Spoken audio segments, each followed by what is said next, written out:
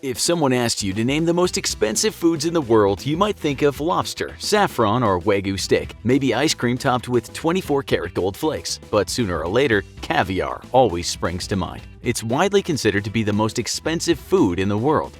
Those dark, slimy eggs might look unassuming, but they're certified food of choice for the rich and famous. Everyone from Aristotle to Gordon Ramsay has declared their impartiality to caviar, and a single ounce can cost hundreds or even thousands of dollars. Let's face it, most of the world's population have never even tried caviar. If you're one of them, you might be wondering what the fuss is all about, or maybe you have tried it, but you were left wondering the same thing. Caviar certainly has a reputation for having, unusual taste. Many people assume that the high-priced tag comes down to caviar's power as a status symbol. Much like designer clothes and flashy cars, there are plenty of people willing to splash out on items that have a reputation for being expensive for the simple reason that they want to prove they can. But when it comes to caviar, there's actually a greater explanation for the cost. In today's episode of the Infographic Show, we'll investigate the history of caviar, how it's made, and why it's so expensive. Caviar comes from the unfertilized eggs, otherwise known as roe, of the sturgeon, a prehistoric fish that has inhabited the earth for over 250 million years, predating even the T-Rex. The sturgeon is a distant relative of the shark, and it certainly bears a resemblance. Measuring 6 to 24 feet long and weighing up to 60 kilos, this ancient creature is a force to be reckoned with. Due to their huge size, female sturgeons can also produce millions of precious eggs. It's not hard to see why they've been likened to living gold mines. The fish are native to North America and Eurasia, specifically the Caspian Sea and the Black Sea. There are 27 species across the world in total, but only 7 are hunted or farmed for their roe. In fact, the majority of caviar on the market comes from just 4 species: the beluga, the sterlet, the osetra, and the sevruga. The beluga, found mostly in Russia, is known for being the highest quality and most expensive. Unfortunately, even though wild-caught caviar has historically been the most desirable, there aren't many wild sturgeons in the sea anymore due to overhunting. Instead, the majority of roe comes from farms. Production is highly concentrated in a few locations. There are just 2,000 sturgeon farms in the world, and the Chinese company Kaluga Queen produces 30% of the world's caviar alone, making up to 60 tons annually. Most other farms are in traditional sturgeon hotspots like the US, Russia, Europe, and Iran. So you can probably already see the first reason why caviar is so expensive. There's not much of it to go around. Tragically, sturgeons are in the group of species most critically endangered in the world. 18 of the 27 types are on the red list for threatened species. According to the WWF, it's estimated that sturgeons in major basins have declined by 70% over the last century. This is almost entirely due to the impact of humans. Throughout the 20th century, sturgeons were poached aggressively, and their numbers saw a rapid decline. Although many other species have been fished or hunted by humans, the impact of this is greater on the sturgeon population due to their biology. Most animals can procreate within months, weeks, or even days, but for the sturgeon, this process takes years. Depending on the species, sturgeon only reach sexual maturity when they're between 8 and 20 years old. This means that if they're being poached ferociously, it's impossible for them to repopulate quickly, leaving them vulnerable to extinction. Plus, even though female sturgeons can produce millions of eggs each time they procreate, chances are that only one of those eggs will actually make it into adulthood. This means that sturgeons are vulnerable even when left in nature, but add poachers into the equation and chances of survival are even lower. Authorities have now ramped up their efforts to protect the sturgeon. There's been a huge reduction in the number that can be legally poached, to the point where it's almost impossible to get your hands on wild-caught caviar, and imports and exports are closely monitored by most countries. Nonetheless, it's hard to stop illegal poaching completely. Remember, sturgeons are practically gold mines. This creates a vicious cycle as their scarcity and high value gives poachers an incentive to take part in this harmful trade. And overfishing isn't the only reason sturgeon numbers are running low. The prehistoric fish are also extremely sensitive to the temperature and cleanliness of the water. Even subtle changes can threaten their survival. And which man-made event has altered water masses all over the globe? Pollution. Water contamination has had a tragic impact on the sturgeon population, including tumors and disease in the vital organs and muscles. Deformities in eggs have become more common too, which has changed the taste of caviar. As if fleeing poachers and inhabiting a poisoned environment wasn't enough, dams and the destruction of natural watercourses have made it more difficult for sturgeons to reach their feeding and breeding grounds. Basically, they've had a tough few years. It's no secret that scarcity brings value. It might sound insensitive to compare animals to commodities, but you don't exactly need to be an economics professor to know that supply equals demand. When there's less caviar to go around, you have to pay above the odds to get your hands on some. But even if sturgeons weren't on the verge of going extinct, high-quality caviar would still be unlikely to come cheap. This elusive species is also extremely complicated to farm. Remember, sturgeons take between 8 and 20 years to be able to produce eggs. That's a lot of time to be waiting around and continually feeding a fish. Knowing when the sturgeons are going to produce their roe isn't an exact science either, especially if you want to be sure the eggs are in perfect condition. There's no magic formula saying delicious eggs will be ready the minute the sturgeon turns 10 years, 2 months, and 5 days old. Instead, farmers must carry out regular autopsies over the course of various years. It's not exactly a cheap and easy job. Of course, only female sturgeons can actually produce eggs, but there's no way to tell males and females apart until they're a few years old. Even then, the only way to differentiate is by carrying out a body scan. Nobody wants to risk forgetting a sturgeon's gender after all the hassle, so 4 tanks are needed. One for growing, one for breeding, one for females, and one for males. When the female sturgeons have finally grown their much-anticipated roe, there are 2 ways to extract it. In the past, breeders always killed the sturgeons to get the eggs out. This is still a common practice, but a new method called stripping is beginning to gain popularity, in which sturgeons are injected with hormones to ease out their eggs. Both are expensive processes, considering a sturgeon can live up to 100 years. Killing it when it's reached less than a fifth of its potential lifespan can certainly be seen as wasteful, ethics aside. But paying for hormone injections to get the eggs out is expensive too. So just to recap, farming sturgeons involves caring for a fish for years until its gender is identified, monitoring female sturgeons constantly for at least 8 years to check the status of their eggs, and ensuring the water is a perfect temperature and the sturgeons are happy, healthy, and stress-free. It's a tall order just to get a few eggs. Their roe is harvested by hand, separated gently from the membrane without bursting the balls, and then it's rinsed in cold water. Typically, the eggs are divided into categories depending on their quality. It's believed that fuller, rounder, and lighter colored eggs have the highest quality and the best taste. Finally, this perfect amount of sea salt is mixed in, and the caviar is left to mature for around 4 months. There are some serious costs involved in all this. Years of human labor, sophisticated equipment, and a complicated production process. Now that you can understand why the cost of caviar is justified, you're ready to brace just how expensive this delicacy really is. The cheapest caviar from Costco costs $31 per ounce. To put that into context, the same quantity of Wagyu steak costs around $7.50, and lobster is an economical $1 per ounce. That already sounds expensive, but realistically, you're likely to be paying a lot more. The price varies widely depending on the species you buy, but expect to pay between $50,000 to $3,000 per ounce from a respected brand.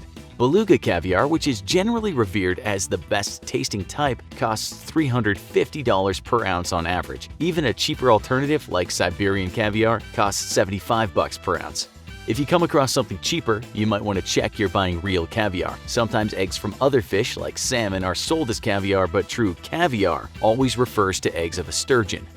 Prices can reach unbelievable heights. According to the Guinness World Records, the most expensive caviar in the world comes from the Iranian beluga. Sometimes referred to as black gold, a single ounce costs $17,000. It might sound ridiculous, but the Iranian beluga is a rare albino sturgeon that only reaches sexual maturity at the ripe old age of 60. The caviar is said to have a smooth, buttery taste and to be the most delicious in the world. But good luck with ever finding that out firsthand.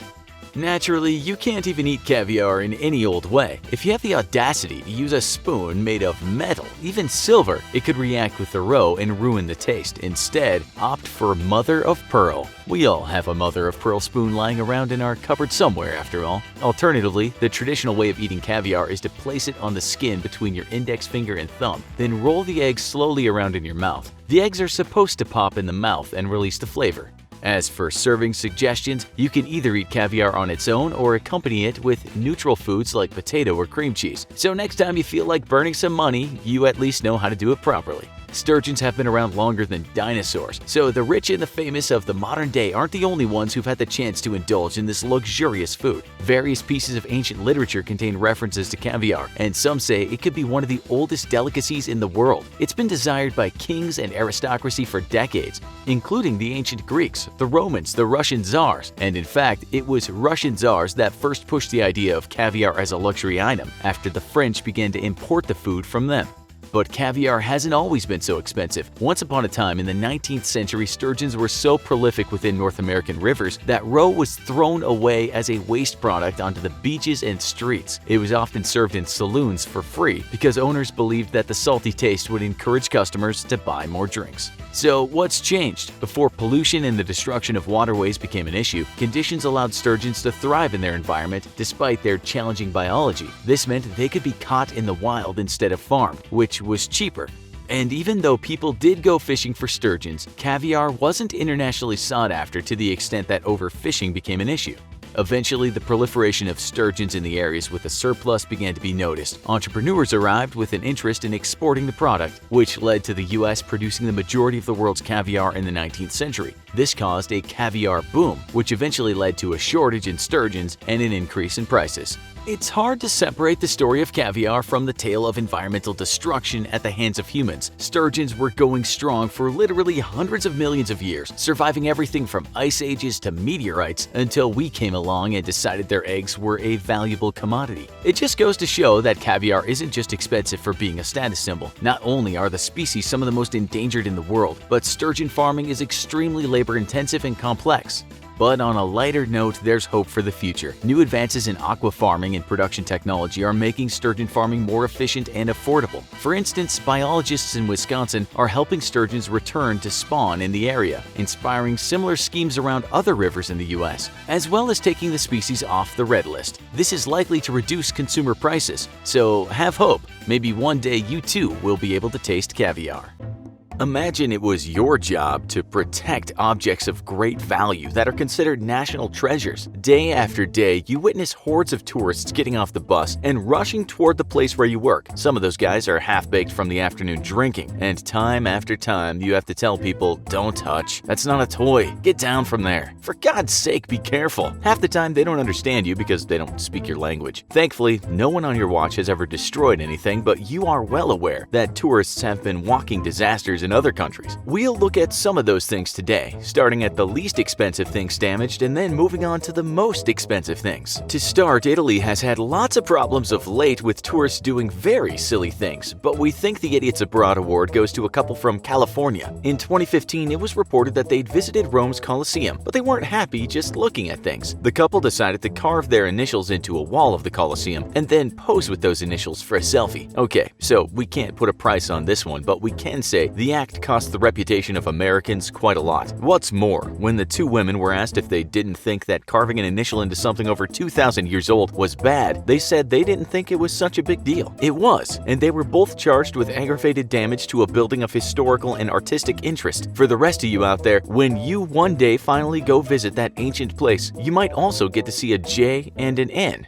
Possibly the oldest artifact damaged by a tourist was something inside the Luxor Temple that dates back 3,500 years. A 15-year-old Chinese kid had seen the ancient image of a man holding a spear and decided that he too wanted to go down in history. He scribbled on the image in large letters, "Ding Jinhao was here." That's the English translation. Another Chinese tourist saw this, but it was too late to stop the kid. He later wrote on a Chinese social network, "The saddest moment in Egypt. I'm so embarrassed that I want to hide myself. I said to the Egyptian tour guide, I'm really sorry." The parents of the boy issued a statement saying, "We want to apologize to the Egyptian people and to the people who have paid attention to this case across China. The kid was a national disgrace, and he became one person in a long line of Chinese people accused of behaving badly when abroad. It seems the damage could be undone, so again, it was not that costly." This next one was reported by Newsweek in 2019, and while we can't really put a price on the damage, we can say the act was pretty much as dumb as you can get. It involved a photo that turned up on Instagram which showed a couple standing in front of a sandstone formation in Illinois. The formation is over 400 million years old, and it was reported that the place was an important meeting site for Native Americans for around 8,000 years. In the photo, a couple have scribbled their initials on the formation, which is next to a love heart. We expect that this vandalism could be cleaned up for a minimal cost.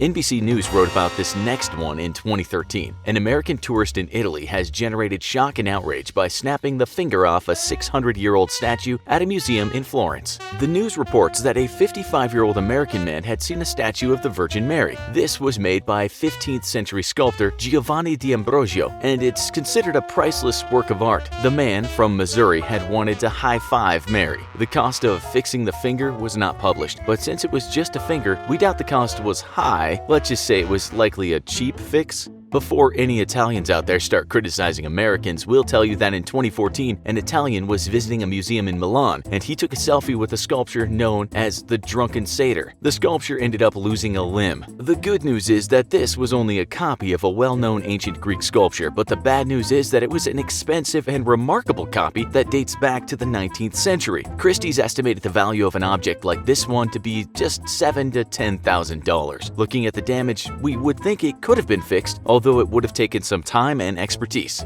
Next, we have one way to get rid of a king. In 2016, a man was in Lisbon, Portugal, and he thought it'd be a good idea to climb onto a pedestal to get a photo with the statue of the former king, Dom Sebastião. He did just that, and the king came crashing down. It was smashed to pieces. The guy tried to escape, but he was apprehended. The media didn't state what fixing the statue would cost, but seeing that it was smashed to pieces, we can say it will never be the same again. This next one is another act of senseless violence, and this time committed by a man touring his own country. It happened in a cave in southwest China in 2017, and the act was caught on video. A young guy can be seen taking 3 kicks at a stalagmite. On the 3rd kick, the thing snaps. He then just walks away, so he wasn't even trying to steal it. There might not be a price you can put on this, but it appalled some people in China. They said that these things can take many thousands of years to get to that point, maybe even hundreds of thousands. Then some guy just decides to take his anger out on one. Some of the Chinese public said he needed to be arrested and banned from ever entering a national attraction again. From what we can see, he was never arrested. In this case, the stalagmite was appraised so that man could be charged and made to pay some compensation, but the media doesn't state what value they put on the object.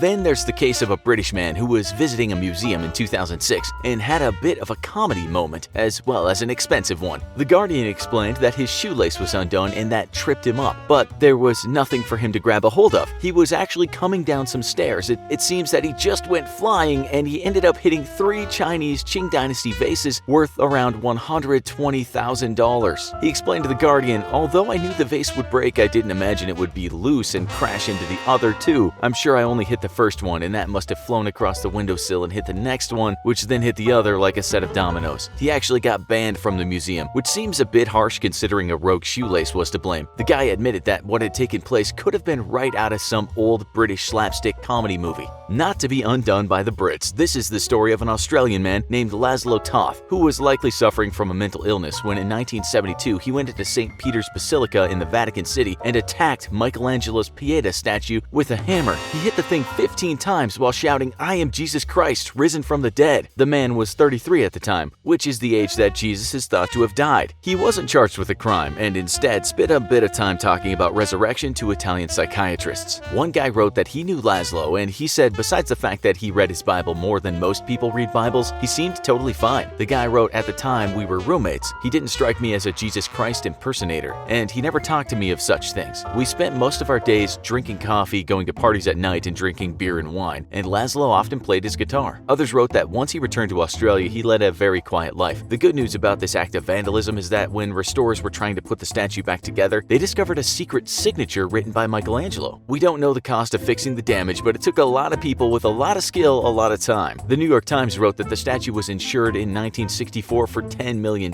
which in today's money is about $81 million. The New York Times wrote in 2017 that perhaps one woman could claim a place in the Selfie Hall of Infamy after destroying part of an art installation in Los Angeles. We've seen the video online, and this woman is trying to take a selfie at the side of a lot of columns. On each column lies a crown, which is part of the artwork. She leans back against one column, which is first in a long row of columns. You can guess what happens next. She knocks over that column, but then the rest of them all fall like dominoes. The British artist was contacted by the Times, and he said it was not staged like some people had said it was. "It looks so funny a person might think it was staged." He said crowns are fragile things. They are symbols of power. Perhaps it's ironic and meaningful that they fell. It's thought that the woman caused around $200,000 worth of damage. Then we found this headline from 2015. Selfie taker smashes priceless historic Italian statue of Hercules. Yep, priceless and destroyed by someone who was looking for likes on social media. We should note that when people say priceless, they mean a value shouldn't be out on the object because it means so much. You can look at a value put on similar objects by the auctioning house Christie's, and they might sell for as much as $250,000. We don't know where the tourist came from, but we read that the statue was considered one of the jewels of an Italian city called Cremona. The tourist climbed on top of it and it fell. The entire thing smashed to pieces. That statue had been around since 1700, but it was no match for a selfie taker. The BBC reported in 2014 that tourists had tied so many locks to the Pont des Arts in Paris that part of the bridge had collapsed. If you didn't know, tourists might do that in the name of romance, but over 1 million locks weighs a lot and part of the bridge just came down. So this one was a combined effort by people from all over the world. We're not sure how much it cost to fix the broken part of the bridge, but we imagine it wasn't cheap. It cost over $600,000 to add some new additions to the bridge, so we might estimate that the damage overall to be above $1 million. Next is the story of another person that tripped and caused a lot of damage. It involved a boy who had gone to visit an exhibition of Italian masterpieces in Taiwan. The 12-year-old kid, who was a little on the heavy side, was not looking where he was going. He was walking along and it seems he was listening to the group leader, only he didn't notice a table. When he hit the table, he fell forward and then he stuck out one hand. The funny thing is, if you watch the video, he kind of gets up and looks around to see if anyone had seen what he'd done. That hand went into a painting. It was called Flowers and it was painted by an Italian master called Paolo Porpora. According to reports, this one was very special because it was the only one he signed. It was worth over $1.5 million. The painting was insured, but the museum said the damage was so bad it might not be possible to restore it. That's $1.5 million for not paying attention. European football hooligans have over the years marched into cities and made a mess. They've destroyed cafes, bars, stores, and at the same time left a lot of blood on the streets. You could say that these guys are not tourists, but along with their game of soccer, they usually enjoy some beers and foreign food. We say enjoy, but their actions are often considered harebrained and dangerous. One of the worst things they've done happened in 2017 when 7,000 Dutch fans arrived for a game in Rome. They got very drunk and just started smashing things up. That's not unusual, but this time they picked on one of the city's most famous fountains. This is the Fontana della Barcaccia, and it was built in 1627. They even urinated on the thing after they smashed parts of it. The fountain needed a lot of restoration after that, and the cost of all this was over $3 million. 23 Dutch fans were arrested. The game ended 1-1. And finally, in 2012, one man did something which shocked not just the art world, but the world in general. He punched a hole right through a painting considered a masterpiece. The man's name was Andrew Shannon, and the painting he decided to take a swipe at was Claude Monet's Argenteuil Basin with a single sailboat. This painting had a value of around $10 million.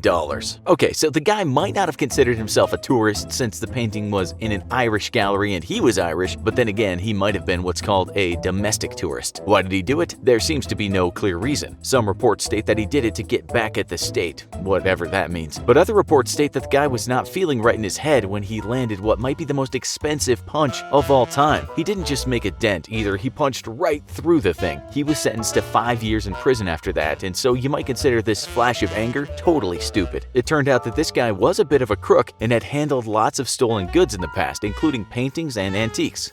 Ask most people around the world to name the finest brand of wristwatch in the world, and the answer will usually be Rolex. A status symbol, Rolex is one of the world's most loved luxury brands, worn by everyone from Winston Churchill to James Bond. This brand is one of the most recognizable and sought-after brands worldwide. The most expensive Rolex sold at auction fetched over $17 million. But why are they so expensive? Is it purely clever branding, or are there valuable parts inside these iconic watches of incredible worth? Or is the value of these watches owed to the rich and historic journey of the brand? In today's episode of the Infographics Show, we will look at the history of the company and figure out why is Rolex so expensive.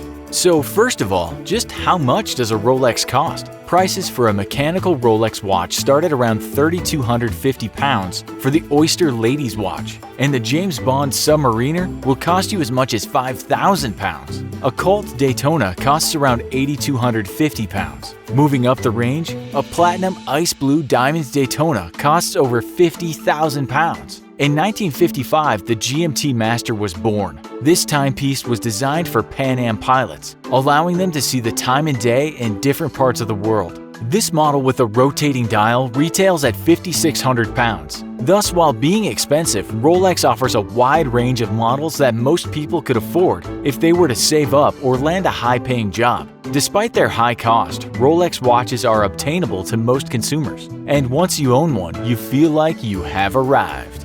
Rolex began when Hans Wilsdorf founded a watch distribution company in London. At the time, wristwatches were imprecise, but Wilsdorf had a dream of making a watch that was not only precise but also elegant. He used small movements manufactured by a watchmaking firm based in Bienne, Switzerland. He came up with the name Rolex as it was short, thus able to fit on the timepiece, and was easy to pronounce in any language. The firm concentrated on the quality of the movements, and its quest for chronometric precision eventually led to a successful product. In 1910, a Rolex wristwatch was the first of its kind to receive the Swiss Certificate of Precision by the official watch rating center in Bienne. In 1914, Kew Observatory in Great Britain awarded Rolex with a Class A certificate. At that time, such a certification had only been awarded for marine chronometers. From this point onwards, Rolex was a brand name associated with quality products. In 1919, Rolex shifted its headquarters to Geneva. By 1926, Rolex had launched the Oyster. This was the first waterproof wristwatch, with a sealed case to protect the inner movements.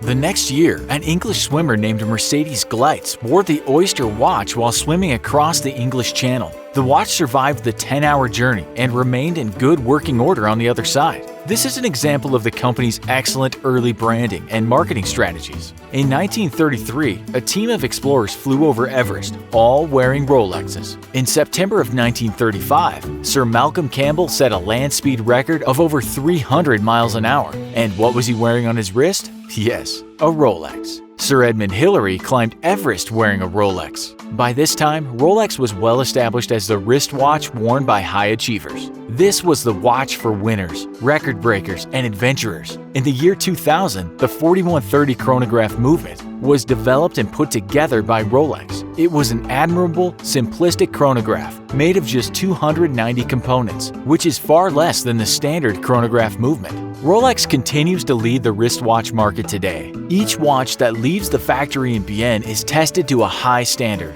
They are also tested by the independent Swiss Chronometer Testing Institute. Each watch earns the title of Superlative Chronometer. Each Rolex is accurate to -2 to +2 seconds a day, surpassing the stringent standards of -4 to +6 seconds per day. The inner movements of the watch are costly to develop and take both time and money to perfect to the desired level. Watch movements are expensive to make. The parts are small and have a high failure rate during the manufacturing process. These parts need to be put together by hand, and the Swiss have one of the highest labor costs in the world. Also, the materials are expensive to acquire. Rolex uses 904L steel instead of the standard luxury market 316L steel, and this adds to the manufacturing cost. Rolex had to replace most of its production machines and tools when it made the switch to 904L steel. The quality of workmanship is normally higher than, say, an Omega or Tag Heuer. Rolex is unable to price its watches at the same level of other brands. Rolex makes between 800,000 to 1 million watches each year,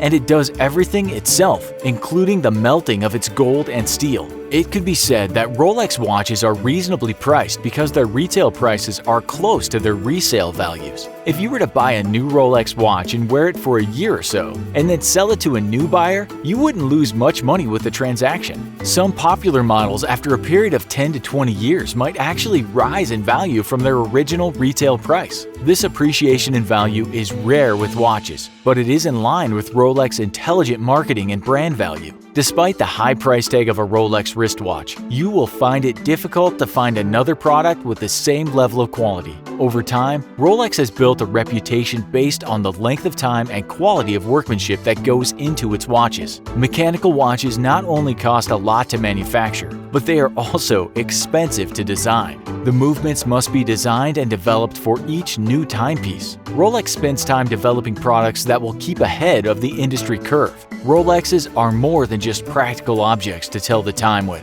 They are a fusion of engineering and watchmaking art, and their rich heritage adds to the brand value. They are highly desirable among collectors. The stainless steel Rolex Daytona that once belonged to actor Paul Newman holds the title of being the most expensive watch ever sold at auction. The Phillips Auction House in New York sold the timepiece for $17.8 million, beating a prior record of $5 million for the Baudai Rolex. So when we consider the cost of the Rolex, we must consider the development, workmanship, and materials cost of the watches, as well as the brand value that has been established over the years by the achievements of Rolex customers. Imagine how it would feel to hit the jackpot at one point in your life, but to not even realize it until years later, to be involved in the early stages of a startup that would go on to become a multi-billion-dollar enterprise, but then walk away practically penniless before it had even gained momentum. It would probably be similar to that feeling you get when you put off buying a plane ticket, then check the airline website a few weeks later to find the price has doubled. If you want to feel better about yourself for all the times you wasted or lost money, then keep watching. Your slip-ups won't even come close to these ridiculously expensive historic mistakes. I bet you $10,000. Let's start off modestly. And by modest, I mean a mistake that cost less than $100 million.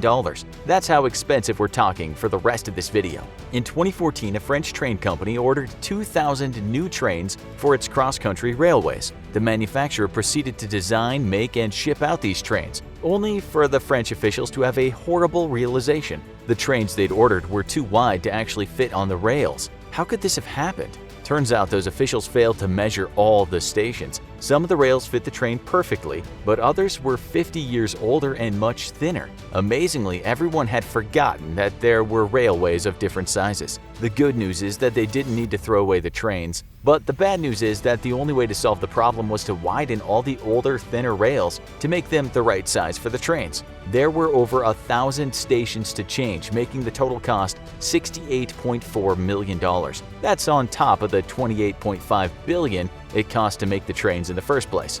But if you thought that was bad, wait until you heard about the other guy who had single-handedly lost more than $100 million. Investing in Bitcoin at its low and selling during the peak is an investor's dream, but the only people crazy enough to buy Bitcoin in its early days were a few technology aficionados with a passion for cybersecurity. One of them was the British IT worker James Howells. Can you see where I'm going with this? Howells mined a whopping 7,500 Bitcoins back in 2013. Do you know how much a single Bitcoin is worth now? Yeah.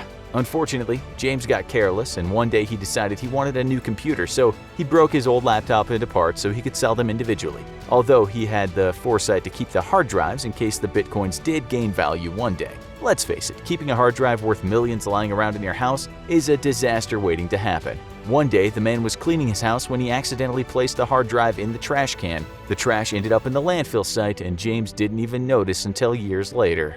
Bitcoin eventually hit its peak, leaving James's collection to be worth a whopping $127 million, in theory. Except there was absolutely no way of accessing it. Naturally, James did everything he could try to retrieve his Bitcoins, turning up at the landfill and begging his local council to let him search for the hard drive himself, but it was no luck. The officials deemed searching through a landfill a safety risk due to the potential of toxic gases and fires. Alas, James was forced to soldier on, knowing he'd made one of the most expensive mistakes ever. Poor guy.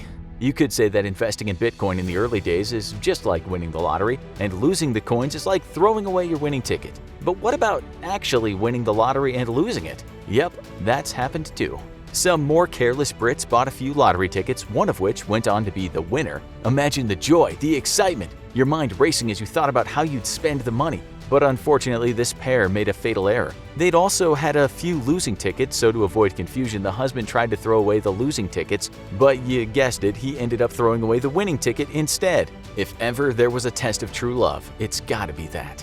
In some ways, you could say that their lottery ticket was as good as lost in space, and it's not the only thing lost in space that's worth millions. In 1998, NASA launched a Mars Climate Orbiter, in other words, a space probe that was sent to orbit Mars and study its atmosphere and surface. As the orbiter left the Earth, little did the engineers know that they'd made a fatal mistake when calibrating the units of measurement on the machine. The team had used English units of measurement instead of the metric system more commonly used for that type of operation. It might not sound like a big deal, but we're talking about rocket science here. Kind of. As a result, the spacecraft team managing the orbiter were using different units to the flight team, and everything was mixed up. Navigation commands were released in one set of units and read in another, and nobody realized until everyone was together to celebrate the entry of the ship into Mars's orbit. Instead, they watched everything go wrong. Due to the problems with unit conversions, the engine of the orbiter fired when it was 100 kilometers closer to Mars than planned and 25 kilometers below the level it was designed to function at. The engine failed to fire once it got to Mars and just continued into the atmosphere, leaving a nice crater behind. The total damage was $193 million.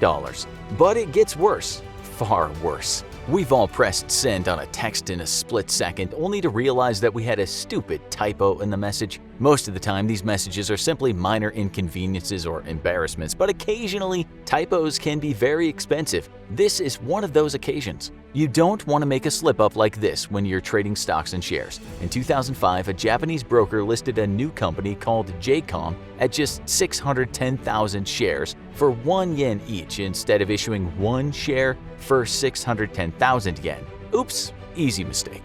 To put that into context, 1 Japanese yen was the equivalent of 0.8 cents in US dollars. All in all, not a bad price for more than 500,000 shares. The number of shares in the order was 41 times more than the number of shares that were actually available, so the broker was left with an order it literally couldn't execute. Yet, even though it was completely nonsensical, they couldn't cancel it. In total, $225 million was lost as a result of the transaction. It was so phenomenal an error that the entire Nikkei 225 index, the Japanese equivalent of the S&P, dropped by almost 2% that day. One broker embarrassed the whole of Japan.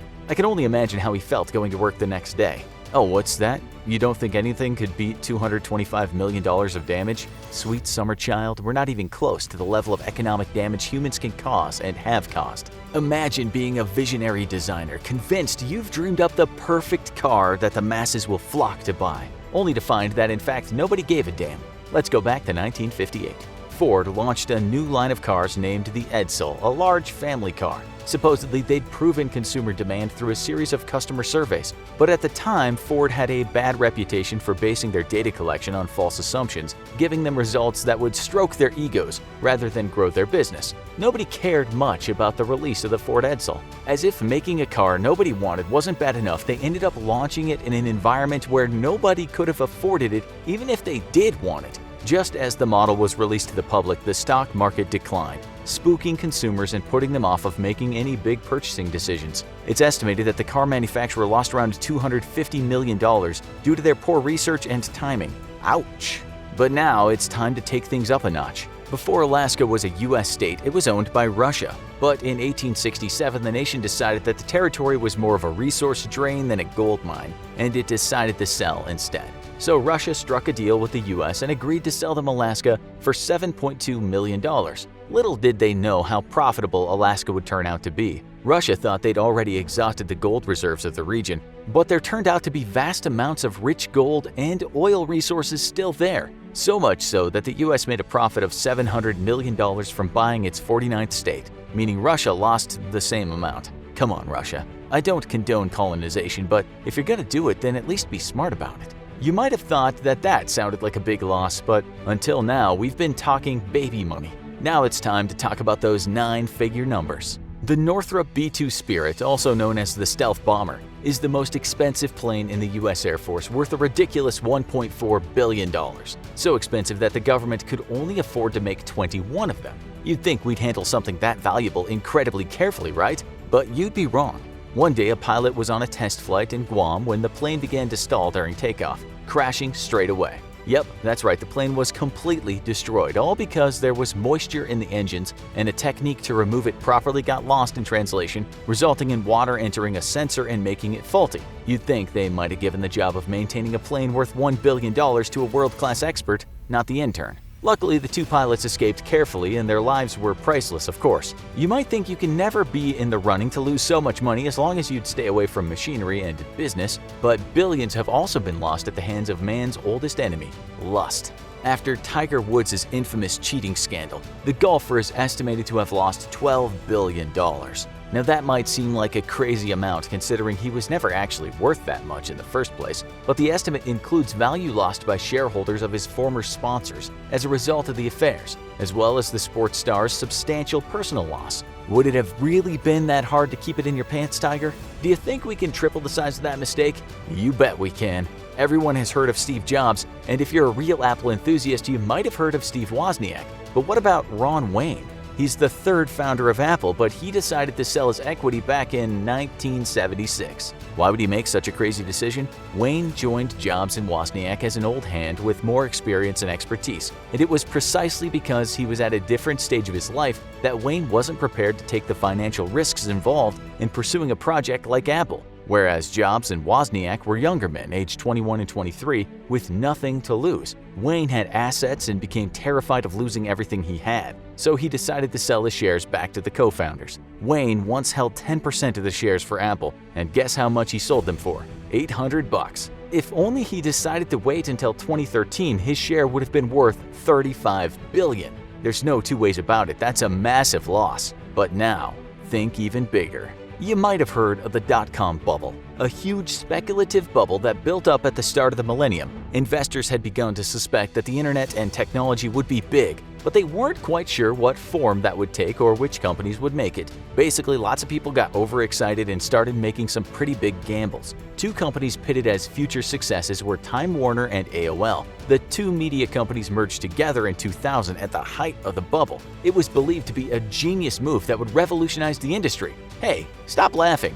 Time Warner's cable network and content would merge with the online presence of AOL, making them unbeatable together. At least that was the theory. It couldn't have been further from the truth. Firstly, the workplace cultures of the two firms didn't exactly merge together smoothly. Then things went from bad to worse, and the bubble finally burst, plunging the economy into a recession and harming the merger. AOL was hit hard and forced to take a write-off almost of $100 billion by 2002, taking its stock value from a whopping $226 billion to a measly $20 billion.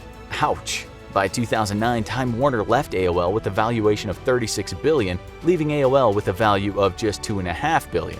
All in all, the whole thing resulted in a total loss of $146 billion. Well, if that doesn't make you feel better about every stupid way you've wasted money, then I don't know what will. There are some things in life that money just can't buy. The most obvious which are happiness, love, longevity, and to some extent health. But there are a shit ton of fabulous things money can buy, and today we are going to see what some of those things are. In this episode of the Infographic Show, Most Expensive Things in the World. Don't forget to subscribe and click the bell button so that you can be part of our notification squad. We can't put a price tag on some things that haven't been sold yet, or can't be sold, but we can look at estimated values in similar things that have been sold in the same milieu. Let's take the art world, for instance, where certain objects can get a little pricey. The most expensive painting ever sold was Gauguin's 1892 picture of two Tahitian girls called Nafea, Fa, y Poipo, or When Will You Marry? It doesn't look like much to the untrained eye, but it went to a private Qatari collector for around $210 million in 2015. The Guinness Book of Records puts Leonardo da Vinci's Mona Lisa as the most valuable painting in the world, with an estimated price tag of $790 million in 2016. The most expensive antique ever sold that could sit under your Gauguin was a Pinner King Dynasty vase, which was sold at a UK auction for $80.2 million in 2010.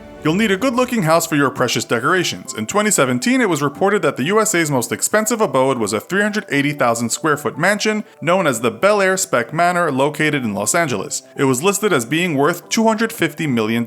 That's not much on a global scale. An Indian businessman called Mukesh Ambani owns a rather strange-looking multi-level property in Mumbai called Antilia. It's thought his house, that has a staff of 600, is worth a cool billion or more. According to reports, some of the Indian public are proud of such ostentatious wealth in the country, while others have said it's a disgrace in a country with so much poverty. Only one house is thought to be worth more, and that's England's 775-room home of the Royals, Buckingham Palace, which is valued at around $2.9 billion. The royals themselves own some decent stuff, as you can imagine, with the crown jewels thought to be worth $4 to $6 billion. It's thought the Cullinan 1 diamond, known as the Great Star of Africa, is worth about $400 million alone. It sits at the top of a scepter. The Brits keep everything a little secret, so the crown jewels may contain more goodies than we know. Nonetheless, they are not up for sale, and it's not known who could sell them anyway. There is only one other diamond that comes close in value, and that's the Hope Diamond that is currently located in the Smithsonian Museum of Natural History in Washington, D.C. It's thought to be worth between $250 to $350 million. These are not for sale, but you can get yourself an expensive diamond. According to Fortune magazine, the most expensive gem ever sold went at an auction in Hong Kong in 2017. That was a 59.6 carat pink diamond that sold for $71 million to a local jewelry dealer called Chow Tai Fook. That's one expensive Fukin diamond. If you've got that kind of cash, you could probably buy a good piece of furniture to store all your valuables. The most expensive piece ever built, perhaps amusingly made to keep shoes, sports equipment, and tools, is the famous 18th century Florentine badminton chest. It was sold for $36.7 million in 2004. If you are more prone to educating yourself than to merely showing things off, you might also throw a few books in your new cabinet. According to experts, some of the oldest books and manuscripts in the world are priceless and could never be sold, such as the beautiful Book of Kells written by Celtic monks in 800 AD, or the 2,500 plus year old Pyrgi gold tablets. You could, however, get your hands on the Book of Mormon script, sold this year for $35 million. You could also get yourself an original copy of the Magna Carta for around $22 million, or perhaps Leonardo da Vinci's scientific journal, Codex Leicester, thought to be worth almost $50 million.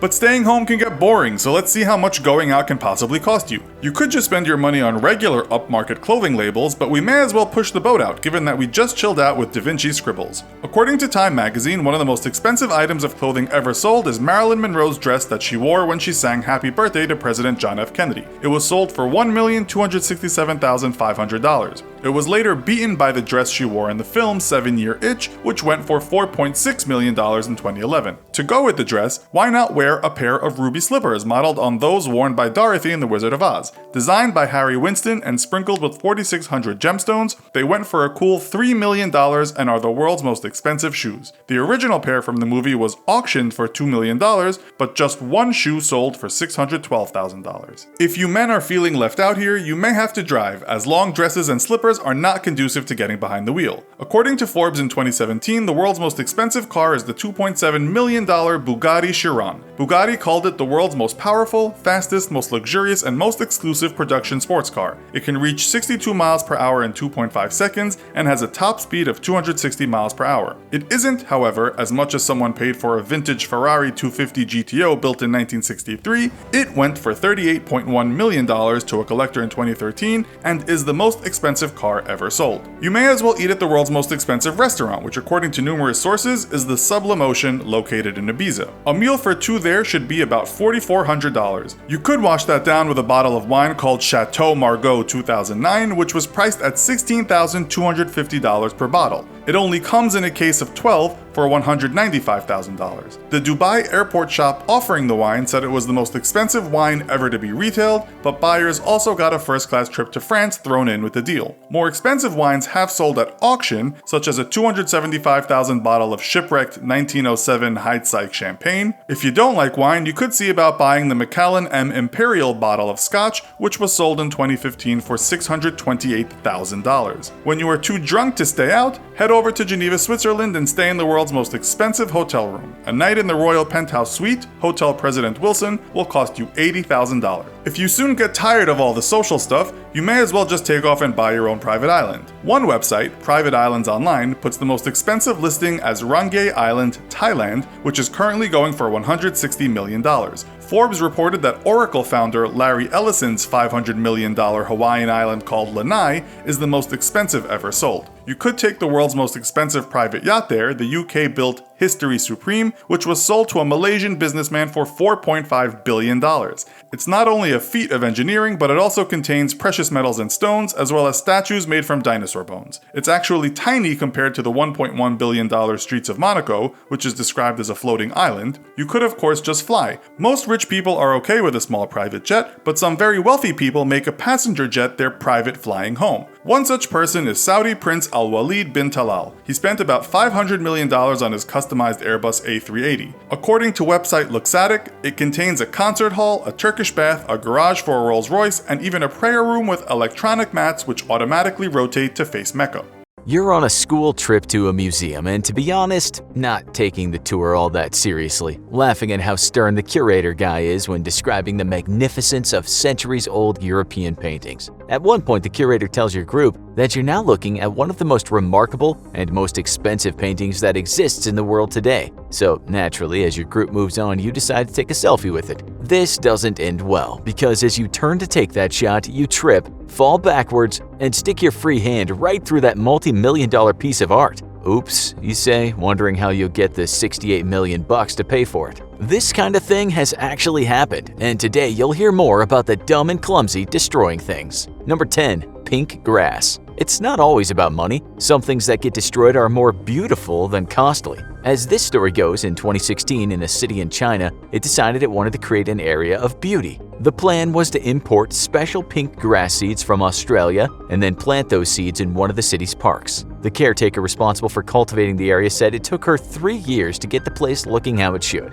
and that meant caring for the pink grass paradise each and every day. Then came the problems, notably hordes of Chinese tourists that wanted to have themselves photographed in that pink paradise. The caretaker was screaming and shouting so much to make them stop, her voice finally went, and then she just had to give up. The hordes couldn't be stopped. That photo in the pink grass was just so important to them. This is what the caretaker later told the media. "I've been caring for the growth of this grass, but I never imagined they'd get demolished in just 2 or 3 days. To me, they're like my son and daughter. It's like witnessing my sons being beaten by barbarians, but I can do nothing to help." The moral to this story is never, ever underestimate what narcissistic selfie takers will do to get a like on a social media platform. The caretaker said she still had some seeds and will start the project again. We can't put a cost on this damage, but we can say in 2 days, the tourist hordes destroyed 3 years of work. Number 9. The Curse of the Soap Opera.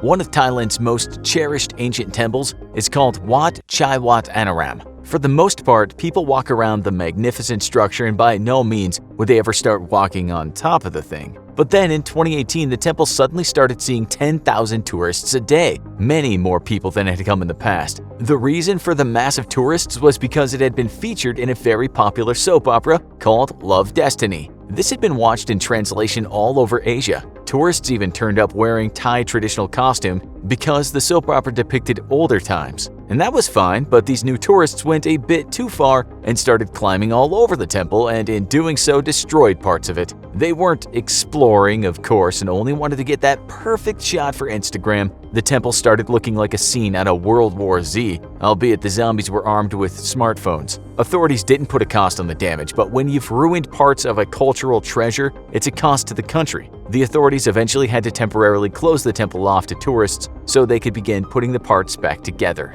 Number 8. Hangover Part 4. Okay, so again, this wasn't about the money, and we'll get to money soon, but this story is just too good not to tell. 2 British tourists in 2012 were on vacation in Australia, and they decided that they'd visit SeaWorld. As anyone in their right mind would do, the pair thought it best to drink an entire large bottle of vodka each before they went to see the marine life. We don't really know what happened next, and neither do the drunk guys. What we do know is that when they woke up the next morning, hopping around their hotel room was a penguin. One guy said to the other, "Mate, was there a penguin in our room?" CCTV had all the answers, and that showed that these guys first set a fire extinguisher off in the shark enclosure. After that, they decided they wanted to take a swim with some dolphins. Sometime later, they were in the penguin enclosure, and that's where they found a penguin named Dirk. They liked Dirk and decided to sneak him out of the place. Once in their hotel room, they took some selfies with Dirk, and then the drunks collapsed. The pair were arrested and had to pay around $1,000 in fines.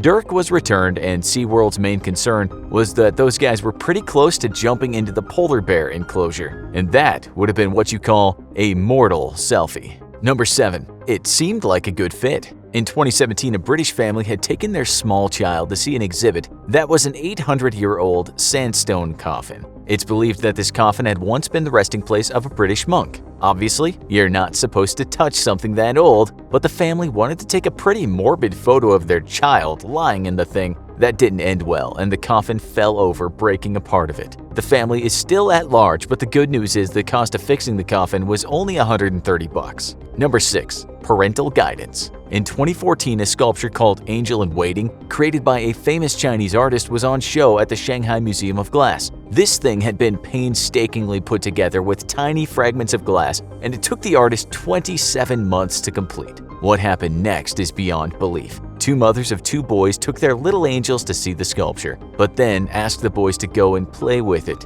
The mothers actually videoed this. Not surprisingly, the kids brought the whole thing down and it smashed into small pieces, rendering it completely unfixable. The kids actually yanked the precious artwork from the wall as the mothers kept their smartphones trained on them. The media didn't say how much the sculpture was worth, but given that the artist was well known and the fact that it took over 2 years to make, we're thinking it was worth many thousands. Number 5.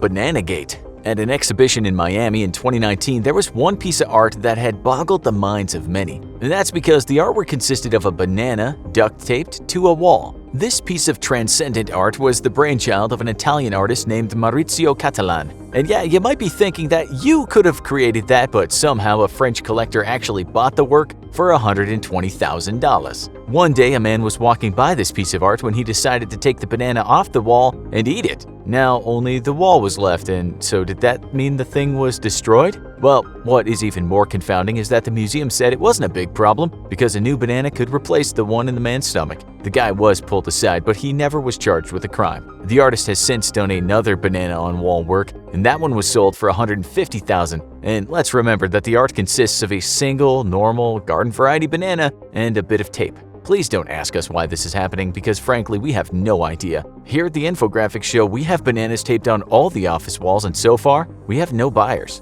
Now for just some really expensive damage. Number 4. He just needed a hug. In 2018, an American family took their child to an exhibition held at Tomahawk Ridge Community Center in Kansas. Everything was going well until their young son saw a statue and decided to give it a hug. What happened next is the thing fell over and broke into pieces, although thankfully the child wasn't hurt. The bad news is that the statue, called Aphrodite de Kansas City, was valued at $130,000, and it was smashed so badly that it could not be repaired. So who was at fault? The parents said not them because something that valuable should have had a guardrail around it. The city and the artist thought differently, but we're not sure if that family ever had to pay any money. This is what the mother said about the hug. Maybe my son hugged the torso because he's a loving, sweet, nice boy who just graduated from preschool. Number 3. The souvenir taker. We're gonna call the cost of this priceless. It happened in 2008, and a Finnish tourist had traveled all the way to that place we call Easter Island. And we're sure you all know that this place is famous for those giant head statues that are known as moai. Well, there's something like 900 of these statues on the island, and they date back 1,000 years. To say the least, they are a monumental achievement and currently a UNESCO World Heritage Site. We're quite sure that every single one of our intelligent viewers would know that you don't mess with these things. But that Finnish tourist might have been a few fries short of a Happy Meal. The tourist went up to one of the statues and decided that he wanted to take a piece home with him as a souvenir. He yanked at the ear and indeed bits came off, if not in small fragments.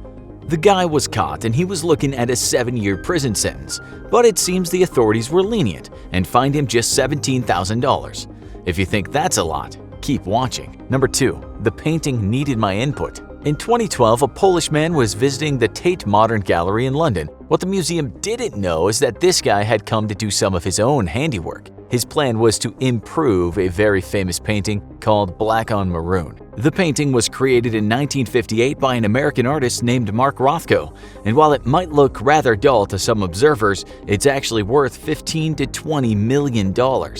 That Polish man walked up to it and scrawled over the artwork his name, the number 12, and words a potential piece of yellowism. The gallery wasn't exactly impressed with his addition, and the Polish guy was prosecuted. He ended up spending 18 months in a British prison. After his release, the guy said, "I apologize to the British people for what I did. I suppose I wanted to change the art world, but of course, I did it in a very, very wrong way." Restoration took almost 2 years, and that itself cost $200,000. But now Black on Maroon is in perfect condition once again. Graffiti can be removed, but large holes and rips are problematic. Number 1. The Destroyers. A painting called The Actor by the renowned artist Pablo Picasso had hung peacefully in New York City's Metropolitan Museum of Art since 1952. But then in 2010, The Actor had a hole ripped right through it. What you have to understand is that this piece of art was part of Picasso's valuable early works, and when a woman fell into the thing and ripped it, it was worth well over $100 million. The people who were tasked to repair it said with time they could do a good job, but the outcome would be a noticeable line where the 7-inch tear had been. We looked at what art experts said about damaged paintings, and they said you can't always say how much a piece of damaged art will lose in value. But one expert said it typically might depreciate 10 to 20%, which for a $100 million painting means $10 or $20 million. Add that on to the restoration costs. We just can't say how much that tear cost, but it could be in the millions. Since this was a total accident, the woman who fell into the painting was not charged. We don't think clumsiness is a crime these days. In 2019, another Picasso was beat up, but this time the work was sliced with a knife. The painting in question was called Bust of a Woman. From what we can see, that painting is still undergoing surgery in England, but as the damage was quite severe, we have to wonder if it'll ever get the $26 million it was said to be worth before a man decided to knife it.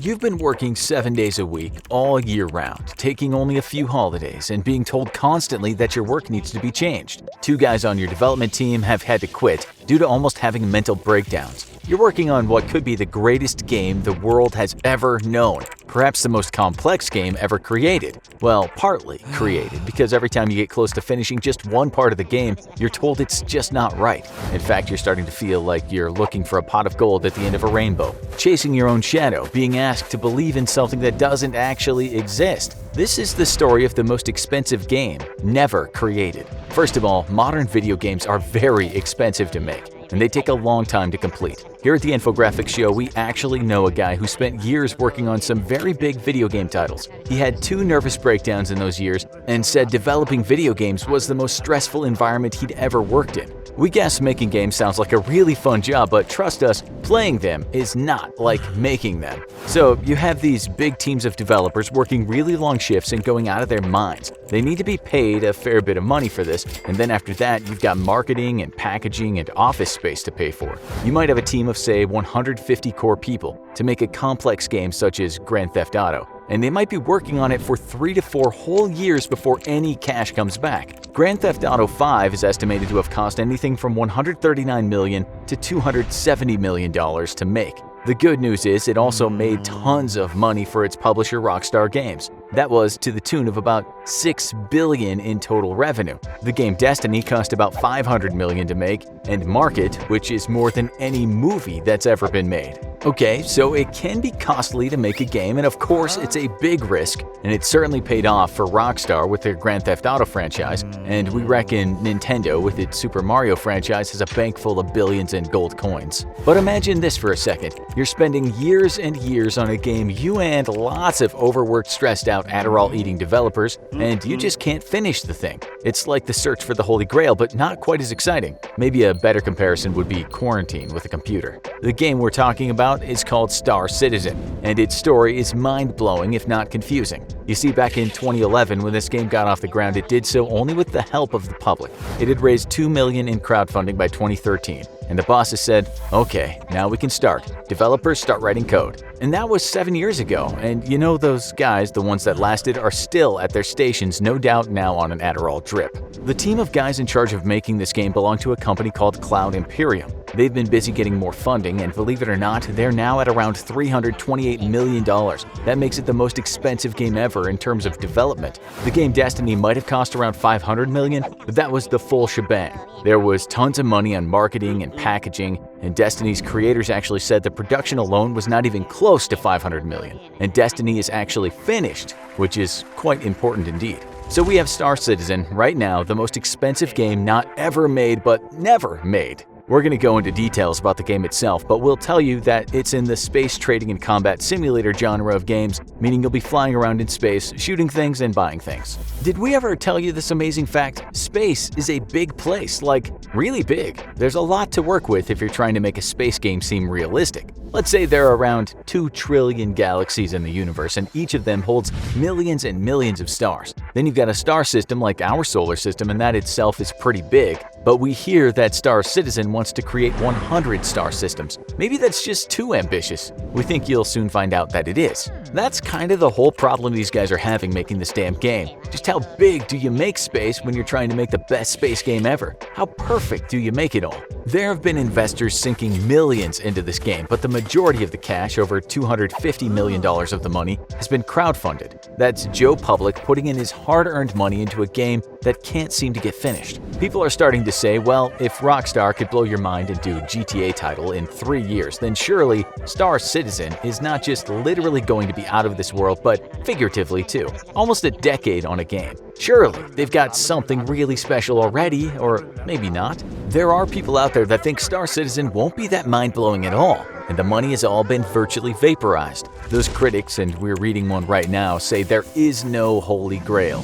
They say Star Citizen is a chimera, the game version of Kaiser Soze. Others say it's a scam or it's just been very badly managed. We have no idea. Don't shoot the messenger, we're just telling you what we've read. This is how one reporter put it. Star Citizen has become the lightning rod for controversy, with several entire forums worth of people dedicated to forensically dissecting every tiny detail, rumor, or allegation surrounding the project. The thing is, that report was made almost 4 years ago and the game still hasn't been completed, and the guys are still asking for more money. One thing might just be that the person at the head of the production team is a perfectionist, but you know, one of those perfectionists that can be quite hard to work with. Creating the perfect universe might not be so easy. More recent reports we found say the game has been mishandled, mismanaged, and working on Star Citizen has been chaotic. That's 537 employees working at 5 different offices, all being micromanaged by a perfectionist, and likely so overworked they haven't even been told it's 2020. They get paid well though, with $30 million being paid out in total in salaries in 2019. That's quite a lot of cash for a game that hasn't been made and may never be made. Imagine you paid some construction company $300+ million to build you an amazing house, and after 10 years they told you they still hadn't quite finished the bathroom toilet. We actually found out where some of the cash went. We found one graphics engineer who spent months on visual effects, but for a really small element of the game. A developer said he quit after spending 17 months on making characters and then was told to change them. He said this was going on all the time. Meanwhile, the company was spending lots of money on making demos so it could impress people and get more funding. The enterprise was a money-making machine, but for the workers it was like being trapped in a Franz Kafka novel. Like going down a rabbit hole and getting lost in a network of confusing tunnels, or being told to travel to a castle that's just impossible to get to. This is what one investor said after he saw where his money had gone and how far the game had got in terms of development. The game they promised us can't even barely run. The performance is terrible and it's still in an alpha state. I won out. They lied to us. He wanted his money back. This guy said that back in mid-2019 he was promised that the game would have 100 star systems, but guess what? When he looked at the alpha mode, it didn't even have one fully completed star system.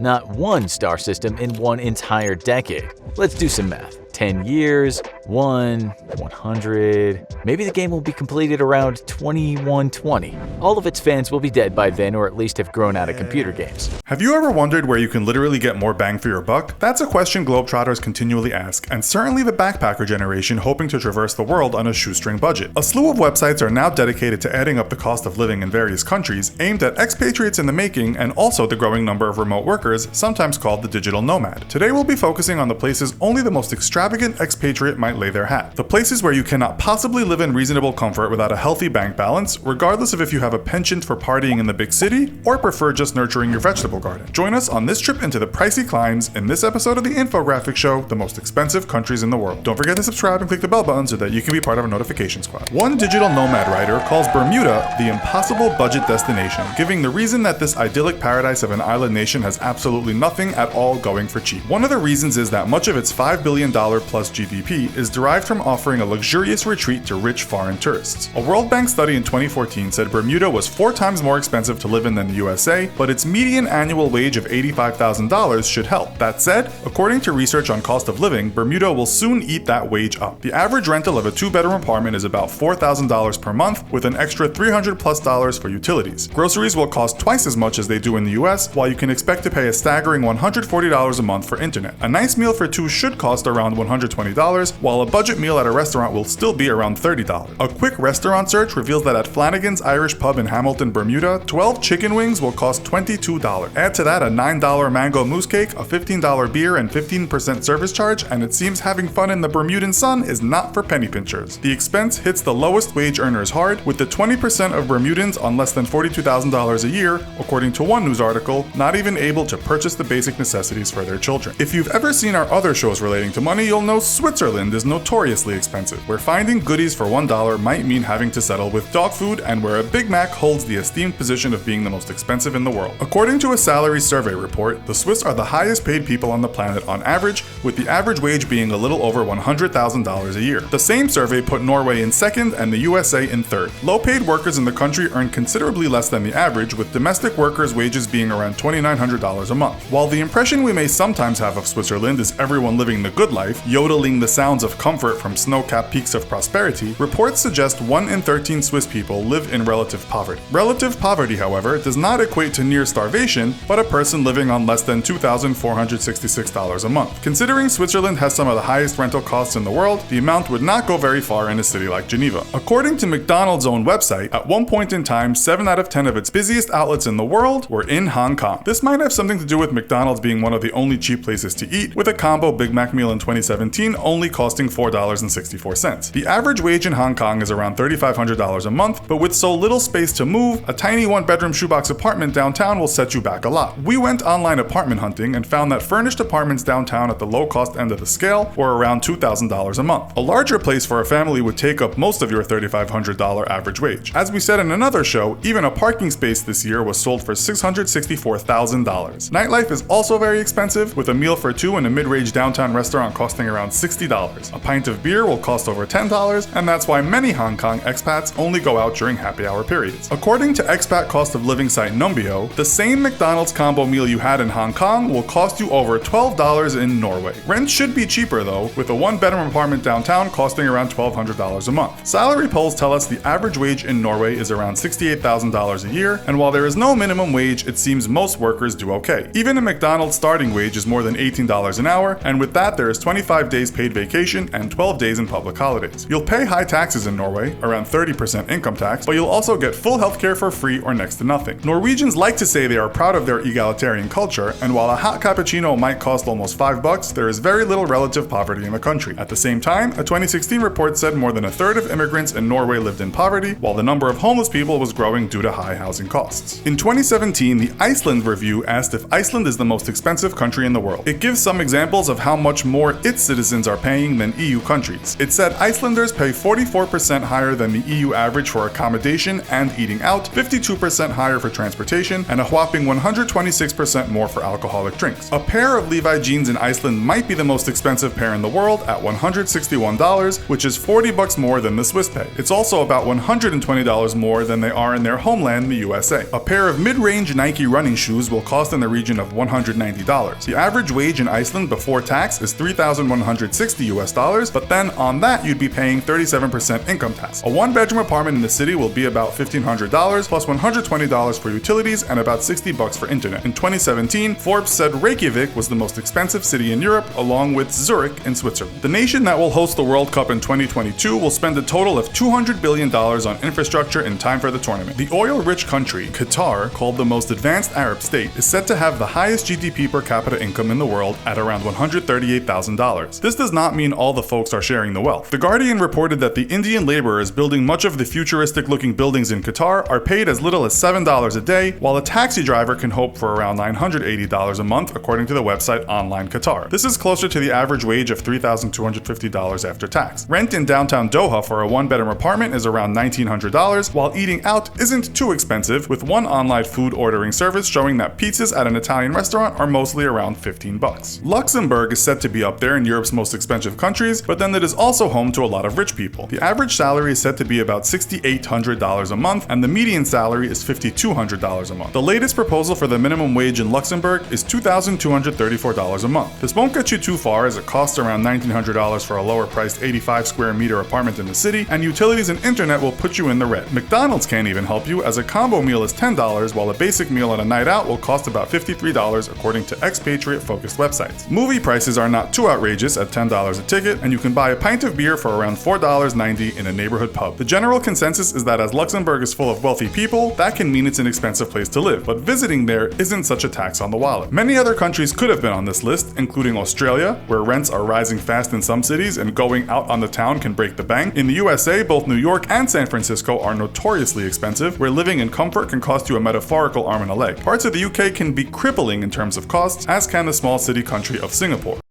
What do you think billionaires do when they're just kicking back? The answer is most likely they get buzzed on alcohol as many regular 9-to-5ers do. The only difference is what they drink could end up costing more than you'll make in a lifetime because you're poor.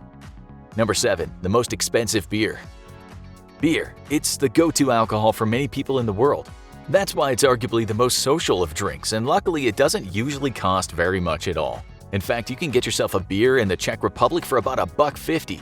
which according to expat websites isn't much more than the folks over there pay for water. Some say beer runs like water in the Czech Republic, so not surprisingly, this is the top country for beer consumption. On average, each person consumes around 190 liters of beer a year. Yeah, no other country even comes close to that. One thing we can say for sure is most of the people in that country would scoff at you if you offered them a beer costing $100. We actually found quite a lot of beers that go for that price. Some of them with names we all know. Take for instance the well-known label called Samuel Adams. It has a special beer, its champagne of beers, called Samuel Adams Utopias. This is how the founder of the beer described these $200 beers. It's kind of like the Starship Enterprise of beer. It takes beer where no beer has been before. You're not supposed to chug it like some college students would do with their everyday beers. You're supposed to sip it. It has a 28% alcohol by volume, so knocking back a bottle in 5 seconds would give you quite the hit. That's expensive, but we found even more expensive beers. There's a beer called Tutankhamun Ale, which according to news reports was the creation of an Egyptologist. This guy apparently found residues of beer inside the Sun Temple of Nefertiti in Egypt and got to work on making a beer based on what those Egyptians made. If you don't know, beer drinking goes back as long as human history has been recorded. In fact, some people say beer was one reason for many advances in the world. It's always been important stuff. The English almost had a revolution when the government wanted to stop the textile workers from getting free ale during their mega hard work days. Beer is the boss and has been for thousands of years. Anyway, Tutankhamun Ale was going for 5,000 pounds a bottle, which works out at around $7,000. But that was for the first bottle. It seems after that you could get one for a mere $70. Still, since so few were made, those that weren't snapped up were sold on later. In the US, some people paid $500 for a bottle. This is how one person reviewed it. Very interesting beer, to say the least. It was good, just different. I would say it's an experience worth going for. That's still not the most expensive beer ever sold. The record, we think, goes to a beer made by a Scottish brewery called Brewdog. They made a beer called The End of History. While some bottles went for just $1,000, the most expensive one ever sold went for $20,000. That's a lot for your average American. In fact, it would be like Jeff Bezos paying $2 billion for a beer. The End of History was a whopping 55% in volume, so it certainly wasn't the kind of thing you'd throw down your neck. What was so special about it? Well, inside the bottle was a taxidermy squirrel or hare. You also helped the brewery raise funds by buying one. Apparently, it contained flavors of Scottish nettles and juniper berries. We don't think the dead animal did much for the taste. And if that's your thing, head over to Cambodia or Thailand or Laos, and you can get some hooch containing a snake or a scorpion, which will set you back hardly anything, and allegedly make your John Thomas grow. Disclaimer: the infographic show does not espouse, condone, or recommend drinking strange brew containing dead animals. Number 6. Most expensive wine. Oh, glorious wine, the nectar of the gods, the apple of the eye of Dionysus, the drink that attracts some of the world's most pretentious people, folks willing to spend big and talk big about glorified grape juice. You might have heard people discussing Châteauneuf-du-Pape wines, which is actually just a region in the Rhône Valley of France. Wines from here don't come cheap, and so they've made it into jokes in popular culture. In the movie Anchorman 2, Ron Burgundy hit his head and said, "I drank half a bottle of ketchup thinking it was Châteauneuf-du-Pape." Yeah, this is one of the most renowned expensive wines. Still, if you go online, you can find you'll pick up a bottle for a mere $28. That's the cheap stuff. You can also find bottles for almost $1,500. This is still chump change for some wine lovers. We're not sure if you've heard the story, but a clever dude in the US duped people out of millions by selling them fake wine. One of the Koch brothers gave that guy $2 million for wines that weren't what they seemed. He was paying in the region of $50,000 to $100,000 for regular wines that came in fake bottles. Later, Koch had an auction in which he was offloading around 45,000 bottles of his precious wine, the good stuff, not the fakes. Just one of the bottles was expected to go for $120,000. That was a Rothschild 1945. Remember, that's still peanuts to a multi-billionaire. Put it this way, when Elon Musk was making stupid money in 2020 and 2021, he was adding $432 million to his net worth every day. What's a paltry $120,000 to people like that, or folks with many fewer billions? They could lose that much down the back of the sofa and they never know it was missing. After hearing that, you won't be too shocked to hear that in 2010, someone at an auction in Hong Kong paid $328,000 for a bottle of Chateau Lafite Rothschild. You can actually find these wines online going for just $70, but this was in 1869, apparently a good year and very rare. According to reports, most of the bidders were Chinese. At the time, this was the most expensive bottle of wine ever sold, but it got pipped in 2018. That was the year someone paid $558,000 for a bottle of 1945 Romanée Conti. The buyer was an Asian wine collector. Just after he spent a small fortune on the bottle, an American buyer paid $496,000 for the same wine. This amounts to close to $100,000 for one solitary glass. Imagine knocking that over. That stain would be worth the same as a standard Porsche 911 Carrera. But this is what Bloomberg said about where the wine was grown. Of its 7 fabled reds and 1 white, those from the tiny 4.5-acre Romanée Conti vineyard are absolutely iconic, the epitome of the highest quality Burgundy. Not long ago, someone said they'd poison all the vines on that land if the owner didn't give them over $1 million. They didn't get away with it. A 2009 version of this fabled wine will now set you back over $3,000 a bottle. Apparently, this is what you get for your money. Amazingly complex aromas, long, savory layers of earth and spice flavors, and a silky texture that transfixes your tongue. Now let's shake it up a bit. Number 5. Most expensive cider. Okay, so we just discussed the chosen drink of the high society milieu, the people that don't regularly mix with the sort of folks watching this video. Now let's get low down and dirty and discuss a drink that's more connected with the working people. A drink in the UK that comes in 3-liter bottles and is quaffed by what the press has called the impoverished, antisocial, underage, and as many Brits will tell you, the desperate. Hey, at just over £3 for a 3-liter bottle of 8.4% hooch, the stuff is an absolute bargain. But let's leave the likes of White Lightning and Frosty Jacks alone for now. We don't want anyone having a panic attack here. Let's instead focus on the ciders of the privileged class, where golden apples hang from luxurious trees. Actually, ciders, it seems, don't get that expensive. We went online window shopping and struggled to find any ciders worthy of the palate of a billionaire. Sure, you could get your hands on a bottle of Sea Cider Prohibition for $25, but that's hardly a massive step up from the stuff that boasts 50% off on the label. The French, of course, make a cider sound really expensive.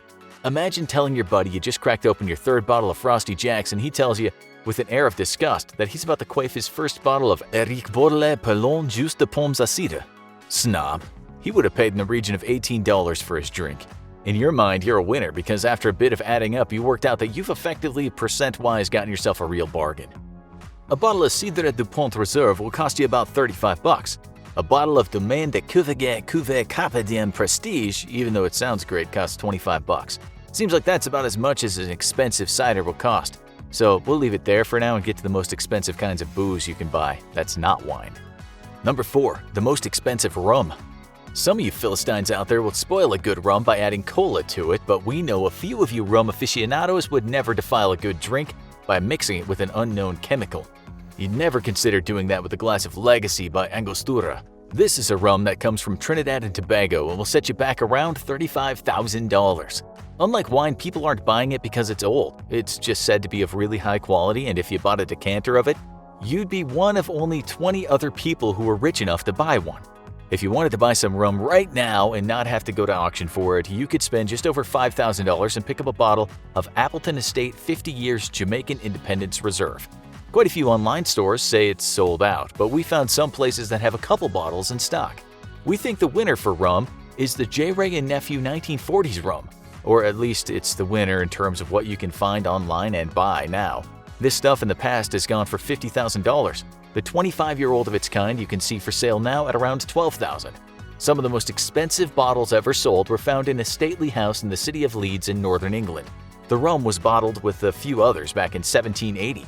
In 2014, they were all sold at auction for around $11,000 each. The guy who owned the house said this, "I'd always known the bottles were down there, but I wouldn't have given them another look." The man was already related to an earl and part of England's rich, so he gave the proceeds of the auction to charity. Okay, on to something even more expensive. Number 3. The world's most expensive cognac. Cognac's also one of those drinks you associate with the wealthy. It's the kind of thing you drink in the drawing room after dinner while smoking cigars and talking with bearded gentlemen about how you plan to do an arms deal with a dictator on the other side of the world. We went to a website, and as soon as it opened, a man in a serious voice said, "Dare to taste Remy Martin Black Pearl Louis XIII Cognac." And then he waffles on about becoming a master of time or something like that. They obviously hired one of those high-paid copywriters because instead of talking about what booze does, gets you sloppy, the website mentions sensibility and temporality. That kind of talk doesn't come cheap. A bottle of this stuff right now will cost you around $40,000. There's plenty of them too. Right now you can buy the Magnum version for almost $130,000, which makes this cognac an expensive tipple indeed. That's why it's the drink of choice for British arms dealers. Well, maybe it is. It's not the most expensive though. We found a bottle of Gaultier cognac that was made in 1762. At auction it went for $144,525,000. Now for something Russian arms dealers like to drink. Number 2. The most expensive vodka. Okay, so there is something called billionaire vodka. That's because it costs $3.7 million a bottle, and that's sure to elicit the starving kids around the world cliche. Who could seriously live with themselves for buying a bottle? Thing is, the reason it's so expensive is that it's not just the purest and softest vodka, but because when it was made, the water flowed over diamonds. Yeah, that's true. But the main reason it costs so much is that there are 3,000 diamonds studded into the bottle itself. There's another vodka called Royal Dragon Vodka that costs $5.5 million, but again, you're paying for diamond-studded packaging. That's kinda cheating. What about regular vodka? How much does that go for? There's Absolut's Crystal Pinstripe Black Bottle. It doesn't come with gold or diamonds or any certain kind of gems, but it is a crystal bottle. It costs just over $1,000. There's the Stoli Elite Himalayan Edition vodka, which has a nice packaging, but nothing too over the top. One of the reasons it's so expensive is the fact that it's made with Himalayan water. For $3,000 you apparently get a really smooth taste. It's the kind of stuff that rappers drink before getting into a fight. It looks as though that's the thing with expensive vodkas, it's mostly about the bling. If they're not covered in gems or made on the moon, they generally don't cost much. You can still buy some brands for $100 to $300, though that doesn't come in a special bottle. It's the same with tequila. The expensive stuff has a luxury package, so we're not going there again. Let's instead focus on arguably the most famous spirit of them all, a drink that doesn't require bling to make it ridiculously expensive. Number 1. The most expensive whiskey. The Scots have been making and drinking whiskey for quite some time, so you won't be surprised to hear that collectors pay large amounts for some of the older stuff. They don't have to be old to cost a lot though. Take, for instance, Octomore 10-year-old second edition. It costs $235. And then you've got the 2004 George T. Stagg Kentucky Straight Bourbon Whiskey costing around $550. Someone commented on the latter saying it has a quality that defies belief. You're not paying for age here or diamonds, just quality. Then you've got Macallan's 1824 series, which despite the name doesn't have an age on the bottle. Those can go for around $900. Like wine drinkers, some whiskey drinkers take their hobby seriously. This is how one person described smelling that 1824 stuff. Buttery and creamy with grapefruit-tinged citrus notes providing background sharpness. On top of that comes layers of more traditional sherry notes, with milk chocolate, sugared raisins, and spiced apple. Still, the most expensive stuff has been aged a fair while. A bottle of Bamor 1957 has an average price of $710,220. Right now, online you can buy a bottle of Bamor Black Bamor Finest Single Malt Scotch Whiskey for just over $40,000. A Springbank 1919 is just $78,000 a bottle, which is a similar price to many regular vintage whiskeys. As for the big guns, a Macallan 1926 from a certain cask went for over $2.6 million in 2019. It was called the Holy Grail of whiskeys. Not many people have tasted it. One guy that did taste it said, "It's a great whiskey, but I've had better." A bottle from the same batch had earlier sold for $1.2 million. From what we can see, if we're not talking about fancy bottles, these are the most expensive drinks in the world. Just off the coast of California, a hunt is underway. American cruisers and the USS Ronald Reagan aircraft carrier ply the deep Pacific waters, and underneath, a Los Angeles-class nuclear attack sub prowls for its quarry. Overhead, anti-submarine warfare helicopters buzz around the carrier battle group, routinely stopping to dip their hanging sonar into the water and listen for the sub everyone is hunting for. Poseidon aircraft fly overhead, their powerful magnetic anomaly sensors scouring the sea beneath the big planes. Thousands of eyes are glued to electronic screens or scouring the sea with binoculars. Just 3 miles away from the mighty USS Ronald Reagan, a slender periscope breaks the surface. It snaps 4 photos of the big aircraft carrier and then sinks once more beneath the waves. Its mission has been achieved. The tiny Swedish submarine has successfully penetrated all the various layers of American anti-submarine defense and scored a simulated hit on the Ronald Reagan. This war game occurred in 2005 after the U.S. Navy struck a deal with Sweden to lease the submarine and her crew for participation in major anti-submarine warfare war games. If the scenario had been a real wartime condition, the small Gotland-class submarine would have definitely scored hits on the Ronald Reagan. Though with her relatively small torpedoes and limited number of launch tubes, it's unlikely the massive Reagan would have been sunk or even declared a mission kill. Still, when you're operating the world's largest supercarriers and each carrier is home to more firepower than many countries' entire air forces, you don't want to be taking unnecessary risks. The bigger question, however, is how did this small Swedish sub even manage to penetrate through the many rings of security supposed to protect the most powerful warships in the world? Immediately after the end of World War II, a fierce debate over the future of American firepower erupted at the highest levels of military leadership. The U.S. Navy insisted that big aircraft carriers were the best tools for projecting American firepower, while the newly created Air Force insisted that its B-36 long-range bomber program was in fact the best fit. After many hearings, Congress eventually sided with the Air Force, and a planned expansion of aircraft carriers was canceled. However, during the Korean War, the close air support made available by aircraft carrier assets convinced the country that aircraft carriers were indeed a critical way of projecting power forward, and a new emphasis on their construction began. As the Cold War evolved, the Soviet Union greatly feared the growing threat of American carriers.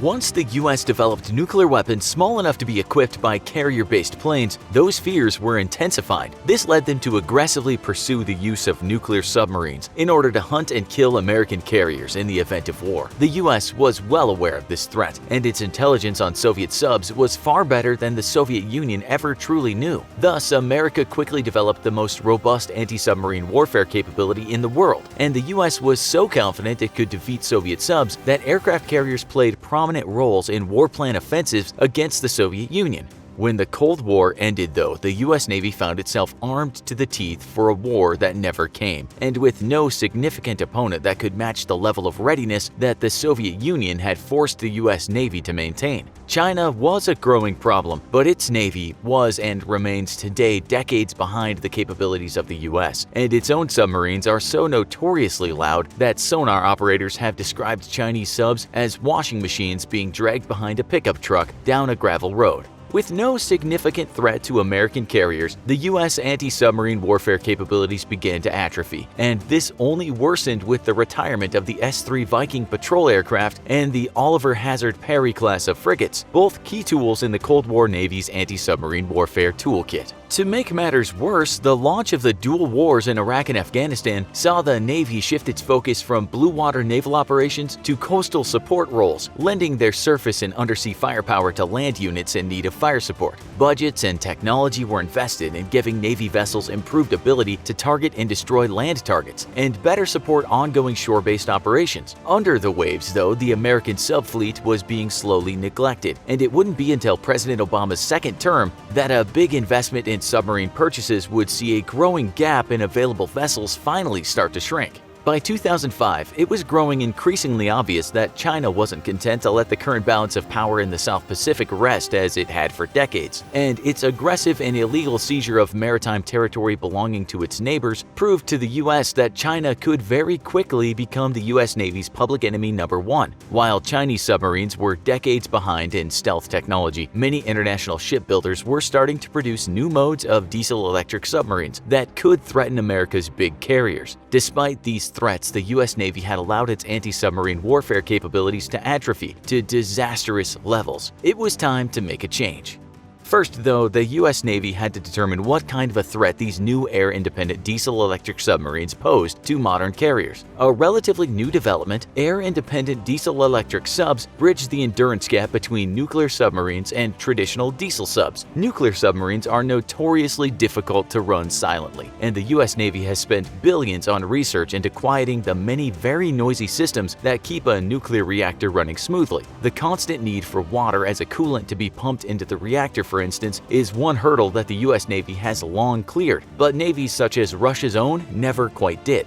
China, for all intents and purposes, never even made it out of the starting block in this regard.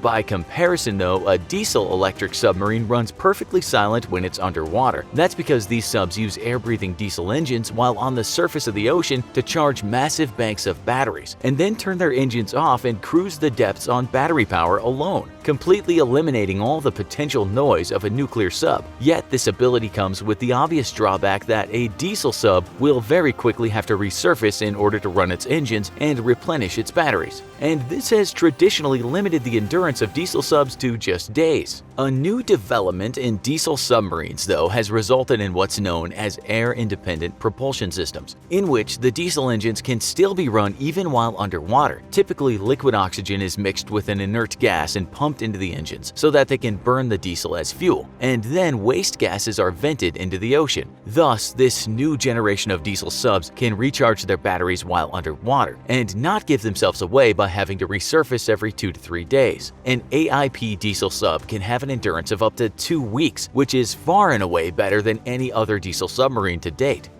This increased endurance has made diesel submarines a threat to ships operating in deep waters, as in the past there was little threat from diesel subs getting anywhere near the depths that an aircraft carrier might operate from, as they simply didn't have the endurance. Now, AIP diesel subs offer a cheap alternative to nations wishing to build a fleet capable of striking in deep waters, with an AIP diesel sub running anywhere from $100 to $500 million, or about a quarter the price of a nuclear submarine.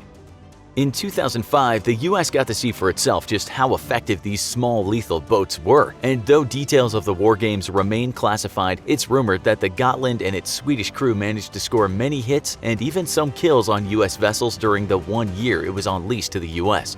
In fact, the United States went so far as to lease the sub and its crew for an additional year, as it carefully studied the capabilities of the sub and developed strategies to defeat this new generation of quiet, stealthy diesel-electric subs. The result of the 2 years of war games was an increased focus on America's seriously flagging anti-submarine warfare capabilities, and the development of new tools such as autonomous sub-hunting drone ships now in active duty service. With the threat of a possible conflict with China in the South China Sea, the US Navy is no longer taking any chances in the realm of undersea warfare, and its traditional edge on anti-submarine warfare is once more being honed. Yet, just how vulnerable are big ships such as modern supercarriers to this new generation of small, stealthy diesel-electric subs? Well, even the best-equipped navy in the world is going to have trouble dealing with submarines. It's notoriously difficult to locate and track submarines beneath the waves, and thus the best defense that a modern carrier has is to simply stay on the move at all times. An American supercarrier has a cruising speed of about 35 knots, which is approximately the top speed of most submarines. By staying on the move, a sub will have a very difficult time getting close enough to get a firing solution, or will have to burn up its fuel or energy reserves in order to keep up. For a nuclear-powered sub, this isn't a problem, but for a diesel-electric submarine, this poses a huge issue, and is the reason why the US Navy has always opted for nuclear power. Yet, a diesel-electric sub such as Sweden's Gotland doesn't have to catch up with a carrier if it can instead simply wait in the direct path. This might be tough for a country with a small submarine fleet such as Sweden to do in a real war, as aircraft carriers routinely make abrupt course adjustments for just this reason. Yet a large enough group of submarines could potentially spread out over enough area that the big carrier will eventually be moving in one of their directions. With its engines powered off and resting still and silent, a submarine is practically undetectable, and it can simply sit still and wait until it has a firing solution on the approaching carrier, fire off its torpedoes, and then quickly make its escape. Smaller submarines such as the Gotland and its limited number of torpedo tubes and smaller warheads are unlikely to destroy a big supercarrier, as they would be detected immediately upon opening fire and sunk themselves in return if they didn't flee as soon as they launched their opening volley. Yet, larger diesel-electric subs can carry more torpedo tubes with larger warheads, and these pose a significant threat to big surface ships. Not impossible to detect or defend from by any means, small, cheap diesel-electric submarines nevertheless pose a significant threat to any surface ship, and especially so when a navy has allowed its anti-submarine warfare training and capabilities both to atrophy. This video was made possible by Wix. If you are ready to create a website, head over to wix.com/go/infographics to try out one of their premium plans right now. Whether it's for military, commercial, or private use, some machines can be very costly to build. Sometimes they're expensive because of advanced technology, and other times it's due to their sheer size. Today we're going to look at which machines are considered top of the top, both financially and otherwise, In this episode of the Infographic Show, top 10 most expensive machines in the world. Number 1. Rolls-Royce Motor Cars Limited is a British luxury automobile maker which is actually owned by BMW. They're responsible for manufacturing some of the most expensive cars in the world, as well as the engines that go in Boeing passenger planes. The Rolls-Royce Sweptail is a luxury car hand-built in the United Kingdom and inspired by the coach building of the 1920s and 1930s. At the time of its debut, in May 2017, at the yearly Concorso di Eleganza Villa d'Este event, the Sweptail was the most expensive new automobile in the world, costing around $12.8 million. To put that price into perspective, the next most expensive car is the Bugatti Chiron that costs around $2.9 million, so you could buy 4 of those Bugattis for the price of a single Rolls-Royce and still get $800,000 back in change. Number 2. When you think of expensive machines, watches don't immediately come to mind. But then over the years, Rolex has been known to release some classics that have sold for millions. Most notably, the legendary, monumental, and highly sought-after Rolex, the exotic dial Daytona watch owned by Paul Newman. When it went to auction in 2017, bids started at $1 million, and with all the interest, it quickly climbed to $15 million, which is where the audience thought it would stop, but it kept climbing and eventually sold for $17.8 million. Everyone in the room rose to give a standing ovation. That's a high price for a wristwatch, but not the most expensive. The Chopard 201 carat watch is completely handmade and contains 874 first-grade diamonds. There is a 15.37 carat heart-shaped pink diamond in the middle of the dazzling yellow gold and white gold hardware, as well as an 11.36 carat heart-shaped diamond and another blue heart-shaped diamond weighing 12.79 carats. The price, a whopping $25 million. Number 3. Bertha was a 57-foot diameter tunnel boring machine built specifically for the Washington State Department of Transportation's Alaskan Way Viaduct Replacement Tunnel project in Seattle. It was made by Hitachi Zosen Sakai Works in Osaka, Japan, and this incredible giant machine drill is 326 feet long and weighs 6,700 short tons. Completing the Alaskan Way Viaduct meant Bertha had to dig a 9,270-foot tunnel. One of the trickiest mega projects in history, Bertha was the largest drill on Earth, and a machine that cost $80 million was only part of the larger price of the 8-year construction project that totaled $160 million. You see it, and you're just kind of overwhelmed by what humans can do, what they can accomplish, said former Governor Chris Gregoire when the tunnel was complete. When it comes to passenger jets, the Airbus A380 custom private jet tops them all at $500 million. This flying palace is the passenger version that's been converted, and it has everything from a private entrance by elevator to bypass the aero bridges, fixed dining tables, ensuite private showers, a 2-car garage, a stable, a room for the prince's hawks, multiple bedrooms, bathrooms with showers, and even a wellness area. One nearly made its way into the hands of Prince Al-Walid bin Talal in 2013, although the Saudi Arabian royal sold the decked-out jet for reasons unknown before even taking it for a test flight. Number 5. So is this A380 top of the list of pricey private jets? Well, actually, no. There are a few world leaders who have lashed out more on lavish machines. Vladimir Putin's IL-96-300 PU cost $523 million, President Trump's Air Force One is a hefty sum of $1.1 billion, but none match Tamim bin Hamad Al Thani's fleet, which has a price tag of $1.6 billion. The Emir of Qatar is one of the wealthiest people on the planet and has a host of aircraft at his disposal, including 2 Airbus A320s, 2 A330s, and 2 Boeing 747-8s, required to transport his entourage of 1,000 or more on his official engagements. He once arrived in Japan to meet the Prime Minister with 10 aircraft. Technically, the Emir has a few machines, so you could argue that President Trump actually has the single most expensive private jet.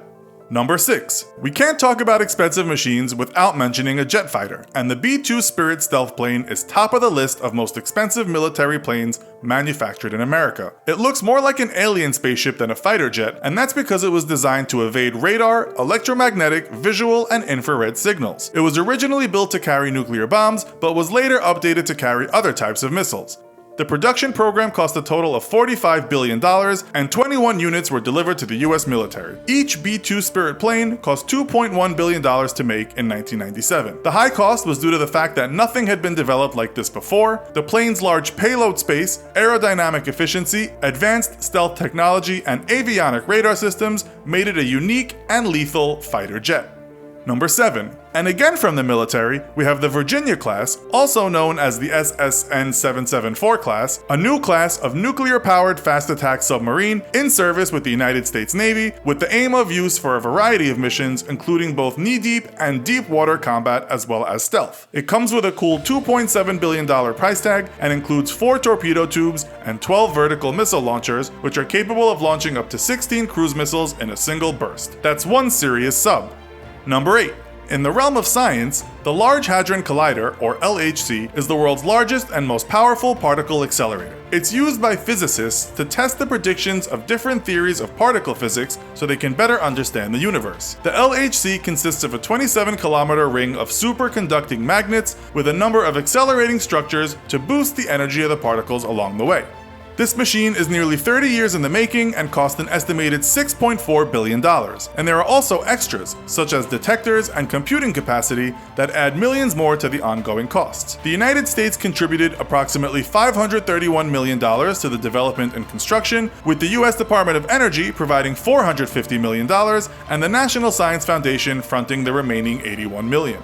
Number 9. Back to the military once more, the Gerald R. Ford class is a class of nuclear-powered aircraft carriers and the lead vessel within the US Navy's current fleet. It's the most expensive warship in US history at $13 billion. The massive machine is 1,092 feet long and displaces upward of 100,000 tons. It can house around 4,400 staff and personnel while also carrying more than 75 aircraft.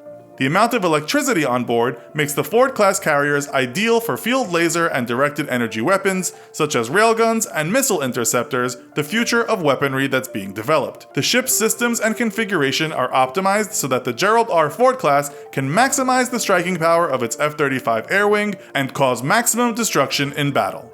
And finally, number 10. You don't get much larger and costlier than the International Space Station, or ISS. This is likely the most expensive single item ever constructed, and it's not actually on Earth, but orbiting over our heads. ISS is estimated to have cost more than $115 billion. That's quite a price tag, but luckily, the figure is shared over a period of almost 30 years between a number of participating countries, including the US, Russia, Canada, Japan, and 10 of the 20 European nations. ISS is in low Earth orbit, which is between 250 and 252 miles above the Earth. It completes 15.54 orbits per day. Its first component launched into orbit in 1998. The last pressurized module was fitted in 2011, and the station is expected to operate until 2028. Flying is a great way to travel, but it's definitely got some downsides. Between the crowded seating, annoying seatmates, and terrible food, it's enough to make anyone lust after those cushy and pricey first-class seats. You probably walked enviously through at least one first-class cabin on the way to your seat. But have you ever wondered what the most expensive first-class seats are like? Well, today is your lucky day. We're giving you a sneak peek into the world's most expensive first-class cabin, so that you can imagine what it's really like to fly like the ultimate VIP. You're woken on the day of your trip by your hotel phone ringing. Good morning, sir. I trust that you slept well. This is Amanda, your personal concierge from Etihad Airlines. You know Amanda. She's the one that booked you this room. In fact, she's been handling all of your travel arrangements since the moment you first booked your flight with her airline. You assure her that you had an excellent night and ask her to confirm your itinerary for the day. Of course, sir. Your flight to Abu Dhabi leaves at 10 this evening, so your private chauffeur will pick you up at 6 sharp to whisk you smoothly to the airport with plenty of time to check in and enjoy the private lounge. You'll be greeted at the airport by your on-the-ground attaché, who will take care of everything for you from there. Your entire experience has been curated to your exact specifications, as we've discussed. I'll let the in-flight chef know about your meal preferences, and the cabin staff has been directed to provide extra pillows as requested. When you land in Abu Dhabi, another attaché will be there to assist you from the moment you arrive, including helping you through customs, and a chauffeur will be waiting to take you to the hotel I've arranged for you there. I hope you have a pleasant day, sir, and don't hesitate to call on me if there's anything else that you need during your trip. Your chauffeur is waiting to pick you up in front of the hotel, and your concierge has already arranged for your baggage to be loaded. The car is stunning. A luxury sedan fitted out with leather seating, privacy screen, fully stocked bar, and an entertainment system. Needless to say, the ride to the airport flies by. As your car pulls to the curb at the private VIP entrance, a sharply dressed man appears at the car's door, as if by magic. "Good day, sir. Etihad Airlines welcomes you. I'm James, your personal attaché. I trust you're having a pleasant day so far." "That's wonderful. It's my job to keep it that way. I don't want you to worry about a thing. I'll take care of everything for you from this point on." A porter has already unloaded your bags and whisked them away to be checked in. Your bags will be placed directly on the plane for you, sir. Now, if you'll follow me to the first-class check-in lounge, it's just a short walk away, unless you'd like me to arrange a ride. You tell them that you'd welcome a last chance to stretch your legs, and you set off through a series of well-appointed back hallways. You make it through the airport in record time, in almost complete privacy, and you're even fast-tracked through security. With your attaché at your side this whole way, it is by far the smoothest airport experience you've ever had. Along the way, your attaché tells you a bit more about Etihad Airlines and their luxury first-class cabins. The Residence luxury first-class cabins are the world's only 3-room private cabins on a commercial airliner. Our first Residence cabin launched in 2014 and was so successful that we now have a total of 10 Residence cabins on the upper level of each of our Airbus A380 airliners, the largest passenger planes in the world. The A380s and the Residence cabins and lounges are exclusively available on flights to and from the cities of New York, London, Dubai, Abu Dhabi, Sydney, Seoul, and Mumbai. Here we are at the first-class check-in lounge. Now, if you'd just like to make yourself comfortable here, I'll take your carry-on and your travel documents and check you in. And of course, I'll need your credit card to confirm the payment. And as you know, the cost of your fare is $38,000. This is our newest and most luxurious version of the Residence cabin. The next newest Residence fare is $32,000. As soon as you step foot in that cabin, I'm sure you'll agree this money is very well spent, especially compared to our other first-class seats, like the compact apartment series, with less than half the space at $20,000 for a one-way ticket. You hand over your luggage and documents and settle into one of the designer Italian leather chairs to take in the details of the first-class lounge. It includes more than just the classy lounge area you're sitting in. You also see a large bar and a dining area, and a peek at the menu gives you a look at some of the complimentary gourmet tapas and appetizers on offer. There's also 2 luxury washrooms, including full-size showers. You're admiring the original artwork as James returns with your boarding pass and receipt. Yes, our first-class lounges are quite spectacular. This area is reserved for our first-class guests, but of course, even the economy travelers can pay to enter this part of the lounge. You can understand why they'd want to, but rest assured they will not be allowed access to your private lounge. If you'll follow me, I'll take you there now. James escorts you to your personal lounge, where you'll wait to board your flight in total privacy and comfort. Your lounge includes custom leather furniture, a huge TV, an entertainment system, and a fully stocked snack bar. I'll leave you here to relax. Our lounge attendants would be more than happy to bring you any food or drinks that you might want from the restaurant. Please let me know if there's anything else that you need. Otherwise, I'll come and fetch you when it's time to board. After a very pleasant wait that almost had you forgetting you were in an airport, your attaché returns with your carry-on luggage to let you know that it is time to board. He assures you that you are the first to board, to give you privacy and plenty of time to settle into your cabin before you take off. He leads you through the beautiful first-class gangway and onto the plane, where he hands off your boarding pass and carry-on to a gentleman wearing a crisp, perfectly tailored suit, completed with coattails and white gloves. "Good evening, sir. I am Robert, your personal butler, at your service. Etihad Airlines welcomes you to the Residence. Let me just stow your carry-on in your secure personal closet, and then I'll show you around the cabin." Well, as you probably know, the Residence is the world's only 3-room private cabin on a commercial airliner. Your cabin features a full 125 square feet of private space. There's a spacious lounge with a state-of-the-art entertainment system, which also doubles as a dining room. You also have a separate bedroom with a double bed and a private full-sized bathroom. And now that we've had the grand tour, let's get you settled into the lounge and get you comfortable before takeoff. He settles you into the gorgeous leather reclining seat and gives you the obligatory but blessedly brief overview of the seatbelts and takeoff and landing procedures. He assures you that you will be free to roam around in your suite throughout the flight. Once settled, he asks if you'd like anything before takeoff. You'll find the chilled refreshment drawer beside you is fully stocked with the drinks you requested, and your specific snacks are in the next drawer. You have plenty of time for refreshments before takeoff, sir. "Can I have the in-flight chef prepare a snack for you?" You assure him you'll be fine with the snack drawer for now, but that you'd like to have dinner as soon as possible once in the air. "Oh, certainly, sir. The in-flight chef has received your dining preferences, including your extensive dietary restrictions, and is ready to prepare a truly one-of-a-kind meal for you whenever you would like to eat. I've taken the liberty of pouring you a celebratory glass of our finest champagne to toast you for choosing to fly with us today. I'll leave you to settle in, but please let me know if there's anything at all that you need." As you sip your champagne, it doesn't take you long to get comfortable in the lounge. You connect up to the free in-flight Wi-Fi and are pleasantly surprised at how fast it is, and you set your devices up in the convenient charging station. You turn on the 32-inch LCD TV and look for a movie to watch on the extensive on-demand system. Before you know it, you're engrossed in your movie and enjoying your snacks and refreshments. If not for the brief interruption to your movie for the pilot's announcement, you might not have even noticed that the plane had started preparations for takeoff. In fact, you might have nearly forgotten you were on a plane at all. Shortly after a remarkably smooth takeoff, your butler checks in to let you know that the flight has departed on schedule and that the chef is currently hard at work preparing your dinner. In the meantime, he prepares the lounge for dinner by installing the fold-out dining table in front of your seat. You are impressed when he lays out a bright white tablecloth, but the glamour doesn't end there. You are stunned as he lays out your place setting, featuring custom 24-karat gold-plated porcelain dishes, gold-plated cutlery, and signature crystal glassware. "Your dinner, sir, as requested. Each course is gluten-free, dairy-free, and vegan, and paired with a wine recommended by our chef. Bon appetit." After one of the best meals of your life, and with a happy wine-induced glow, you decide to turn in for the night. But first, you're going to enjoy your full-height private shower. Your private bathroom is sleek and luxurious looking and stocked with all the amenities you could ever need. After a steamy hot shower and a refreshing scrub with the designer toiletries, you step out of the bathroom to realize that your butler has provided turn-down service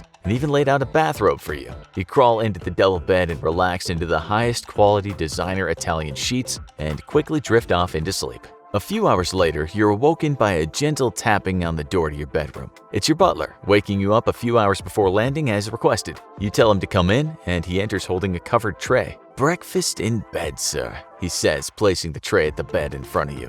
Knowing you have all the time in the world and feeling utterly refreshed after your sleep, you take your time and savor the gourmet breakfast in bed, catching up on the latest news on the 27-inch TV above the bed. You finally drag yourself out of bed and freshen up in the bathroom before settling into the lounge for landing. As the plane lands, you can't believe it, but you're almost disappointed that the flight's ending. Luckily, the VIP treatment is far from over. After getting priority deplaning, you're met by your arrivals attaché, who escorts you to the exclusive arrivals lounge. She assures you that your suits are on their way to be pressed and that your bags will be waiting for you in your private car whenever you're ready to depart. She asks if you'd like her to arrange any treatments in the lounge spa before you leave. You can't resist the excuse to extend your experience and immediately book a relaxing massage, followed by a soak and a steam before you freshen up in the private bathroom. Once you're finally relaxed, showered, and dressed in your pressed clothes, you head into the lounge's dining area and linger over a gourmet lunch. As strange as it may seem, you just don't want this flight to end. Finally, you have to admit that you can't stay any longer, and you ask your attaché to have your car prepared. "Of course, sir," she says. "Your bags are being loaded as we speak, and your car will be ready momentarily. As per your request, it'll be one of our low-profile models, but I assure you it is not low on luxury. It was our pleasure hosting you today, and we hope to see you again very soon." As you leave the airport through the VIP exit and climb to the back of your luxury car, you wonder if you'll ever be able to fly any other way again. Picture this. You're a supervillain and your latest heist has left your pockets overflowing with cash. You might be wondering what to do with your ill-gotten gains and looking to invest in some serious firepower to add to your sinister arsenal. So why not invest in a tank? But you aren't interested in some rusty old relic. Something fresh and expensive is much more your style. That's where the K2 Black Panther, the most expensive tank in the world, comes in. Not to be confused with the Marvel superhero of a similar name, the K2 Black Panther was first introduced into service in 2014 as part of the military of South Korea and costs a staggering $8.5 million US. And that's not for all the South Korean military's K2 Black Panthers. That's like $8.5 million per tank. So what sets the K2 apart from other tanks, and what makes this tank the most expensive tank on the market? Designed between 1995 and 2008 by South Korea's Agency for Defense Development, or ADD, The K2 is manufactured by Hyundai Rotem, a South Korean company specializing in the manufacture of defense products that also happens to be, you guessed it, a part of the Hyundai Motor Group. That's right, if you own an Elantra or a Sonata, then there's a link between your car and the world's most expensive tank. Although if you were to drive a K2 down the street, you definitely wouldn't get stuck in traffic or cut off by other drivers. After all, yours is the only vehicle on the road that weighs 61 tons, and that's about the same as 10 African elephants. It could roll over and crush the average car like a tin can. One of the key reasons for the K2's development and introduction was to serve as a viable replacement for the remainder of South Korea's M48 Patton tanks. Why? Well, for one, the M48 is a much older tank, first introduced almost 70 years ago in 1951. While a great number of these older model tanks were phased out in the US during the mid-90s, it was around this time that the South Korean Agency for Defense Development began designing what would eventually become the K2 Black Panther. So what makes the K2 superior and a suitable replacement for all the M48s that were eventually decommissioned, moved to storage, and ultimately phased out of use? The K2 Black Panther is what is commonly known as a next-generation tank. While that's a term that you may have heard attributed to technology like cell phones or gaming consoles, a next-generation or fourth-generation tank is a model that incorporates technology to propel it to a completely new generation of weaponry. Remember the M48s we mentioned before? Well, those are first-gen tanks. The M48 Patton tanks were among several variations introduced immediately after the Second World War. On the other hand, the K2, along with other fourth-generation tanks, are better equipped to deal with the requirements of contemporary-era warfare, thanks to its modern design, technology, and weaponry. Now, you may be wondering, what about the K2 justifies its $8.5 million price tag? After all, for the same price, you could buy two Bugatti Chiron Supersports, the fastest car in the world, and still have 700 grand left over for around 630 iPhone 11 Pro Maxes. Well, perhaps you might be tempted by some of the truly unique features the K2 Black Panther is said to offer. But we don't mean heated seats or self-parking, we're talking weaponry. After all, you're looking for a tank that can make a statement, and nothing says firepower like a state-of-the-art 120mm smoothbore gun capable of firing unique K-STAM ammunition. But what the heck is K-STAM, you may be asking? K-STAM stands for Korean Smart Top Attack Munition. You see, what sets the K2 apart from other previous and current generation tanks is that it's the only tank in the world to use K-STAM ammunition. That's because this type of munition was developed specifically for the K2 Black Panther. So what's so special about K-STAM? Well, something you need to understand about a lot of modern tanks is that they're designed to be deployed against other tanks, which are usually not only heavily armored targets but also far away. The K2's K-STAM ammo overcomes these problems, as it's designed to directly target the very top of an enemy's tank turret. Why? This is because a great number of older generation tanks and even many newer ones are much more vulnerable directly on top of their turrets where their armor is the thinnest. The K-STAM is designed to be fired from the K2's 120mm gun and is equipped with its own self-guiding navigation system. That's what's commonly known as a fire and forget, as you can launch one of these projectiles from a safe distance and then it does the work for you. This means that the K2 can fire while completely hidden from the view of an enemy tank, just as long as there's ample room for the tank to elevate that big 120mm gun barrel. Once fired, the K-STAM travels toward its target or can be directed by a live data link feed at a minimum range of 2 kilometers and a maximum of 8 kilometers. That's between 21 and 87 football fields long. Upon reaching the designated target area, a K-STAM then deploys a parachute as it begins its descent on an unsuspecting enemy tank, allowing the projectile's infrared and target acquisition sensors to spot whoever's about to need one pretty big umbrella. All the while, you're at a safe distance, nice and cozy in your K2 and already getting into a good book as the K-STAM you fired makes light work of the other tank. To summarize, you could park this tank around the corner and still hit someone 8 kilometers away in the next town over. Sure, that's worth $8.5 million, right? That's almost $1 million for every kilometer. Okay, so having its own unique ammunition might be one selling point of the K2 Black Panther, but if it can dish out some long-distance damage, how much can it withstand?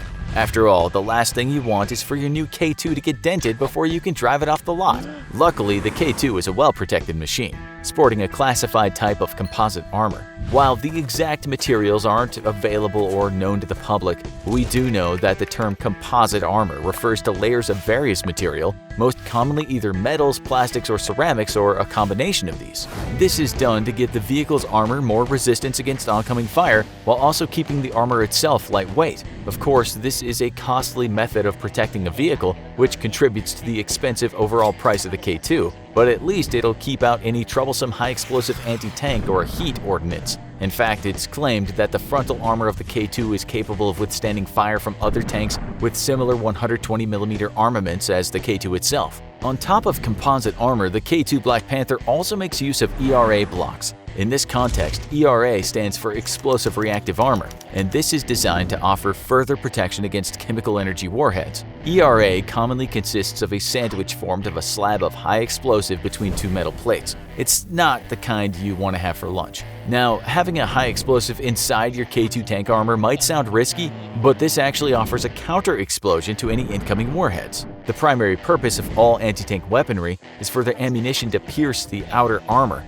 and either kill or injure the crew inside the tank, or damage the vehicle's inner mechanical systems, if not both of these. ERA combats this by having a layer of high explosive detonate upon impact of an incoming projectile, the force of the counter-explosion driving the projectile away from the K2 tank and keeping the occupants safe. So we've looked at firepower, ammo, and defenses, and all that contributes to making the K2 the pricey tank that it is. But before you purchase one, you still need to know things like, well, how well does it move across different types of terrain?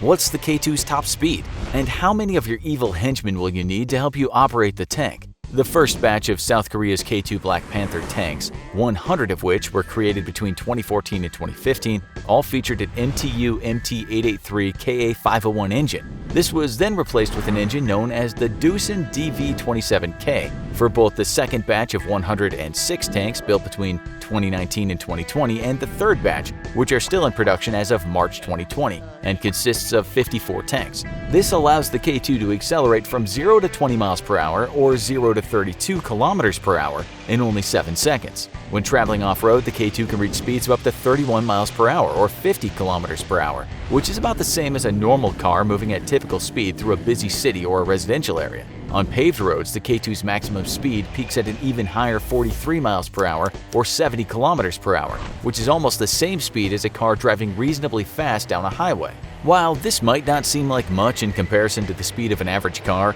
it's important to remember that cars don't weigh over 60 tons and aren't fitted with armor designed to stop incoming projectiles or a huge K-stand firing gun on top. While the K2 Black Panther's speed really measures up against other tanks. For example, the United States Marine Corps' M1 Abrams tank can only move at 40 kilometers per hour when traveling off-road, a full 10 kilometers an hour slower than the speed of a K2 moving across the same terrain.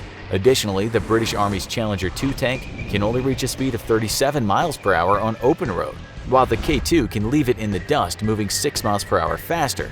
So far, we've looked into the offensive and defensive capabilities of the K2 Black Panther, as well as its top speeds and effectiveness both on and off roads. But how many will be cramping up the inside of your K2 tank and leaving half-eaten candy bars in the glove box? Fortunately, not that many. Including you, the K2 only needs a crew of 3 to operate it. 1 commander, 1 gunner, and 1 driver. The gunner's role is, as the title suggests, to operate the massive 120mm gun turret. Luckily for whoever's job that is, the main gun features an auto-loader, negating the need for an additional 4th crew member like some other tanks, such as the M1 Abrams or Challenger 2 that we mentioned earlier. So an advantage the K2 gunner has is that the main gun is loaded automatically and everyone benefits from 1 less crew member taking up space inside. On top of that, the commander of a K2 can take over control of the main gun from the gunner, and in the event of emergency, the K2 can be operated by as little as 1 person, thanks to that fire and forget K-STAM ammo. Just remember, if you're taking your K2 out for a spin on your own, don't try to multitask by driving and firing at the same time.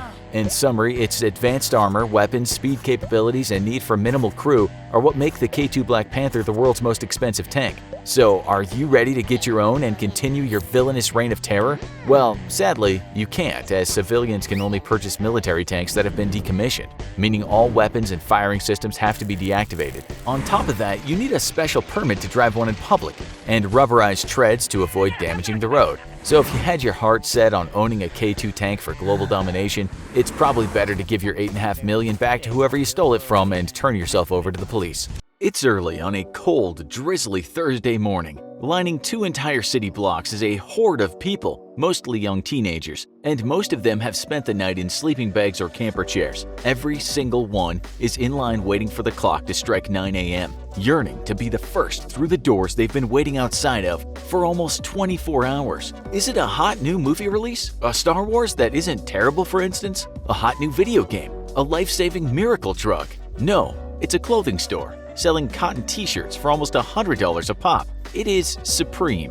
Every fashion season, hundreds of people line up outside of Supreme's 10 global stores in a bid to be the first through the doors. Some individuals even fly in from far-flung countries to the 10 stores the brand owns, spread out across Europe, America, and Japan. T-shirts start out around $50, while jackets can run up to well over $1,000. With such outrageous prices, why then is Supreme so popular and so expensive? In the late 2000s, Kanye West wasn't yet as insane as a giraffe with PTSD on an LSD trip. Kanye was still telling us that Jesus walks, instead of referring to himself as God or Jesus. It was far more simple, less insane time for Kanye and America on the whole. With his rising popularity though, Kanye soon opened an online store where he could sell his own clever fashion designs. Amongst these iconic fashion pieces were such revolutionary ideas as a plain white t-shirt with no logo, no artwork, no stencil, nothing, just plain white cotton,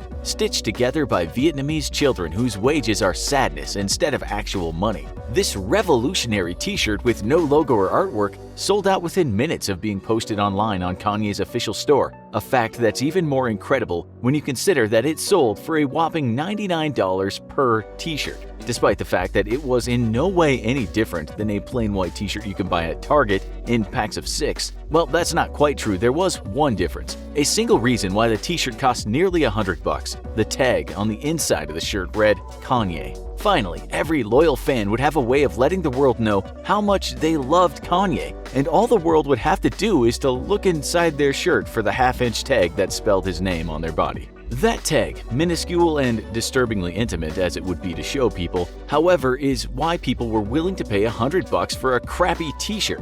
It didn't matter that Kanye probably bought these shirts by the dozens from Walmart for $6 a pack and then resold them on his website. What mattered is that the shirts were officially part of the Kanye brand. And before Kanye started telling us about his life in alternate universes while meeting with President Trump, and yes, that really happened, Google it, wearing anything Kanye was about as cool as you could get. Kanye was a supreme lyricist, putting out banger after banger, and being affiliated with Kanye by proxy via wearing his clothing brand kinda made you part of Kanye's talent and success, in a way. At least that's the thinking, and one of the reasons that the Supreme brand today is as popular as it is. Psychologists have very carefully studied the way we become obsessed with brands, and why it becomes so important for us to be identified with a popular brand. Some people are simply collectors, completists who must have every piece of apparel from a chosen brand so they can store it up and admire it, no different than antique collectors or even stamp collectors. Most others, however, are directly purchasing Supreme and brands like it as a lifestyle choice. For them, buying Supreme is more than just buying an article of clothing.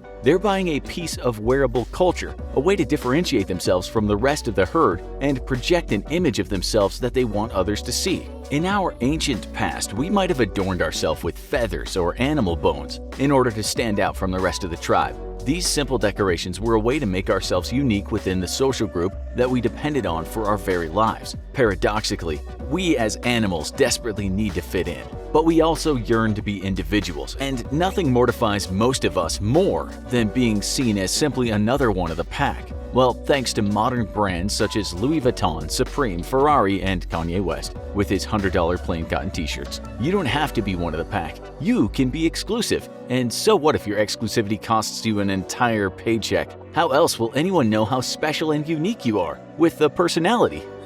Get real. Brands like Supreme know their name stands for exclusivity, and the only way to ensure that exclusivity is to make sure that their brand never becomes too popular. If you've seen our previous video on why Ferraris are so expensive, then you already know that Ferrari purposefully limits the quantity of vehicles it produces every year. Instead of mass-producing their cars and thus bottoming out the price, Ferrari makes very few of each model per year, perhaps as little as only a few hundred.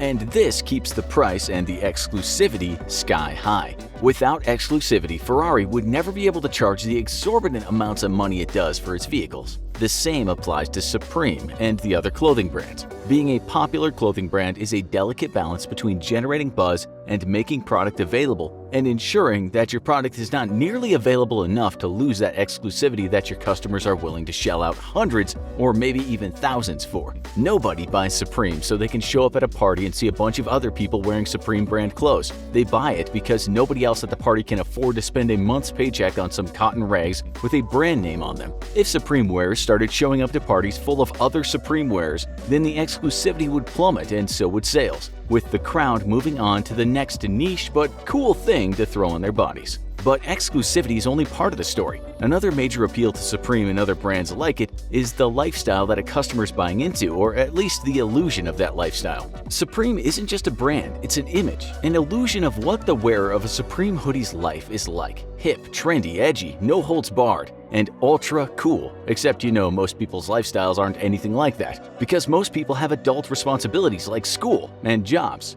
By wearing a brand name like Supreme, though, the wearer of these clothing items can project to the world an image of what he or she wants said world to believe they're like. If you wear Louis Vuitton, for instance, then you're classy. Spend your weekend sipping mimosas with your best gal pals as you recall your daring romantic misadventures on the Mediterranean coast during your latest holiday. At least that's what you want the world to think you do. And why you're paying over $1,000 for a handbag while in reality your best friend is a depressed overweight cat and a bottle of Ambien. And you spend your weekends redboxing movies because your new Louis Vuitton bag means you can't afford Netflix. Supreme is no different. The brand began as a small shop in New York that catered to skaters, back when actually skating and not just pretending by wearing skate brands was a thing. Now, if you wear a Supreme t-shirt, you're boldly declaring to the world that you're part of the rebel underground. You're a modern Z-boy that's too badass to live inside the rules, yet is sensitive enough to be socially conscious to a diverse array of modern issues ranging from vegetarianism to racial injustice. The reality about yourself may be not as accurate. But who's going to call you a phony baloney when you're wearing authentic Supreme wear? In essence, more than exclusivity, that is why Supreme clothing is so expensive, and it goes for every other name brand out there. You're not buying pieces of cloth sewn together by sad orphan third world children whose only lunch is a single stale cracker in a bowl full of sadness. You're buying into an illusionary lifestyle that you desperately want to be identified with. Shelling out a bunch of money lets you pretend you share in that lifestyle, even if your actual reality is nowhere even close. Money buys the story about yourself you want the world to read, and this is perhaps no more clearer than when Supreme teamed up with old school rap powerhouse Public Enemy to release a limited edition run of Public Enemy clothing items. If you don't know any member of Public Enemy except Flava Flav, what are you really buying and proudly displaying on your chest? Once more, it's that perception of what your own life is really like. Of course you know Chuck D and Flava Flav were the original members, and that the group got its name from Chuck D's original mixtape labeled Public Enemy No. 1. Why else would you have paid hundreds of dollars for branded clothing?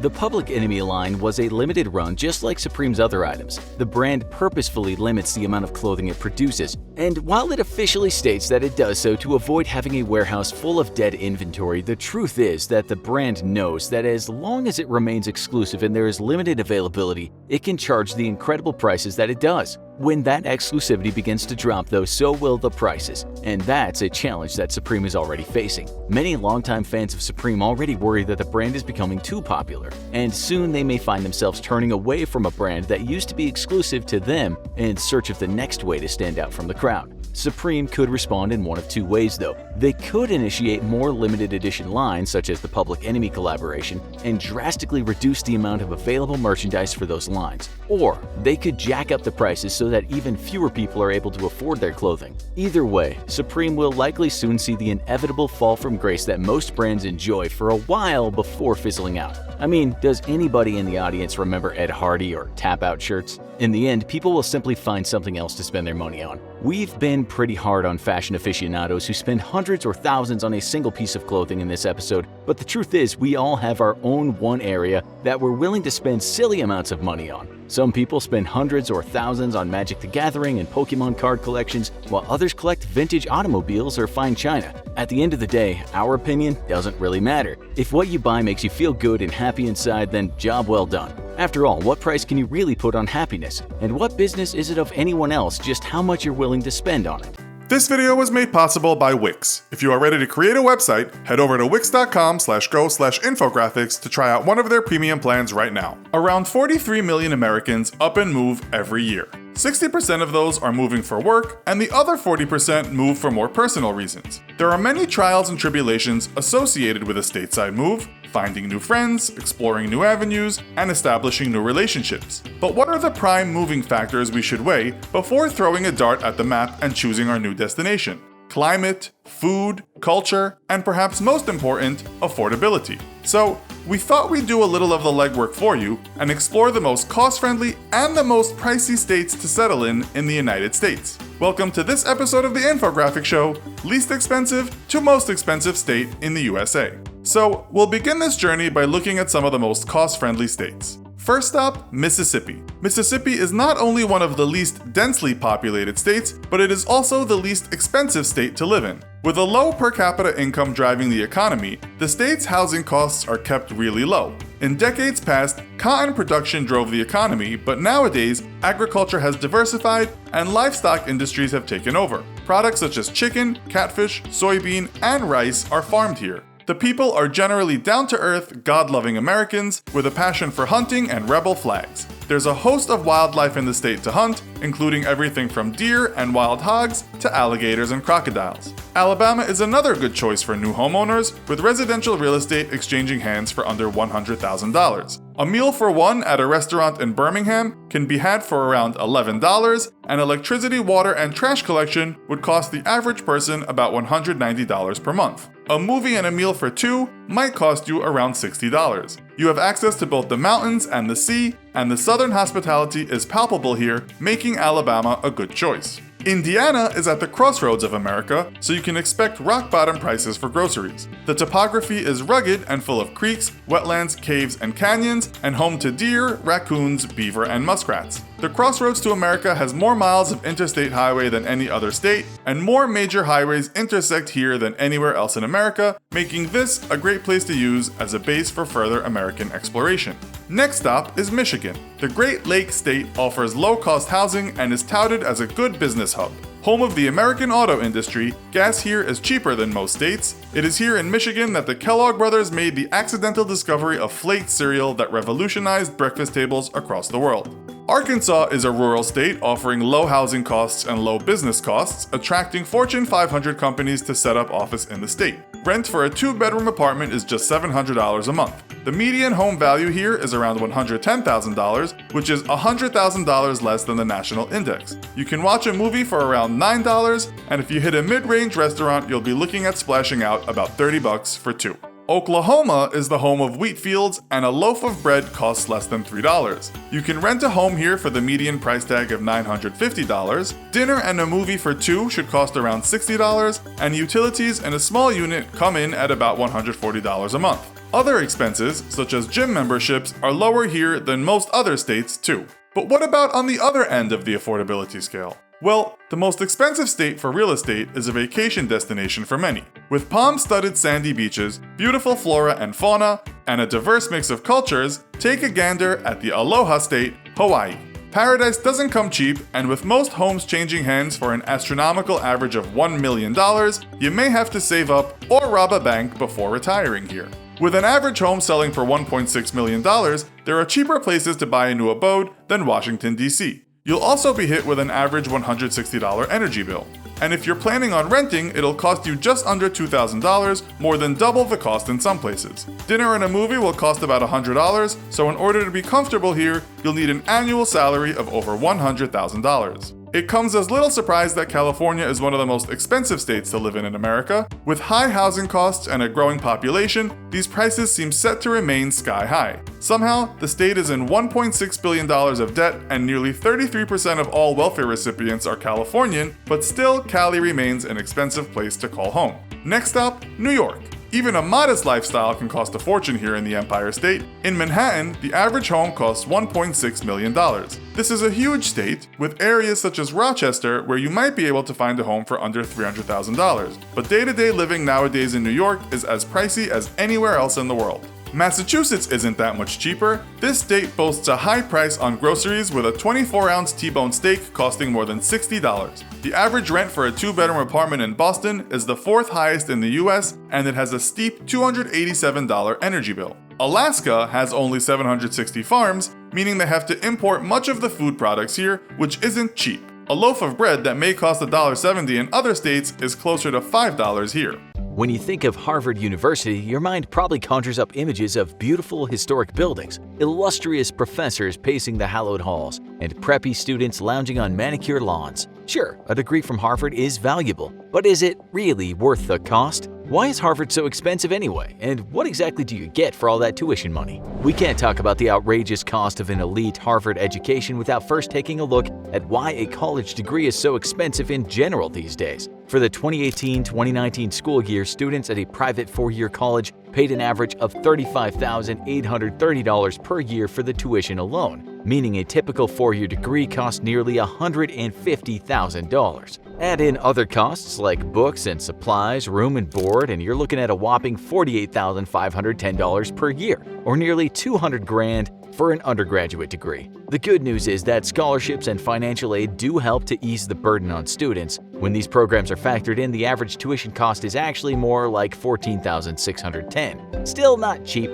but it helps. The bad news is, though, that the cost of a college education has more than doubled since the 1980s, and the trend shows no sign of slowing down. More Americans are pursuing higher education these days than ever before, thanks in large part to generous government aid programs, and schools are struggling to meet this surge in demand, especially as state funding fails to keep up with enrollment. Oddly enough, the very programs that are meant to make education more accessible may actually be a big part of the problem of skyrocketing tuition costs. It's not a new idea. Back in 1987, then Education Secretary William J. Bennett first ventured into the theory that government programs like Pell Grants and subsidized student loans actually incentivize schools to raise tuition fees and further fuel the rise in tuition costs. The Bennett hypothesis, as it's now known, holds that schools, knowing that students have access to vast amount of funds through these programs, raise prices to capitalize on available funds. Rising tuition costs trigger further increases to financial aid, and on the cycle goes. It's no wonder then that in 2018, Americans owed more than $1.5 trillion in student debt. To accommodate more students and capitalize on aid programs, schools have to account for increased faculty needs and be continually expanding their facilities. And since schools are competing for students and tuition dollars, these new facilities need to be state-of-the-art. Students today expect the best research facilities, the most comfortable dorms, and the most modern recreation facilities to consider parting with their usually borrowed tuition dollars. As if that weren't enough, today's students expect an ever-increasing array of services from their college in exchange for their tuition dollars too. Between campus healthcare programs, academic and personal counseling services, and of course, thriving campus social amenities, operation costs continue to climb as fast as the tuition costs. Worst of all, as the cost of an education continues to soar, a college degree is less valuable now than it was even just 10 years ago. Simply having a degree no longer gives you an edge. With more and more people pursuing higher education, a degree has become a standard requirement for most entry-level jobs, and competition is fierce. Now more than ever, where your degree is from can make all the difference. This is where the country's elite institutions of higher learning come in. The Ivy League is an exclusive group of 8 of the country's most elite colleges: Brown, Columbia, Cornell, Dartmouth, Harvard, Princeton, Yale, and the University of Pennsylvania. These institutions had all been around for generations before the term Ivy League was coined in the 50s, and as you might be surprised to learn, the nickname had nothing to do with the elite school's exclusivity or academic prowess. No, the Ivy League was initially an NCAA athletic conference. Nowadays, the term has less to do with sports and more to do with prestige and high admission standards. And while it's true that the Ivies have rich academic histories, high standards, and consistently rank in the top 20 of the country's colleges, that doesn't mean that they don't face stiff competition from outside their ranks. Stanford University and MIT both beat out the Ivies to take the top 2 spots. Still, rankings aside, a degree from an Ivy League school carries a certain cachet and may provide some real-world benefits too. Studies show that Ivy League grads can expect to make 15 to 50% more in their first year out of school than the average graduate. Even among the elite Ivy League schools, there's one that stands out as the most prestigious of them all. Founded in 1636, Harvard University is the country's oldest institution of higher education. Harvard's historic 5,400-acre campus in Cambridge, Massachusetts is home to 14 museums filled with priceless art, artifacts, and specimens. It hosts the world's largest academic library with more than 20 million volumes, and the campus boasts some truly stunning examples of historic architecture, like Harvard Hall, the oldest surviving building on campus dating back to 1720. In addition to a historic campus and an idyllic academic lifestyle, there are plenty of solid reasons why Harvard is so elite, and therefore so expensive. Harvard is currently the third highest ranked college in the country, and the highest ranking Ivy League school. Of course, to attract the top students, Harvard needs to have the best professors and academics, and pay them Ivy League salaries. From the more than 40,000 applications received each year, less than 2,000 are admitted, meaning Harvard sends out 19 rejection letters for every one acceptance letter. Harvard has fewer than 7,000 undergraduate students and only 13,000 graduate students. The highly selective nature of Harvard's admission process and the small class sizes mean that students get more one-on-one time with their world-class professors. The prestige of having a Harvard degree on your resume alone may be enough to beat out the competition for most jobs, but the true value of a Harvard education comes from the connections students make while they're at school. There are more than 371,000 living Harvard alumni, many of whom remain connected to the school for life. Harvard has turned out 49 Nobel laureates, 32 heads of state, and 48 Pulitzer Prize winners, so students are in good company, to say the least. It should come as no surprise then that the average mid-career salary for someone with a Harvard undergraduate degree is $142,600. After learning how much the average college education costs and how prestigious a Harvard degree is, you're probably anxious to learn how expensive a degree from Harvard is.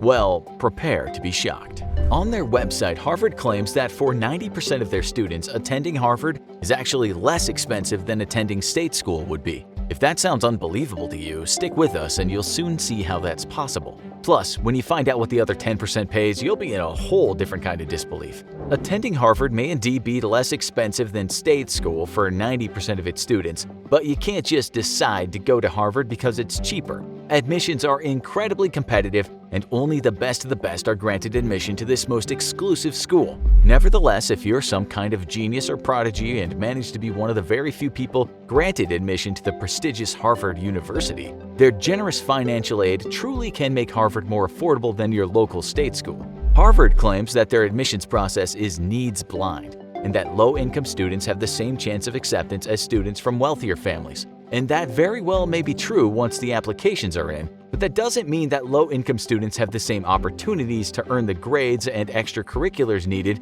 to apply to Harvard in the first place. The fact is, Harvard is undoubtedly an elitist school. The median family income of Harvard students is $168,800. 67% of Harvard students come from households in the highest 20% of earnings. 15% of students come from households in the top 1%. Researcher Raj Chetty, from Harvard no less, has found that students from families in the top 1% are 77 times more likely to apply, be admitted to, and then attend an Ivy League school than students from families with an annual income of less than $30,000. For those lucky few who do gain acceptance, Harvard has a generous geared-to-income financial aid program in which tuition fees are adjusted based on your family's income. If your family makes less than $100,000 a year, you might only have to pay about 10% or less of your family's total income for tuition. So if your parents earn $100,000, you could go to Harvard for just $10,000 a year. But it gets better. If your family makes less than $65,000 a year, your tuition is absolutely free. That's right, 100% free tuition. Of course, you still have to factor in room and board, living expenses, and textbooks and supplies, but we can see how Harvard can be a cheaper option for some lucky brainiacs. For that unfortunate 10% who don't qualify for Harvard's tuition reduction program, a degree from Harvard definitely doesn't come cheap, although we have a feeling that most of them can afford it. For the 2018-2019 school year, standard tuition at Harvard University was $46,430 for tuition fees alone. That's 30% higher than the national average of just over $35,000. With room and board in the campus's historic dorm facilities, you're looking at a total cost of $67,580 a year. And once you add in books and living expenses, the average annual cost to attend Harvard University is a whopping $78,200 a year. So, a 4-year degree from Harvard will cost you $185,720 for tuition alone, and you're looking at $312,800 all in. Ouch. And if you thought that was steep, Harvard isn't even the most expensive school in the US. That honor goes to Columbia University, where annual tuition alone will cost you more than $57,000 a year, and that's not even taking into account the high cost of living in New York City. And just for a little perspective, it would cost an American student only $30 grand a year to attend England's most prestigious institution, historic Oxford University. Tuition for British students is just over $11,000 per year. Maybe the Brits are onto something. But now that you know how expensive Harvard is and how many students get deeply discounted or even free tuition, you might have some questions, like how can they afford to give out free tuition? Where does all the money come from? Harvard earns an income of nearly $5 billion a year, but their operating expenses are at least equal to that amount. So they require alternative sources of income to keep the school thriving. Thanks to exorbitant donations by alumni and wealthy benefactors, Harvard has amassed a $39 billion fortune in its endowment fund. Harvard spends less than 5% of the endowment funds per year on campus improvements and tuition reduction programs, and the rest of the fund is reinvested and expertly managed to keep it growing for the future. Harvard is not the only school with such a fund. There are more than $600 billion in endowment funds in the US, although most of the wealth rests with a handful of the country's wealthiest schools. Between cutthroat competition for admissions, a prestigious reputation, and some of the most successful alumni in the world, it's easy to see why Harvard is so expensive. Generous financial aid programs may make a Harvard education cheaper for lower-income students, but for the rest, be prepared to pay a high price for the honor of calling yourself a Harvard grad. If you're looking to minimize your environmental impact on the road with an electric car, there's probably one name on your mind: Tesla. This powerhouse electric car and clean energy company is the biggest name in gas-free vehicles, and its offbeat owner Elon Musk has made it a social media sensation. It's no wonder the Tesla stock, or stonks if you prefer, keep rising on every index. Everyone wants a Tesla, but there's just one thing standing in their way. Virtually every model is very expensive to own, pricing many people right out of the market. So why are Tesla cars so expensive? Ever since the first Tesla, the Roadster, was sold in 2008, these cars have been a luxury item. As one of the first fully electric car models to cater to the need for speed, with the Roadster being able to reach a very illegal 125 miles per hour, it became a status symbol among the wealthy and environmentally conscious. The Roadster is being reissued as a new model soon, and will top out at a shocking $200,000 for those looking for the finest, fastest car Tesla has to offer. So is Tesla off limits to anyone who doesn't have a reservation at Elon Musk's favorite golf club? There are a number of more affordable Tesla models, with the Model X Performance retailing for around $100,000, but that's still more than many people are willing to pay for a car. In 2012, Tesla started releasing cars that were less geared toward the luxury market and more toward the average driver, with their Model S cars resembling standard liftback sedans. These can be had for as little as $69,000, but good luck selling a budget-conscious parent on that price point. No matter how much their kid wants to drive an electric car, Musk wouldn't be satisfied until he conquered all sectors of the car world, and in 2017, Tesla fans with less money in their bank accounts saw their prayers answered.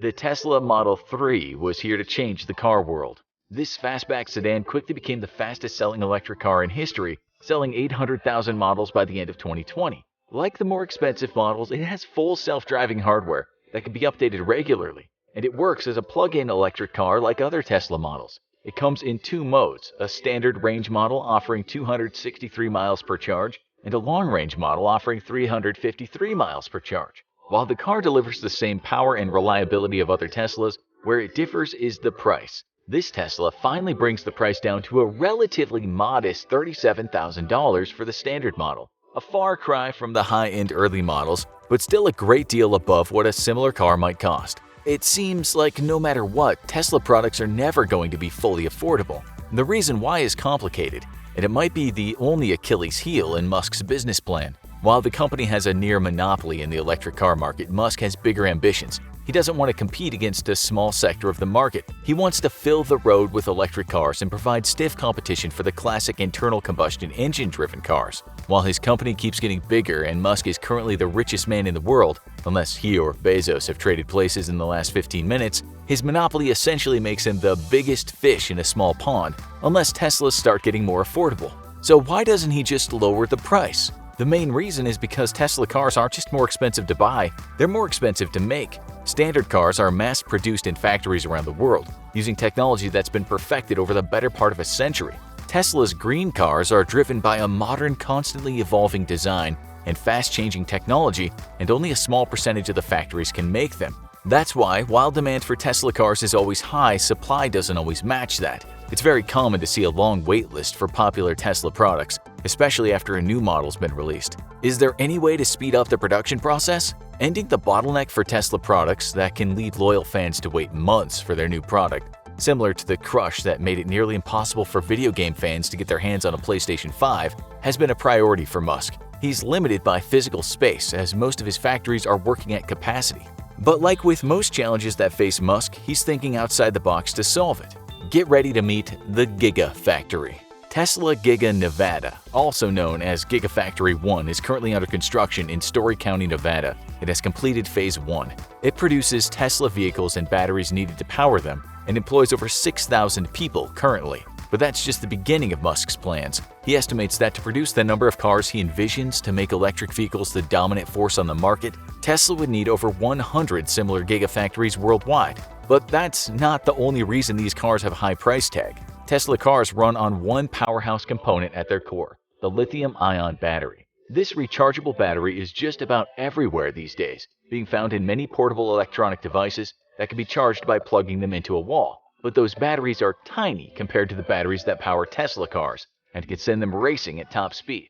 They're considered some of the best rechargeable battery models out there because of their high energy density and low self-discharge. But that power comes with a downside. Lithium-ion batteries aren't easy to manufacture. The electrolytes in the material are flammable and can explode if damaged, causing damage to the vehicle. They also have voltage limits that need to be kept in mind during construction and use. That means that the factories making them have to be careful during construction, and Tesla makes some of their own custom lithium-ion batteries in their factories, slowing down the building process of Teslas compared to other cars, which can plunk down a mass-produced internal combustion engine in the chassis and call it a day. But that's not the only challenge in making lithium-ion batteries. Lithium-ion batteries have advantages over other batteries, including containing less toxic metals like lead and cadmium. They mainly use recyclable metals like iron, copper, cobalt, and nickel, which cuts down on their carbon footprint. But the mining of those materials is a challenge in itself, and getting a sufficient supply of lithium and cobalt means Tesla needs mining operations around the world. Most of the cobalt supply is found in the Democratic Republic of Congo in Africa, while lithium is found in North and South America, China, and South Africa. The hunt for these rare earth minerals has geopolitical implications. Every country sets their own standards for mining, with China and Europe having strict regulations. The volatile political situation in other countries means that a big mining investment could go up in smoke if an unfriendly government takes power. While Musk was never charged or directly accused of anything, many people speculated if his lithium mining operations might have been a factor in the conflict between Bolivia's left-wing government and the military that took power after the president tried to change the constitution. But surely there are other ways to cut the cost of a Tesla down, right? While top-of-the-line new Teslas are expensive, many people turn to that time-honored way of getting a car cheap, the used car market. It's almost a rite of passage for new drivers to pick out a beater at the used car lot and take it home to slowly fix it up. But with Teslas, it's more complicated, and many eager buyers find that used Tesla prices are well above the average too. Some old models are available at a deep discount, but if you want a Model 3, you can expect to pay for it. So how does the Tesla keep its value on the used market? Used Teslas have the same problem as new ones. There aren't that many. These cars are built to last. It's rare for people to trade them in too quickly. Combine that with a limited availability, and most of these cars are still relatively new and still on the road. Tesla cars are also less likely to be discounted at the original sale point due to the high demand and limited supply. So they'll start at a higher price point. Because Tesla cars are frequently updated with new software, used cars keep pace with the new ones. So owners are getting a really great deal, and retailers know to charge accordingly. The Tesla Model 3 has one of the highest satisfaction ratings of any car, so no one's looking to sell it for a song. But is there anything coming that might drive down the price? Well, with new and hot products, you can usually be assured of one thing. Something newer and hotter is coming along soon enough. And Elon Musk was never one to rest on his laurels, so he's already announced the next big project from Tesla, the Model Y. This is one of the first fully electric SUVs and seats up to 7, making it a popular choice for families. Retailing at around $41,000 for the basic model, it's a good buy compared to the smaller Model S, and demand is expected to be high as the new model rolls out in larger numbers. That means there may be a lot of trade-ins, and anyone looking for a smaller model will probably see prices decrease due to the shiny new model. But the initial purchase isn't the only place where owning a Tesla will rack up costs. Teslas are considered among the safest and most secure cars on the market, but you wouldn't know it if you looked at the insurance prices. Insuring a Tesla is more expensive than the average car, and the exact price will vary based on other factors. But the main reason Tesla insurance is so high is because these cars have high repair and maintenance costs. Because they're made from expensive proprietary technology, insurers will know they'll have to go directly through Tesla to get them repaired, and the company has their own specialized Tesla-approved body shops to make sure their cars get the special treatment they need. So it seems like no matter what you do, you're going to be paying a lot for a Tesla. So why do people want them so much? Many people want a more environmentally conscious car. Others want the status symbol of the coolest modern car on the market. But there's another financial reason why many people are willing to pay whatever it takes to get a hold of a Tesla. Unlike hybrid cars, which use gasoline in addition to electric power, Teslas are fully electric. That means one major cost of owning a car, filling up at the gas station, is out the window. The cost of gas fluctuates all the time, but filling up the car can cost up to $50 regularly when gas is in the middle of its price range. So how much does it cost to fill up a Tesla? That depends. Electric car charging stations are becoming more and more common, and it's often possible to charge Teslas at them for a modest fee, usually up to $25 for a full charge. But Tesla also operates its own line of charging stations, and new Tesla models come with a very valuable perk: unlimited free charging whenever you see one. That means your cost for keeping your Tesla's electric equivalent of gas tank full can be a whopping zero if you're lucky enough to have stations in a convenient place. So how much will you save overall? If you don't have Tesla charging stations nearby and need to use your home to charge it, you can expect your electric bill to go up a good deal. But even if you're paying for charging because you don't qualify for free charging or Tesla ended the program, Tesla owners save more than 80% overall compared to gas prices in most areas. But that doesn't solve one problem: the sticker shock for when you pay for your Tesla. The good news is Tesla cars have declined in price significantly since they started rolling out, as production ramped up and the technology advanced. Will this continue? It depends on the supply of the components, but Elon Musk is certainly acting as if he believes his empire will continue growing. After all, you can't beat the traditional car if the average driver can't even get on the road. In the military, one wrong move can mean a dead soldier, or worse, a lost battle or war. But some mistakes are worse than others. These are 13 of the most costly military mistakes in history. Lockheed Martin has been designing military and government hardware for decades, and when they get a new project, the odds are there's some big federal money behind it. That was the case when NASA commissioned the NOAA-19, intended for the American National Oceanic and Atmospheric Administration. It was to be a powerful weather satellite that would be able to track the climate and make it easier for the government to prepare for harsh weather. Packing 8 instruments for weather and climate prediction, it was the most state-of-the-art satellite of its kind, and eventually launched in 2009. But it almost didn't get there, thanks to a costly mishap during production. At the Lockheed Martin facility in 2003, the satellite sustained massive damage, costing $135 million, leading to an investigation from the government where the company agreed to forfeit its payment from the project. So what caused the damage? Sabotage?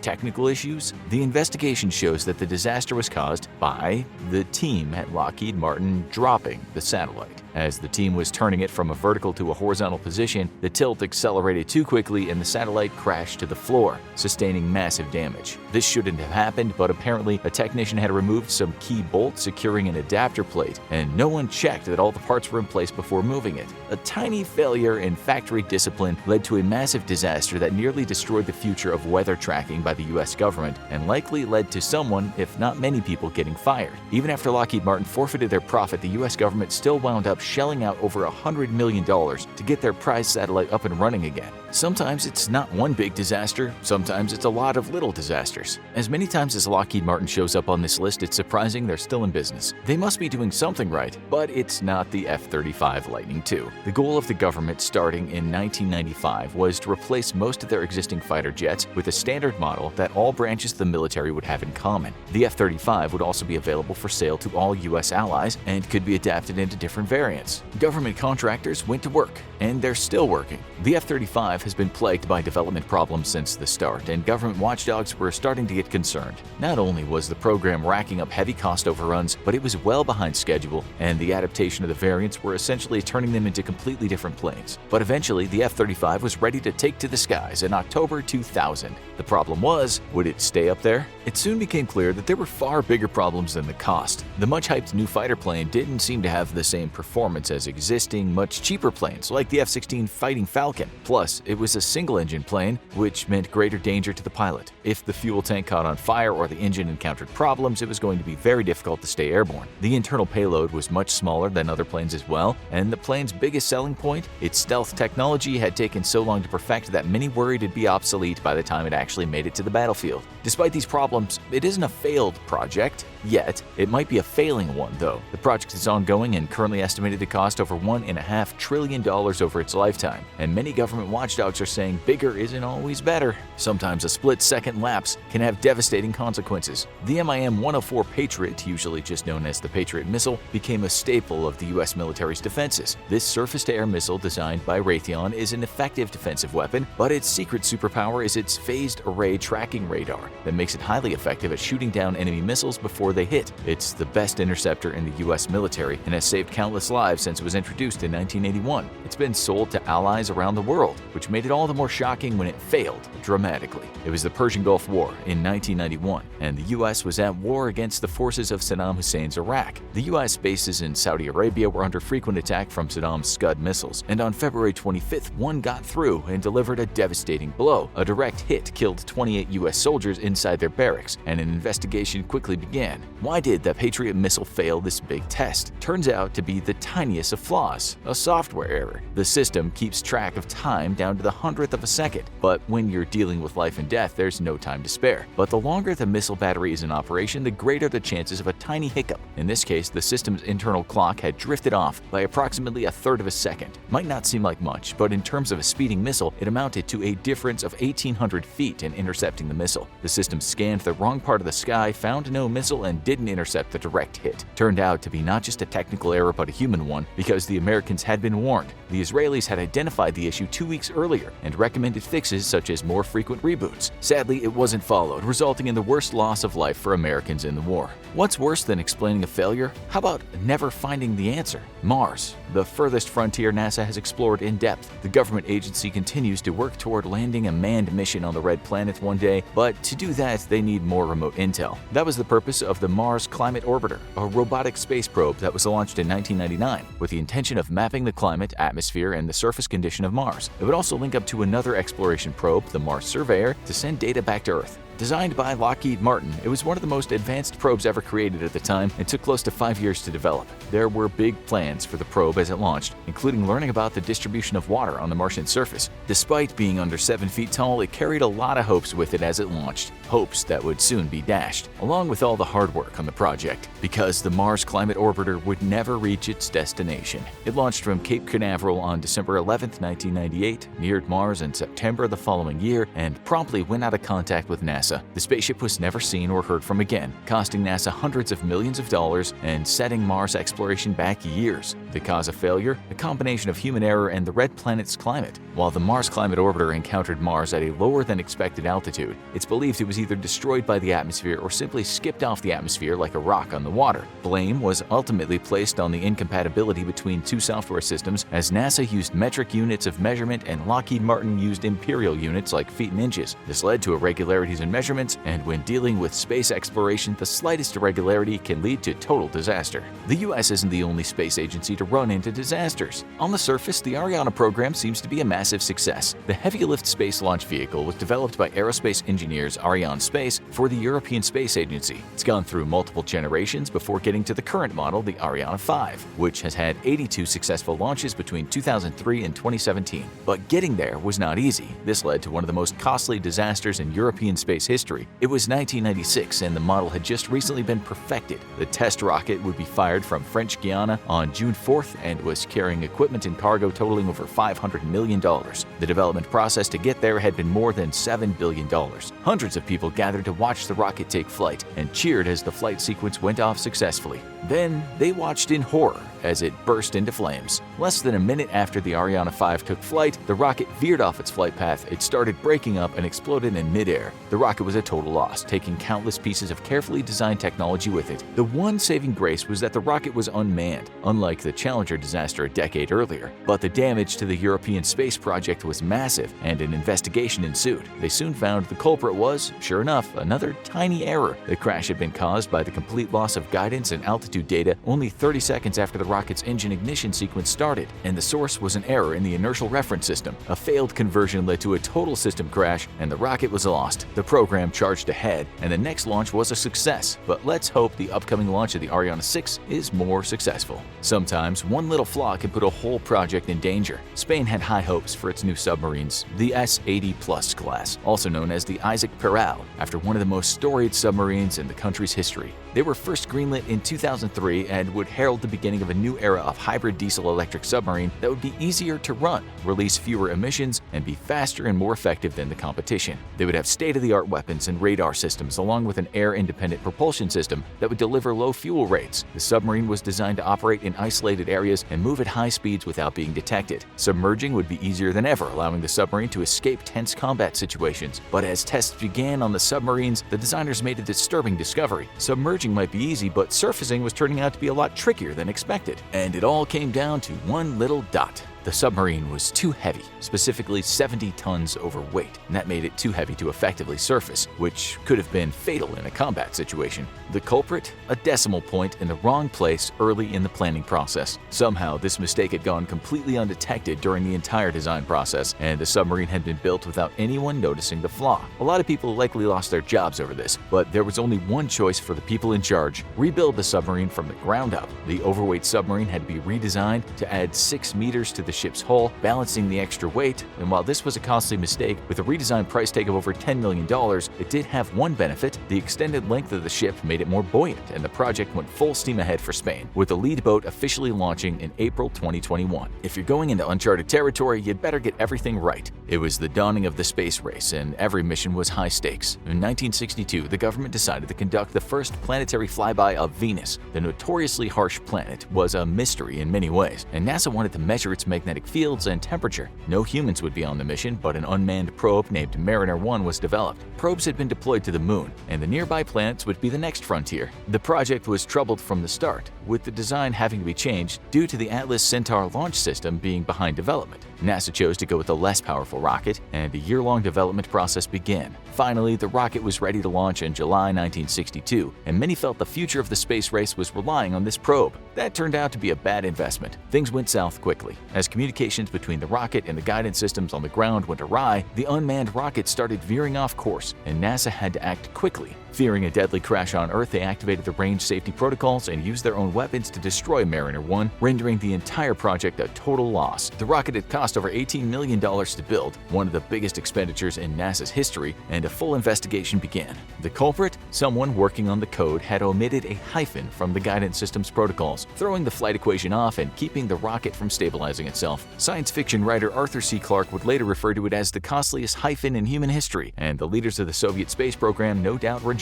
But the US would have the last laugh, landing men on the moon only a few years later. And Russia shouldn't be getting cocky, given this next blunder. It was 1867 and Russia had expanded its territory. However, one parcel of land was proving more trouble than it was worth: Alaska, the Tsar's outpost in North America. The Crimean War had proven to Tsar Alexander II that defending far-flung territory could be difficult, especially with the United Kingdom having allies on the continent, and the United States was more than willing to hear them out. After all, Alaska was massive and provided a strategic beachhead in the north, but many people, including the Tsar, viewed the frozen land as essentially worthless. Ultimately, Secretary of State William Seward, in the aftermath of the American Civil War, signed a deal to purchase the land of Alaska for only $7.2 million. Well, that's $133 million in today's money. That's still less than half the cost of one home in the Bel Air neighborhood of LA, which was listed for $295 million. And it turned out to be a disaster of a deal for Russia. At first, many people in America mocked Seward's deal. What would America want with a giant parcel of land in the Arctic?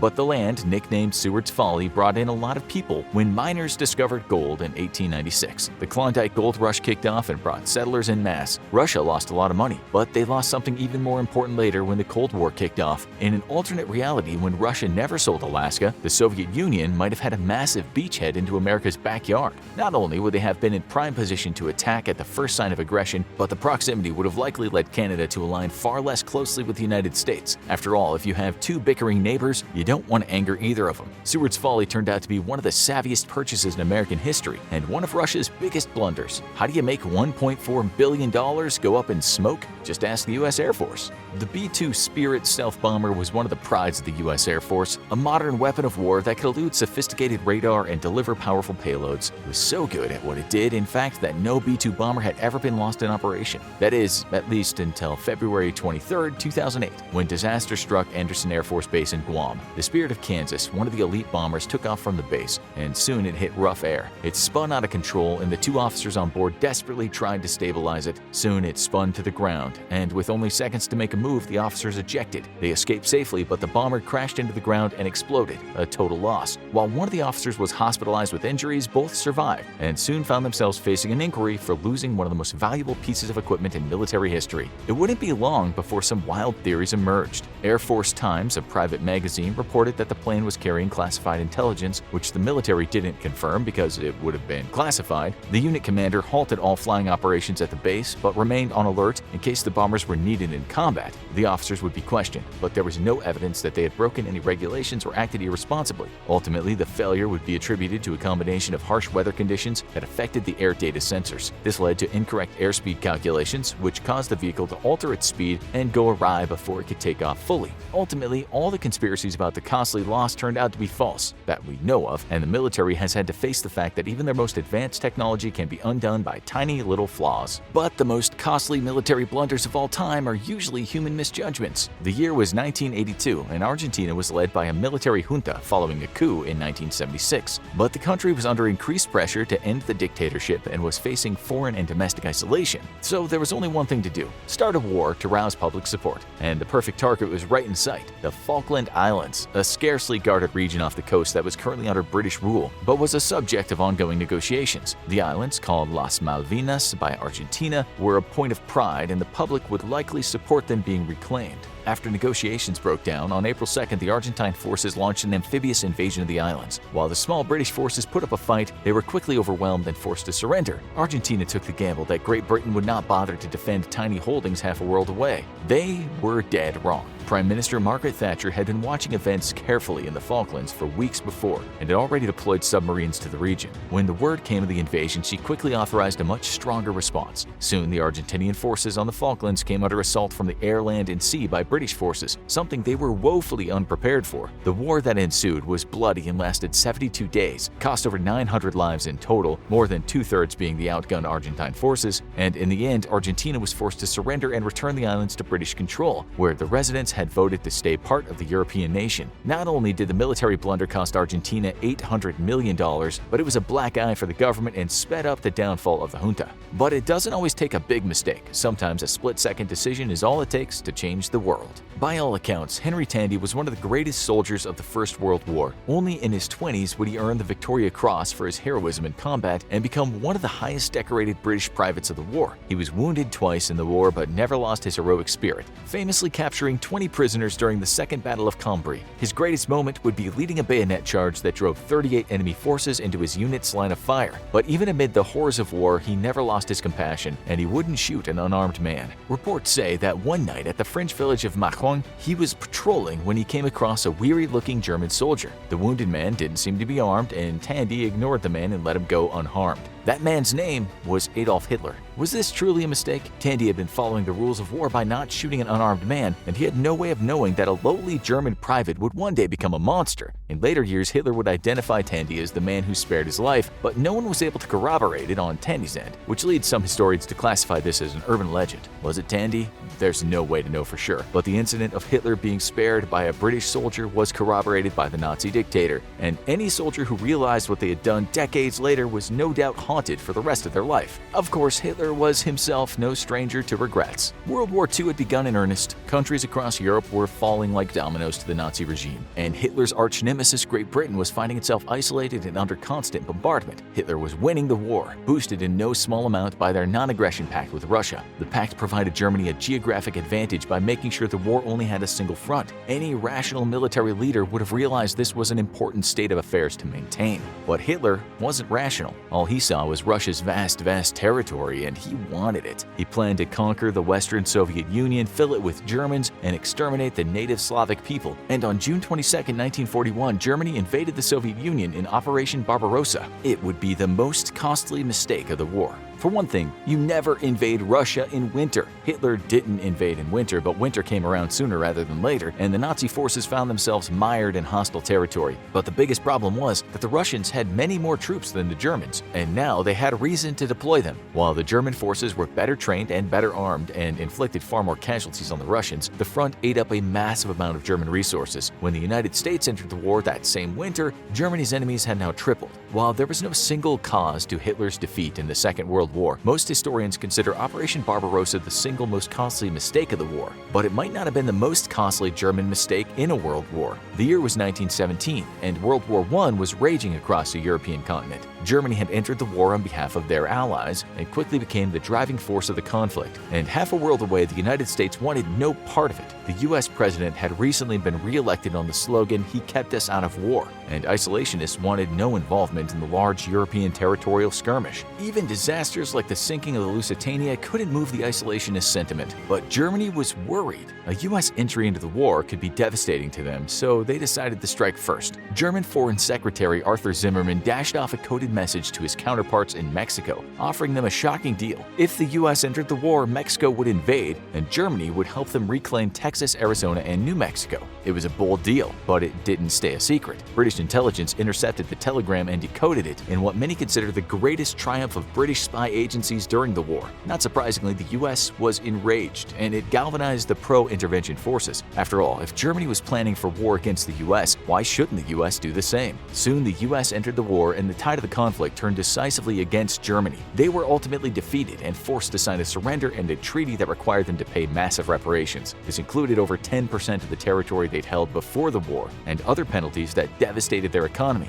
They wouldn't recover from the loss for decades, making this failure of diplomacy and coding the costliest mistake in military history. This video was made possible by Wix. If you're ready to create a website, head on over to wix.com/go/infographics2019 to try out one of their premium plans right now. There must have been a day when a person belonging to an ancient civilization got a hold of a piece of gold and thought, I kinda like this. Since then, it's become a metal that denotes wealth, a powerful symbol that wraps around our fingers, and for some people, covers their teeth. How did it happen? There's evidence that gold impressed humans as far back as 40,000 BC. The ancient Egyptians loved the stuff, and it's said pharaohs couldn't get enough of it. They even used it as currency, with the deal being that one piece of gold was worth as much as 2 pieces of equal weight silver. How come silver got the raw deal? Why did the ancient Greeks hold this kind of bling in high esteem, making it the status symbol it still is today? Let's investigate. So we already know that some of the ancients prized this stuff. We also know that in the Bible there's mention of heavenly lands covered with gold. We know other civilizations from the Aztecs to the Persians cherished it. It wasn't that hard to find either, and all over the world someone could just acquire gold. Why is it expensive though? You might be thinking, well, it's gold, man. It's just expensive because it is. But not all things mankind cherishes are very expensive.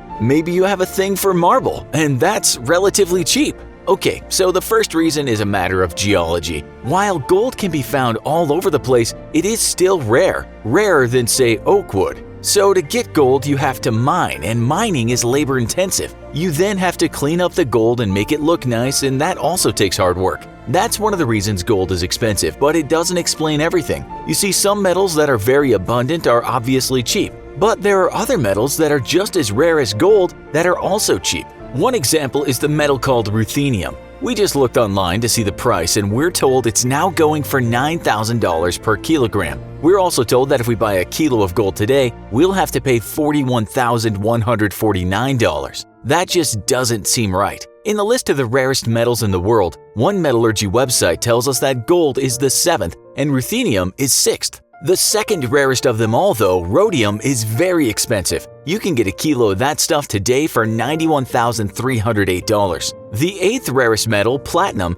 has been expensive in the past, but now you can get your hands on a kilo for just $26,106. What you can see here is that rarity does make something expensive, but it doesn't define the price overall. Otherwise, platinum would cost more than gold, and poor ruthenium wouldn't be a bargain basement metal. Now for a bit of science. There's a reason gold is rare. That's because it's a heavy atom, consisting of 79 protons and 118 neutrons. Now, back before we had science and the ancients had no idea where gold came from, the Egyptians called it the breath of God, and the Aztecs called it the sweat of the sun. While this sounds kinda pretty, the sun didn't sweat gold out and God didn't come onto planet Earth. What actually happened was a great big supernova in space forged gold atoms and hurled them across the universe. As the story goes, billions of years ago, meteorites packed with gold hit the Earth. Little did they know that one day they'd end up covering Flava Flav's teeth. As for that first gold, it sank when molten iron was busy making the core of the Earth.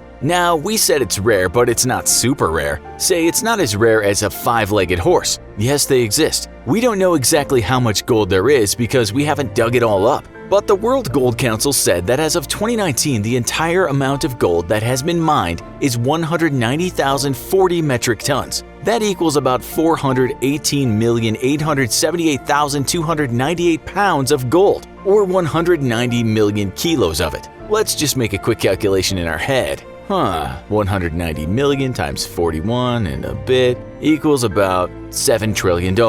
No doubt if you had all the world's gold, you can get an invite to Jeff Bezos' country club. Okay, so it's rare, but not that rare. There's enough of it to build a skyscraper. It is expensive because it takes a lot of work to mine it. But that's not all. It's also a really handy metal to work with. It's corrosion resistant and it can be made into nice shapes that people can admire. Some metals are very hard to smelt, but gold isn't. So you have a very pretty metal that doesn't corrode and you can easily make things out of it. Silver is also kinda rare and also has a relatively low melting point. But there is a problem with silver, and that's the fact that it tarnishes. Gold hits all the spots. It really is the perfect kind of metal. It remains perfect too, for a long time. As the BBC put it, gold's relative inertness means you can create an elaborate golden jaguar and be confident that in 1,000 years it can be found in a museum display case in central London, still in pristine condition. If you have gold, you're holding good currency. The value remains quite stable, which makes it something people want to have. The value has dropped before, of course, but nothing as major as the drop in the 16th century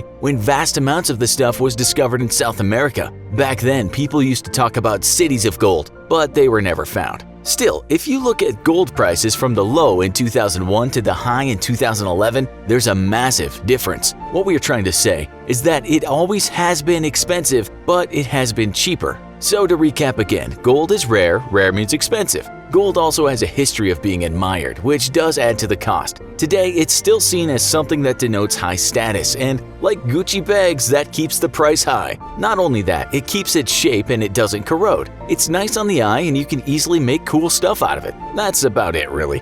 Oh, hello there. Welcome to the Palms Casino Resort. My name is Pierre, and I am the head concierge. I have the privilege of checking you into our wonderful resort today.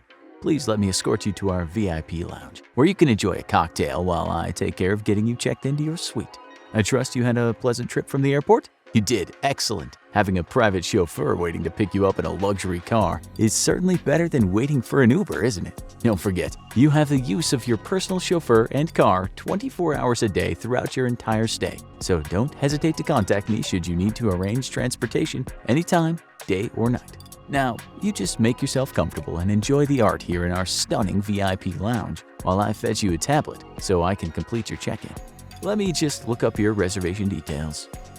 Yes, I see that you are booked in our Empathy Suite, sir. What excellent taste you have. It's without a doubt our most exclusive and exquisite suite, reserved for our most important guests. I'm confident that your stay at the Empathy Suite will be quite a unique experience. I trust that you've heard it was named one of Time Magazine's greatest places of 2019. No? Well, I'm sure you'll understand why just as soon as you see it. Now, before we head on up to your suite, let's just make sure we have your correct information on file and take care of some minor matters such as Payment? Just to confirm, the nightly rate for this suite is $100,000 US. And of course, there is a minimum 2-night stay in the Empathy Suite. Shall we go ahead and charge that to the credit card on file? Yes? Excellent. Thank you, sir. I'm sure you'll find this suite is worth every penny.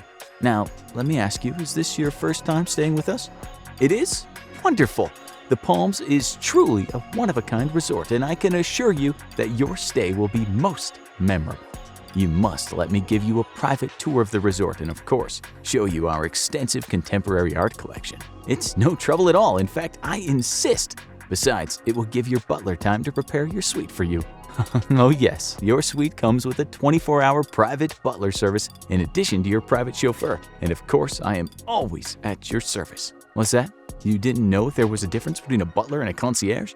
I assure you, a concierge is quite different from a butler. My role as concierge, head concierge that is to manage your entire experience during your stay both inside and outside the hotel. I can be relied upon to provide recommendations, make reservations, secure tickets to events, and arrange exclusive experiences for you. I take great pride in making sure that my guests have exactly the experience they want and deserve while in Las Vegas. So please, don't hesitate to call on me for anything you might need, anything at all. The role of your butler, on the other hand, is to cater to your every whim while you're inside your suite. Think of your butler as a trusted personal assistant. He'll take care of your luggage, including unpacking and repacking, pressing your clothes and arranging dry cleaning and laundry service. Your butler can also arrange room service and in-room dining, and he'll serve you food and drinks while you relax in your suite. You can use our resort's handy app to let your butler know what you need anytime, 24 hours a day. Would you like me to help you download it from the App Store? No? No problem. I'm sure you can figure it out on your own later. Now, shall we get on with the tour?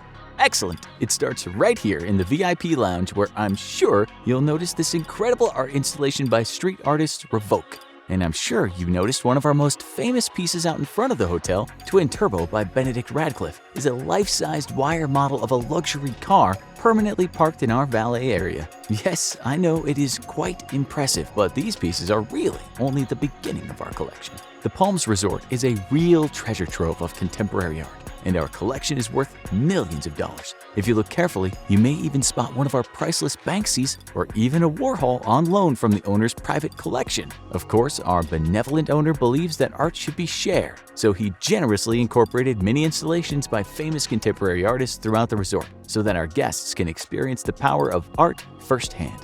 In fact, our in-house curator Tal Cooperman once told me that our owners thought we should give the people a chance to see the stuff that is more niche. Isn't that noble of them?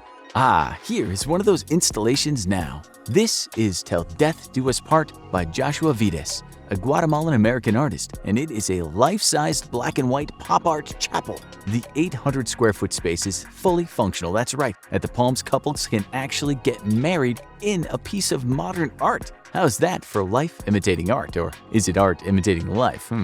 Anyways, moving on, let's now head down to the mezzanine area and check out some of the resort's many world-class amenities. I'll tell you a bit more about the resort and its history on the way. The Palms first opened back in 2000 and it has been one of the hippest venues in Vegas ever since. Did you know that the original real-world Las Vegas was taped here? That's right, the suite that the cast lived in was located right here at the Palms. Now guests can actually stay in the real-world suite if they can afford to spend $10,000 a night, that is. Last year, our new owners spent almost $1 billion renovating the entire resort. Every single one of our 1,000-plus rooms were updated, including all of our luxury suites. The Empathy Suite, where you'll be staying, is just one of our fully renovated deluxe fantasy suites. We also have the Kingpin Suite, which has its own bowling alley, and the Hardwood Suite, which features its very own basketball court. The original owners of the resort also owned an NBA team. Of course, none of these suites come close to the Empathy Suite when it comes to luxury and exclusivity, as you'll soon see. And now we're passing by the entrance to the renowned Pearl Theater, our famous 2,500-seat event center that has been home to many legendary acts over the years, including the likes of Bob Dylan and Billy Idol. We've even hosted UFC fights and the NHL awards. And there's also an on-site recording studio. Stars like Jay-Z and Beyonce, Britney Spears, and Lady Gaga have all recorded there. And of course, the Pearl is home to another piece from our art collection. The eye-catching billboard itself was designed by Felipe Pantone, an Argentinian Spanish street artist. Through here is our resort's 70,000 square foot luxury day club featuring 2 main pools. During the renovations, our owners installed a new seasonal glass dome overhead, which allows us to keep the pools open year-round. As a guest in the Empathy Suite, you also have access to any of the 16 private cabana pools in the day spa. And yes, they are quite luxurious, but just wait until you see the private pool in your suite. The day club also has a state-of-the-art fitness center complete with celebrity trainers and our newly opened luxury spa. But of course, you have your own private gym in your suite, complete with private massage rooms and a relaxing salt room. And I would be more than happy to arrange any spa services you might want in the privacy and comfort of your suite. If you're looking for the party scene, the Palms has the very best scene in Vegas. As a guest in the Empathy Suite, you are of course welcome to attend any of the most exclusive A-list events at our famous nightclub, which has hosted famous DJs like Skrillex. This area of the resort is also home to some of our best restaurants. Your rooms include a $10,000 resort credit, which you can use at any of our top-rated restaurants or nightclubs. We're proud to partner with celebrity chefs like Bobby Flay and Michael Simon to bring our guests an incredible dining experience. Chef Flay's seafood restaurant Shark is home to this stunning art installation above the bar called The Unknown. It is a real, full-grown 13-foot taxidermy tiger shark suspended in formaldehyde. Isn't it divine? The artist is Damien Hirst. I'm sure you've heard of him. No?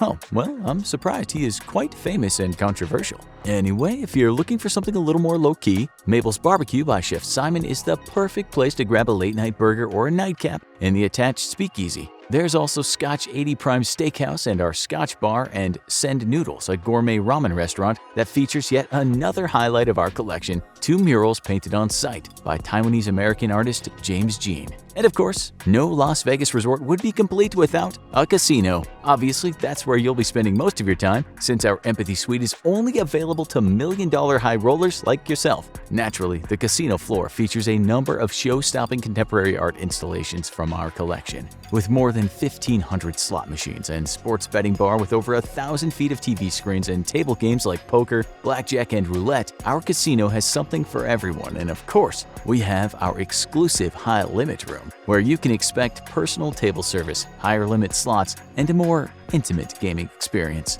I'm sure this is where you'll be spending most of your time when you're not enjoying your suite, of course. Speaking of your suite, I'm sure you're just dying to see it after I've been talking about it nonstop. If you'll follow me, I'll show you to your private elevator. Yes, of course, your suite includes a secure private elevator which will take you directly from the casino floor up to your suite. Here we are, the Empathy Suite. The first thing you'll notice as you step off the elevator is another incredible shark installation by Mr. Hirst. Didn't I mention Damien Hirst designed this entire suite, including the eye-catching butterfly and pillow motif all over the floors, ceilings, walls, and windows? The suite features 5 more custom art installations by the artist. Isn't that just so unique? Anyway, moving on, the suite is actually spread out over 2 stories and takes up an entire floor of our hotel with an impressive 9,000 square feet of living space. There are 2 gorgeous master bedrooms upstairs, both with California king-sized beds and views of the strip through the floor-to-ceiling windows. Both ensuite bathrooms and guest bath on the main level all feature floor-to-ceiling gray marble. Back out in the main space, the suite features a huge entertaining area where you can host up to 50 guests. The Italian leather furniture in the living room was custom designed by the artist Damien Hirst. The attached media lounge and game rooms features video games and a full-sized pool table, also custom designed by Hirst. But the highlight of this space is definitely the 13-seat curved bar. There's another of Hirst's custom art installations hanging above the bar. It's called Here for a Good Time, Not a Long Time. It's a skeleton of a marlin fish next to a taxidermied one. Really insightful, don't you think? But Hirst truly outdid himself with this vision for the bar top. Look, it's filled with medical waste. What a statement. Now, if you'll follow me out to the balcony, I'll show you this suite's pièce de résistance. This one-of-a-kind space features your own private pool. If you'll notice, the pool is actually cantilevered out onto the edge of the building, providing you with the most stunning views of the Las Vegas Strip that money can buy. And I'm sure you can't wait to lounge in luxury out here, soaking up the million-dollar views. Well, that concludes our tour. And I'm sure you're more interested in getting back down to the casino than you are in hearing more about contemporary art. I'll just leave you to get settled then. Oh, sir, you are too kind. Really, it was my pleasure. Please don't hesitate to let me know if there's anything else I can do for you during your stay. Anything at all. Enjoy your stay. The date is 2025 and you're a fighter pilot sitting in the hangar at your forward operating base, waiting for the call for troops in contact. You're relaxing, reading a book, and talking about anything else other than the potentially dangerous mission that lies ahead of you in the not-so-distant future. But soon enough, the sirens flash, the air maintainers start to scramble, and you rush to put on your specially designed helmet and flight suit that enables you to see right through the floor of your plane. After you take off, you fly right through the advanced Russian-built air defenses of the Syrian regime, and they don't even pick up as much as a blip. You look down and follow the path to the enemy position using a state-of-the-art contour overlay that's broadcast into your helmet. As you get closer, you can see the enemy troops light up like bright contacts and start to line up your shot as the guns on your aircraft follow the movement of your eyes. You let loose with your ordnance, obliterate the terrorist stronghold, and save the Allied troops below. As you start to head back to base, the Syrian army gets word of your mission and wants to stop you from broadcasting any intelligence back to friendly forces.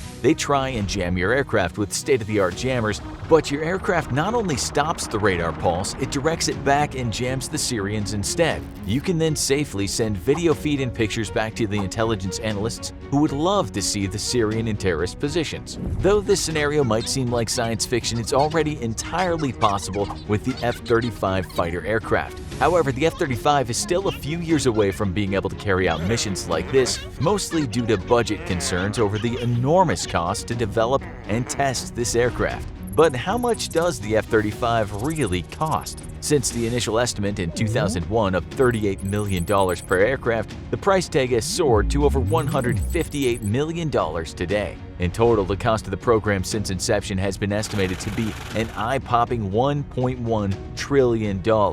Yeah, you heard that right. $1.1 trillion with a capital T. So why has the F-35 program continued to soar past all of its initial cost estimates and continue to suck in more money every day to become the uncontested champion for the most expensive weapon program in history? To understand why the F-35 program costs so much, it's important to know why it even exists in the first place. The F-35 can trace its roots all the way back to 1993, when the Clinton administration wanted to take a bottom-up review of Defense Department policies and procedures. This was at a time when Congress was still spending at Cold War levels, even though America had emerged victorious years before, and now wanted to see what the military could cut and what it could keep. The review found, among other things, that the current status of aircraft acquisitions was fraught with waste and extra expenses that could be saved if all the services worked together instead of trying to develop their own unique aircraft. As a result of that initial assessment, the Joint Strike Fighter program was born in 1995 to address this specific concern and to coordinate efforts to eventually build an aircraft that could replace all combat aircraft in the entire U.S. arsenal. 3 different defense manufacturing teams duked it out to win the contract for the prototype, a joint team of Boeing and Lockheed Martin's design called the X-35-1, and the name was soon changed to the F-35. In 2001, the program finally got off the ground with the first tests of its design. But right away, the engineers knew there were going to be problems. First of all, even though the fighter is supposed to be a common aircraft for the Air Force, Navy, and Marines, only about 70 to 90% of the parts and systems were shared. That's because each service focused on their own unique requirements. The F-35A, the Air Force variant, is intended to replace the current F-16 and A-10 Warthog attack aircraft currently in its inventory. The F-16 is the Air Force's primary attack fighter, and the A-10 is the famous tank buster from the First Gulf War and the 2003 invasion of Iraq. This version is focused on ground attack and taking off from long runways. It is not as stealthy or as capable in air-to-air dogfights as the F-22, but the F-35 is designed to operate together with it to make the F-35 and the F-22 an unstoppable team of destruction. Because of this planning, the F-35A variant costs much less than the other two at $78 million. The Marine Corps version, the F-35B, is the most expensive version, coming in at a whopping $101 million, mostly because of its VSTOL capability. VSTOL stands for Vertical and/or Short Takeoff and Landing. This capability lets it take off and land vertically from the short decks of crowded amphibious ships that cannot support a full-length runway. The Marines also have advanced electronic warfare suites on board that provide even greater capabilities against enemy attempts at jamming than the other F-35 types, which is absolutely vital for Marines operating in areas where they're on their own. The Navy's version, the F-35C,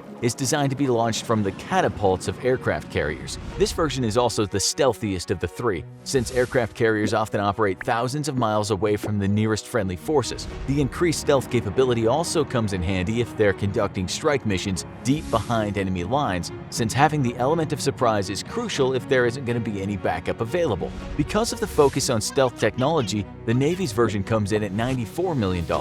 Even though there are different versions designed to meet various mission requirements, the one thing they all have in common is the need to develop new technology. While some of the technologies and weapon systems have been around for years, many sound like they're straight out of a science fiction novel. For instance, the Electro-Optical Distributed Aperture System, or DAS, is a feature that combines the video feed from 6 different cameras and runs that information through an advanced software program to be able to alert the pilot to potential enemy missile launches, the location of other aircraft, and also allows the pilot to see clearly in both night and day vision. The Electro-Optical Targeting System works hand in hand with the DAS by providing an accurate firing solution for any target the aircraft could face, from a group of bad guys running on the ground all the way to a speeding plane traveling at supersonic speeds. The aircraft also gives pilots a way to view the battlescape like never before. The cockpit was designed to address the common issue of pilots not being able to look down below, and now the pilot can easily look over the nose. But even more creative than that is the new helmet that the pilot wears.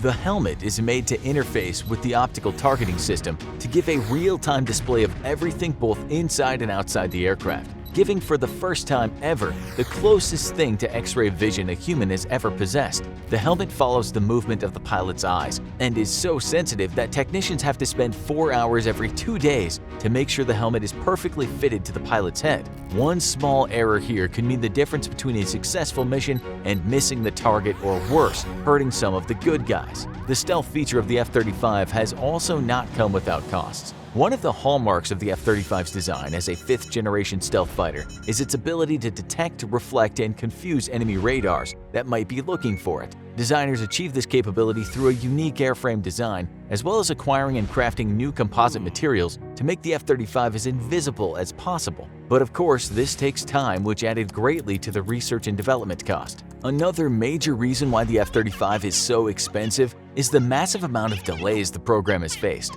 It's estimated that the project is almost a decade behind schedule right now, and that's mostly due to the incredible amount of design flaws that are constantly discovered during testing.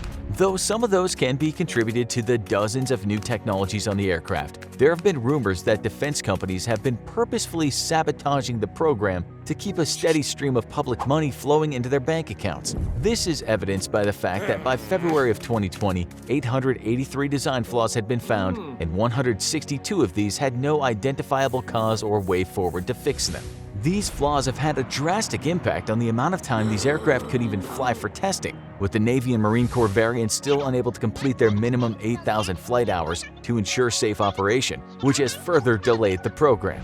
But even as these flaws are found and fixed, as the few F-35s that hit the fleet operate more, new issues are found every day, which sets the program back further and increases the price tag for each one found. Making cost problems even worse is the logistics system that has been mired in controversy and mismanagement since its inception. This logistics system encompasses all of the individual pieces that make up the F-35, from the nuts, bolts, wires, parts, and every piece of gear needed to maintain the aircraft in tip-top shape. It's necessary to build a robust, cost-efficient logistics system, since it's estimated that up to 2/3 of an aircraft lifetime costs are rooted in spare parts. And with planes that can reach Mach speed in some of the world's most unforgiving environments, it's no wonder that spare parts are needed for constant upkeep of the F-35. But the problem is, spare parts do not often get to the planes that need them. Up to 30% of F-35s are grounded at any given time due to delays on parts, and a 2019 Inspector General report found that in a limited study of just the Fort Worth facility,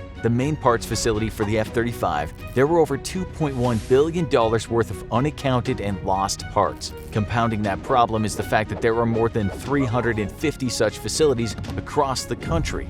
The problems at Fort Worth were not new or unique for that facility. A 2017 inspection of Edwards Air Force Base, a major F-35 base in California, found that almost $500,000 of spare parts were just sitting in the rain in cardboard boxes, getting ruined. These parts problems will likely only get worse as new upgrades come out in the future that will facilitate the need for more and newer parts, further complicating an already broken system. One of the last and arguably biggest reasons for the high expenses is politics. You see, the F-35 program was designed from the beginning to outlast any politician that wanted to kill it. As it stands, the program currently has contracts in 45 states and directly employs tens of thousands of people, making it very bad for politics for anyone who wants to cut a program that might lead to a loss of jobs. As if that weren't enough, every major defense contracting agency also has a stake with companies like Boeing, Lockheed Martin, Northrop Grumman, and BAE Systems constantly lobbying Washington to keep the program flush with cash. Simply put, there are too many fingers in the pot, and the project is now too big to fail.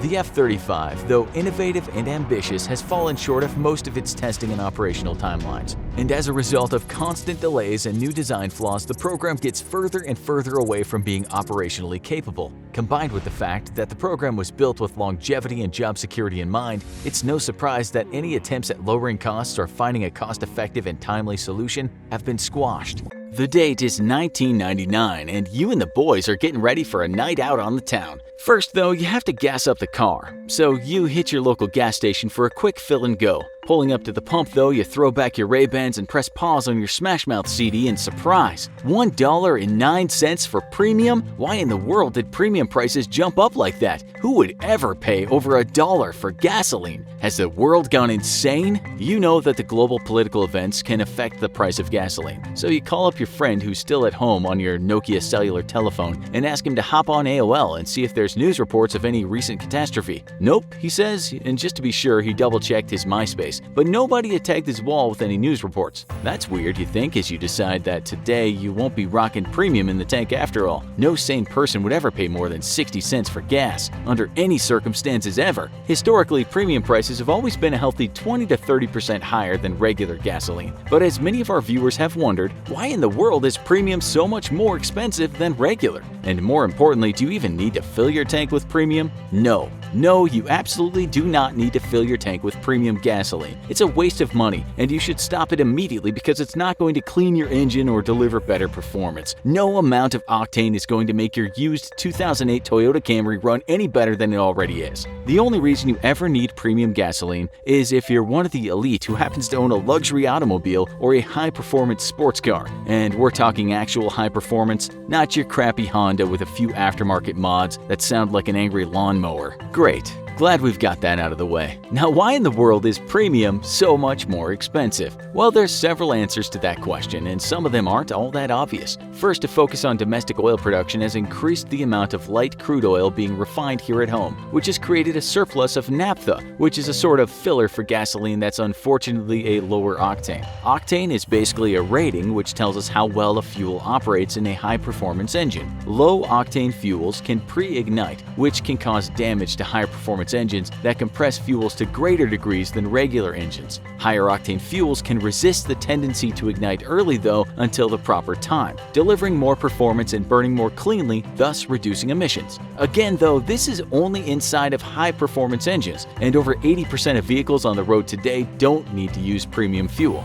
Due to a surplus of low-octane feedstock for gasoline, producers are making more low-octane gasoline, which drives up the price of premium fuel. With the plastics industry moving away from naphtha, it's also led to a surplus of the stuff, which only encourages fuel producers to create lower-octane fuel. In essence, there's a smaller supply of premium than other grades of gasoline, which drives up the price. Government regulation has also played a part in driving up the cost of premium fuel, thanks to environmental regulations which have banned or restricted the use of high-octane additives. Before you get all anti-government on us and rant about government interference, consider that until Congress stepped in, fuel producers were adding lead to gasoline and created a lead poisoning epidemic so widespread that we're still unsure of the effects of decades of its use. In many places, the dirt on the side of major roadways was so toxic that after the lead ban, it had to be shoveled away and stored in toxic dump sites. So maybe paying a few extra cents so we all don't suffer permanent brain damage is kind of a good thing, seeing as industry isn't going to magically grow a conscience and decide to start doing the right thing out of the sheer goodness of its heart. Thanks, government. Finally, the reason for the spike in premium gas prices is that gas stations often know they can make up earnings shortfalls by spiking the price of Supreme. A significant portion of the population, about 20%, has no choice but to buy premium in order to fuel their luxury and high-end vehicles, and others will ignorantly buy the stuff thinking it's going to make their sweet modded-out Honda Civic run better when it isn't. Either way, both customers will still pay the price spike, ensuring that premium fuel remains expensive. It's not likely that we'll see the price of premium lower, and in fact, as more efficient engines are created, eventually all fuel may end up being premium, as these new efficient engines will require high-octane fuel. Hopefully, before then, we'll all be driving electric vehicles and zooming down city streets in our awesome Back to the Future hoverboards, though by now we guess that's just not very likely. No doubt many of our viewers during the year from hell made a lot of purchases online, but we very much doubt that many of you went much further than spending a few bucks on some cheesy nachos or acquiring a new pair of sneakers. Can you imagine hitting that buy button when the thing you're purchasing costs millions or even hundreds of thousands of dollars? As you're about to find out, some ultra-wealthy people have bought the craziest things online, acts that frankly make us at the Infographic Show feel very, very poor. Number 20. A $325,200 helicopter. You're gonna see a couple of cars on this list as well as some planes, but this is the only helicopter you'll hear about. In 2018, someone sold a Robinson R-44 Raven II helicopter for $325,200 on eBay. You'd think eBay would be a strange place to go when you're in the market for a helicopter, but as you'll soon see, a lot of strange things have gone down on that platform over the years. Number 19. A $375,190 piano. This wasn't just any piano, but one that used to belong to arguably the world's most iconic pop star, Elvis Presley. The king of rock and roll's Kanabi White Baby grand piano was expected to go for over $1 million, but in the end it sold for just over $375,000. Number 18. A $399,000 life. Disturbingly, one of the cheapest items on this list is someone's life. It could actually be the best thing on the list, but we'll let you decide after you finish the show. The year was 2008, and an Englishman living in Australia named Ian Usher was having a bad time of it. He'd just been divorced and was feeling pretty down. That's why he put his whole life on eBay. Up for grabs was his house, his car, his motorcycle, and just about all of his other worldly possessions. On eBay he wrote, "I've had enough of my life. I don't want it anymore." Someone bought it for almost $400,000. It worked out for him too. With all the cash, he traveled all over the world, ticked off quite a few things on his bucket list. He even appeared in a Hollywood movie. He eventually ended up buying a small island off the coast of Panama where he now lives with his new lover. He's written 2 books so far, and Disney has bought the movie rights to one of them. Maybe you should try putting your life on eBay. Number 17. A $400,000 ticket. This isn't the most expensive sports memorabilia on this list by a long way, but it's the most expensive card in the game of football. That's American football, to you Europeans out there. It was the Tom Brady 2000 Playoff Contenders Championship ticket trading card. This card was signed by Brady, who some people say was the best quarterback of all time. That's one of the reasons the card was sold for so much. If only you could get your hands on O.J. Simpson's gloves. We imagine they would go for big money. We won't mention all the expensive sports memorabilia on this list, but we'll tell you that a Michael Jordan 1997 Metal Universe Precious Metals Gems card went for $350,100 in 2019. That's a lot, but people have paid a lot more for pieces of cardboard. Number 16. A $503,300 bottle of beer. This story is quite unbelievable. A man in Tulsa, Oklahoma bought a bottle of Alsop's Arctic Ale in 2007 for just over $300. This guy was quite smart, knowing that the original seller had put it on eBay with a spelling mistake. He'd posted Alsop's with 1 P, not 2 Ps. The item came with a note from a Boston attorney who wrote that the bottle of beer had been specially made for an 1852 polar expedition. The new owner then did some research and discovered that the beer had been made for Sir Edward Belcher, a man who went in search for a crew that hadn't returned home from its own Arctic expedition. This bottle had a history. He then put the bottle back on eBay with the title Museum Quality Alsop's Arctic Ale 1852 Sealed/Full Rarest Historic Beer in the World. He explained some of its history too, and that's why someone paid so much for it. Number 15. A $535,499 watch. Luxury watches often go for big money on eBay, but from what we can see, the most expensive watch ever sold on the platform went for $535,499. That was a Patek Philippe Grand Complications watch. Number 14. A $577,610 baseball bat. The bat in question was once owned by the player nicknamed Shoeless Joe Jackson. He got that name for once playing without shoes due to the fact that he had blisters on his feet. He was one of the best players of all time, but his name is tainted somewhat from accusations that he accepted a bribe to throw the World Series in 1919. In 2001, his nephew put his Black Betsy bat on eBay, after which it was bought by the owner of a marketing company. It now sits proudly in that man's office. Number 13. A $936,000 comic book. In 2017, All-Star Comics number 8 sold for almost $1 million. As you'll see, this isn't even the most expensive comic book ever sold online, but it's the most expensive, which has a woman starring in it. Which superheroine graced this expensive comic book? Why, none other than Wonder Woman. This comic was introduced in 1941, and it was the first time Wonder Woman made an appearance. Number 12. A $1 million car. From 2002 to 2004, Ferrari only made 399 Ferrari Enzos. In 2004, someone posted one for sale on eBay, and car enthusiasts all over the world started bidding. The car was sold to a guy in Switzerland, and he only bid $50 more than the next guy. It was actually a very wise purchase. We went window shopping online just now and saw that they're now actually going for $2 to $4 million. As you'll soon find out, this was not close to the most expensive car ever sold on eBay. Just for you car geeks out there, we realize some other cars have been sold online for similar prices, but we don't want to make a list full of cars. That would send people to sleep. Number 11. A $1.1 million bottle of booze. History was made early in 2020 when a bottle of whiskey went for the most cash ever at an online auction. Whiskeys have sold for much more at brick-and-mortar auction houses, but when a European bought this bottle of 1926 Macallan Valerio Adami 60-year-old, with the click of a button, he broke the internet record. Number 10. A $1.1 million painting. Okay, so artwork sells for ridiculous prices all the time, but not many people are willing to put their hand in the virtual wallet when they can't even see what they're buying up close. During lockdown this year, the auction house at Sotheby's said it had broken the record for the most expensive piece of art it had ever sold online. The painting was the work of an American artist named George Condo, and the name of the painting is Antipodal Reunion. Other paintings in the same auction sold for a lot, but not anywhere near as much as this painting. Number 9. A $1.2 million baseball card. A few decades ago, when people smoked in the office, in the bathroom, and in the kitchen, and basically anywhere other than church and in the operating theater, things called baseball cards could be found in packets of cigarettes. What the smokers back then didn't know is that some of those cards in years to come would be sold for crazy amounts of money. At the beginning of the 20th century, one of the best players was Pittsburgh Pirates player named Honus Wagner. In 2000, someone paid a whopping $1.27 million for a card displaying the face of Mr. Wagner after the card appeared on eBay. It is the holy grail of baseball cards. It is the Mona Lisa. There's nothing else like it, said the auctioneer who sold the card. The American Tobacco Company only ever made 50 to 200 of these cards. Most of them probably ended up in the trash, but those that survived have sold for hundreds of thousands and millions. The costliest card sold for $3.12 million in 2016, but that wasn't an online sale. Number 8. A $2.06 million town.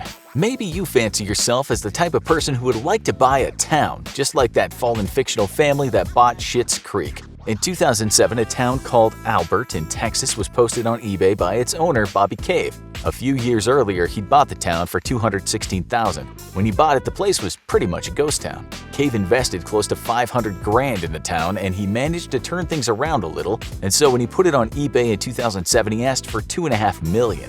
He got some offers, but they fell through. Then a mysterious Italian said he'd pay the price, and that happened, and Albert switched hands, and now it was up for sale again in 2009 for $883,000. Right now, Albert has a population of 7. A town in California called Bridgeville has changed hands many times and seems to have cursed at least one of its owners. That town once sold on eBay for $1.77 million, but the deal didn't go through in the end. Number 7. A $2.1 million house for the end of times. Back in the day during the Cold War, quite a few people were worried that nuclear bombs would fall on them. That's why some folks started building houses replete with underground bunkers. One of those houses was built on a former missile silo based in New York State's Adirondack Mountains. That was back in the 60s, but then in the 90s someone paid $55,000 for the plot and built a luxury house above the bunker. That bunker, which had in part once served as a launch center, was fitted out with bedrooms, a bathroom, a living room, and a kitchen. To preserve the look of the place, the 3-foot-thick walls were all kept, as were the escape hatch and huge security doors. The property was posted on eBay in 2002. This is how it was described. The complex, accessible via its own private paved airstrip, offers the optimum level of security and privacy available today. The person that bought it wanted to remain anonymous, but reports state that they purchased it in the interest of safety. Number 6. A $3.2 million comic. If you bought a copy of Action Comics #1 in 1938, it would have set you back 10 cents. In 2014, a man in the US named Darren Adams put his pristine copy on eBay for sale, and he started the bidding at 99 cents. Within hours, people had bid over $1 million. It finally sold for $3,207,852. It's thought that there are under 200 of these comics still floating around in the universe. Adams is actually the same seller who sold the Wonder Woman comic you had already heard about. He once told the media that the comics had originally been collected by a mom-and-pop store owner who decided to keep them all in perfect condition after he bought them during World War II. Okay, now we're in the top 5. Things are about to get crazy. Number 5. A $3.26 million car. The most expensive car ever sold on eBay was a 1959 Ferrari California Spider 250 GT CS. When it was sold in 2010, it came as a bit of a shock to some people, as it went for far more than any other cars have ever been sold on the platform. Number 4. A $4.6 million lunch. Has anyone ever asked you the question, if you could have lunch with anyone alive or dead, who would it be? We're guessing not many of you would choose the American business tycoon Warren Buffett, a man who is very much alive at 90 years old. It seems for one person, old man Buffett might have been one of his choices, and that's because in 2019 he paid a whopping $4,567,888 to have dinner with Buffett. That's quite a lot of cash for food and company, so let's hope it was an excellent buffet. Excuse the gag. The man who paid the cash was a 28-year-old who'd made his money in cryptocurrency. Within 48 hours of the offer being on eBay, people had bid millions for the lunch to be served at New York City's Smith & Wollensky restaurant. The steakhouse has a good reputation, and in view of what the guy paid for the sit-down with Buffett, $50 for a 14-ounce filet mignon ain't that expensive. Buffett later told the press that the winners of this prize always feel like they've gotten their money's worth. Maybe it pays to share a bottle of wine with the 6th richest person in the world. We should add that someone paid $2.6 million in 2010 to eat with Buffett, and millions have been spent in other years. Number 3. A $4.9 million plane. In 2001, a charter flight company based in Africa made a splash in the media when it bought a rather dated Gulfstream II on eBay. Some media said it was the largest purchase ever made online at the time, but as you'll soon see, that wasn't true. The plane was listed on eBay by a Texas-based firm called Tyler Jet. We can't tell you much about the company that bought it. If you go to eBay today, there are quite a few planes on sale, but most of them look like they've seen better days and are nowhere near as costly as the Gulfstream II was. Number 2. A $40 million plane. U.S. billionaire Mark Cuban appeared in the Guinness Book of World Records in 1999 after making what was at the time the biggest online purchase ever. That was yet another Gulfstream plane. Cuban said buying the plane was his all-time goal for the reason that he values time over anything else. The guy grew up in a working-class family, but he had a good head for business. At age 12, he was making cash selling garbage bags, and after that, he went into selling coins and stamps. A few years later, he was making money moving newspapers around. Fast forward a few years, and this guy had made a ton of money in the technology business, and that's around the time he bought the jet. He later got into the movie business as well as appearing on reality TV. His other great love is sports, and he spent quite a bit of cash on sports teams. After purchasing the plane, he said he'd made a very good decision. He could watch sports games, fly to the office, fly home to see his daughter, and still have time in the day. Number 1. A $168 million yacht. Okay, so in the world of the wealthy, there are yachts, standard things that you can only afford if you have a fair bit of money in the bank. Then there are mega yachts, boats that the rich and famous and only the best drug traffickers can afford. But for the 1%, for the filthy rich who could make castles out of their cash, there are giga yachts. One such yacht was sold on eBay in 2006 to the Russian oligarch Roman Abramovich. Believe it or not, prior to buying expensive English football teams and palatial yachts, he was a street trader and a mechanic in Russia. He even made a bit of cash selling rubber ducks from his apartment in Moscow. After his time in the rubber duck business, he started making lots of cash in trading and oil. That led to massive wealth, which is around $13 billion today. It was in the year 2006 when he broke the record for the most expensive online purchase after acquiring a 405-foot-long yacht designed by Frank Mulder. It's about as luxurious as you can get in the yachting world, with the owner's bedroom being 3,000 square feet. For his guests, there's a cinema, a swimming pool, a spa, an elevator, and 8 luxurious cabins where they can lay their heads. For VIPs, there are another 10 rooms that we can expect offer a high degree of comfort. When the auction ended, Abramovich had put down $68 million, with the rest of the cash having to be paid later. The Littoral Combat Ship, or LCS for short, was supposed to be the Ferrari of naval ships. They were designed to be fast, nimble, versatile, and crewed by a small team. Unfortunately, that's not what the LCS program ended up being. Instead, these ships were a huge disappointment, fraught with mishaps and malfunctions. If you imagine everything that the Littoral Combat Ships were supposed to do, and then imagine how all those things could go wrong, that's what ended up happening. Basically, after 20 years, the only thing that's impressive about the LCS program is how much of taxpayers' money it wasted. At first, the LCS program looked promising. The Navy began shaping the plan of action in the 1990s. It started with the idea of creating a versatile ship which could get into hard-to-reach areas. The other selling point for the government was that it would be inexpensive and only need a small crew. As we'll see, neither one of those promises were kept. Another aspect of the Littoral Combat Ship that appealed to Navy officials was the plug-and-play modules that could easily be swapped between missions. Each ship would be like a box of Lego. The frame of the ship would be consistent, but based on what specific missions called for, different modules could be plugged into the ship's hull. The ship would become modified for the mission at hand. The modules could be equipment containers, anti-submarine sensors, countermeasure equipment, or mine detectors. In theory, this would be great, but you won't believe the crazy problems that the Navy ran into while getting ready to deploy these ships. Before the problems started, the LCS was hyped up to be a fighter. It was claimed to be capable of going up against larger ships with ease. It would also be able to infiltrate harbors and difficult-to-reach waterways because of the size. But none of this ever happened, and the new vision for the LCS in the 2000s was a fast, lightweight vessel that could carry out basic missions. Even this expectation ended up being too difficult for the Littoral Combat Ships to meet. The LCS program planned to have 2 ship types. The first was the Freedom variant, which was designed and built by Lockheed Martin at their Fincantieri Marionette Marine Corporation shipyard in Wisconsin. The second was the Independence variant, created by General Dynamics Bath Iron Works. The variant was constructed in the company's Mobile, Alabama shipyard.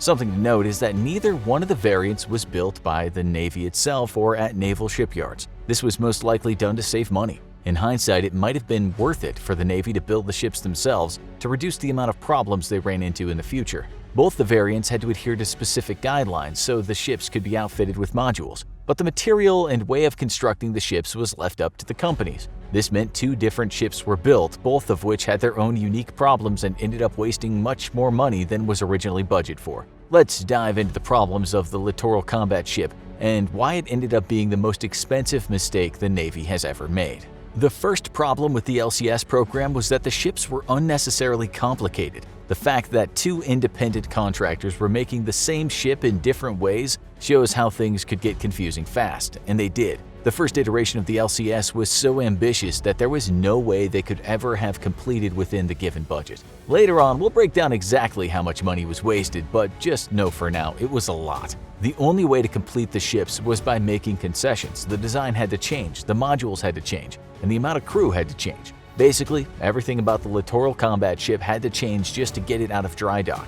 The complicated process of dividing the resources and having 2 separate builders for the LCS program obviously was a huge waste of money. Of the ships that were built and put through testing missions, all ended up having to make adjustments or repairs at one point or another. The initial tests were so bad that the Navy reduced its order by 20 ships. This brought the number of ships down to 35, which actually ended up being 35 too many.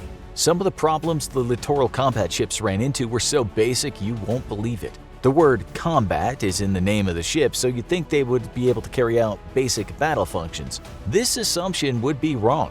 As the ships were put through combat simulations, they more than often failed and were not lethal enough to finish the mission. It would seem that a combat ship should be good at least one thing: combat. Unfortunately for the LCS program, their ships couldn't even do that right. The most frequent combat deficiencies that the littoral combat ships had was a lack of basic radar systems. Due to limitations in the ship's design, the radar system rarely seemed to work the way it was supposed to. This was a huge problem when a mission called for tracking down an enemy or engaging in combat with submarines. Another combat inadequacy was the limited anti-ship missile defense capabilities. The LCS ships might have had weapons enough to fight with, but the defense weapons were very limited. Maybe the designers thought the enemy ships would just never fire at the littoral combat ship in a conflict. We think this seems unlikely. On all naval ships, there are redundancies in place for vital systems. This is because if you're in the middle of the ocean and something goes wrong, there's no towboat to bring you back to dry dock for repairs. So the ship needs redundancies to prevent catastrophic failures. The littoral combat ships did not come equipped with such redundancies. Among other problems, this means that a single hit could result in a complete loss of propulsion, combat capability, or the ability to control and mitigate damage to vital systems. Again, maybe this is okay if the littoral combat ship never found itself in combat, but again, we think this is unlikely. If you find yourself on a littoral combat ship, we recommend bringing lots of books and other activities to keep yourself busy, because if you break down, it could be a long time before someone comes to rescue you. One of the big points of the LCS was their customizability using the module system. However, during testing, installations of the modules seemed to always take longer than planned, thus delaying the mission. Once the littoral combat ship was finally equipped with the correct modules, they sometimes failed to work properly. Imagine being on a minesweeping mission in a deadly underwater minefield. All of a sudden, the mine detection module on your littoral combat ship stops working. You'd be up Poop Creek without a paddle, which is pretty much how every sailor felt while working on the problems that plagued the LCS. The failure of modules was not an isolated incident either. In 3 different modules, there were crippling technical failures and unscheduled delays. The plug-and-go system of the LCS modules was more of a hindrance than a help. As the LCS and modules ran into more and more trouble, the Navy began rethinking the whole program. By this time, it was too late, though. They already had several ships made and ready for testing, but the next problems they ran into were truly remarkable. After the module mishap, the Navy decided to do away with the multi-mission concept of the ship and stuck with the basic uses and capabilities of the design. One thing that the littoral combat ship had going for it when it was equipped with specific modules was that it only needed a small crew to make the ship operational. Specific jobs and missions meant only specific people were needed to man the ship.